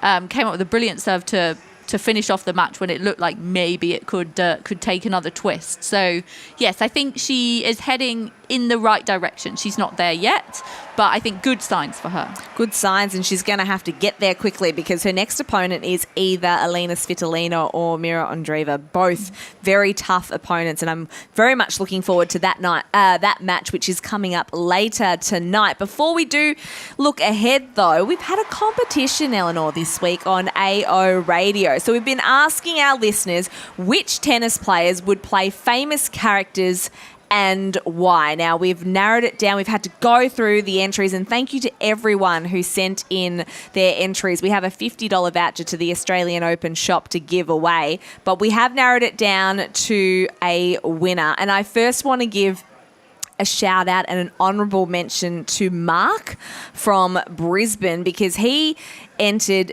Daniil Medvedev and said he would be good in Despicable Me 5, Medieval Mayhem, which he fits the Despicable Me universe because his gangly physics-defying movement already looks animated. His dry humour would confuse even Dr. Nefario. His accent is perfect. The minions would treat him like a giant bendy action figure, and his tendency to argue with crowds, peak cartoon energy. He doesn't steal the moon, he steals spotlights, attention, and occasionally snacks. So I really like that one from Mark. Are you a Despicable Me fan? Well, I've got a 10-year-old, so yes, I'm very familiar with Despicable Me. Do you feel like Daniil Medvedev could fit into that? Yeah, do you know what? As soon as you were saying that, I was thinking, yes, I could totally see that. There you go. Yep. All right, so a big tick from Mark. We absolutely love that entry. But our winner today is David from London. And David wrote in, "Hi guys, always enjoying the coverage before work on a dark, chilly morning."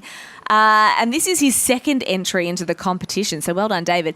Let's go with Star Wars theme. Rod Laver as Yoda, not in the first flush of youth, very wise, not very tall.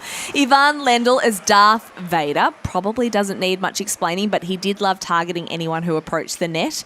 McEnroe as Han Solo, doesn't follow expectations, does his own thing, gets it done. Sabalenka as Leia, a total badass boss lady. And Karlovic as Chewie, very tall in brackets. So we thought that was pretty good, very well thought out. So congratulations to David in London. You have won a $50 voucher to the Australian Open shop, which you can redeem online. Don't worry, we will send that out to you via email. Are you a Star Wars fan? I'm probably going to lose listeners now, but I'm not, I'm afraid. No, Star Wars is not my thing. Sci-fi, not my thing, I'm afraid. That's okay, because I hate Star Wars, and my husband is going to give me a lot of shtick for actually picking a winner that included Star Wars, so I'm not looking forward to going home later on tonight. Let's look, though, at the men's match that's coming up on Rod Laver Arena tonight. It is the 10th seed in Bublik up against Australia's own Alex de Minaur. This is their 6th meeting. Now, Demon does lead the head-to-head 3-2, but it is Alexander Bublik who has won the past 2 meetings against the Demon. This was last year. So the second round of Roland Garros last year, it was Bublik who came back from 2 sets to love down to break Australian hearts and won that match. And then the Paris 1000 hard court quarterfinals, it went to 3 sets as well. Before I get your thoughts, Eleanor, on this match, let's get the thoughts of Tennis Australia's head of game analysis in Simon Ray. Let's move across to our next match. Alexander Bublik up against the Demon. Now, Alex de Minaur, what are some of the things he's been doing in his first few matches? that have been really pleasing for you to see? Oh, I thought for the first 2.5 sets last night against Francis Tiafoe, he was nearly flawless. It's been a superb start to the 2026 AO for Alex de Minaur and the camp. They would have been wrapped with that performance last night. And even to be tested there when Tiafoe did break back in the third, and there were some really difficult moments taking the final steps to victory last night. I think those are the tests that you want early in a Grand Slam campaign. And the 3-set battle without having to go to the fourth would have been perfect, and prioritise recovery and stay out of the heat in this hot Melbourne weather, and get ready for Bublik. And this is a really interesting matchup because this was not one-way traffic but relatively smooth sailing in their initial 3 clashes between these two. And then all of a sudden, starting at the French Open last year and then again at the Paris Indoors at the back end of the year, Bublik's taken the last 2, which has coincided with Bublik finding some of his best tennis. He's at a career high ranking. He's a top 10 player himself. So this is a salivating matchup. You could not find 2 players that go about it in more of a different fashion. You'd struggle, I think, to find 2 more different personalities. So you've got the game style differences. You've got the David and Goliath in terms of the physical stature. You've got the speed of de Minaur and the serve and the unpredictability and the volatility of Bublik. Those are some of the things that I'm thinking about and looking forward to this one. You talk about that rise of Bublik. In the past 6 months, he's obviously held his ranking inside the top 25. How has he become a different player in the past 12 months? Well, I think he's become more consistent. And he's spoken about that really, really openly, that he's been on a journey and it's taken him some time to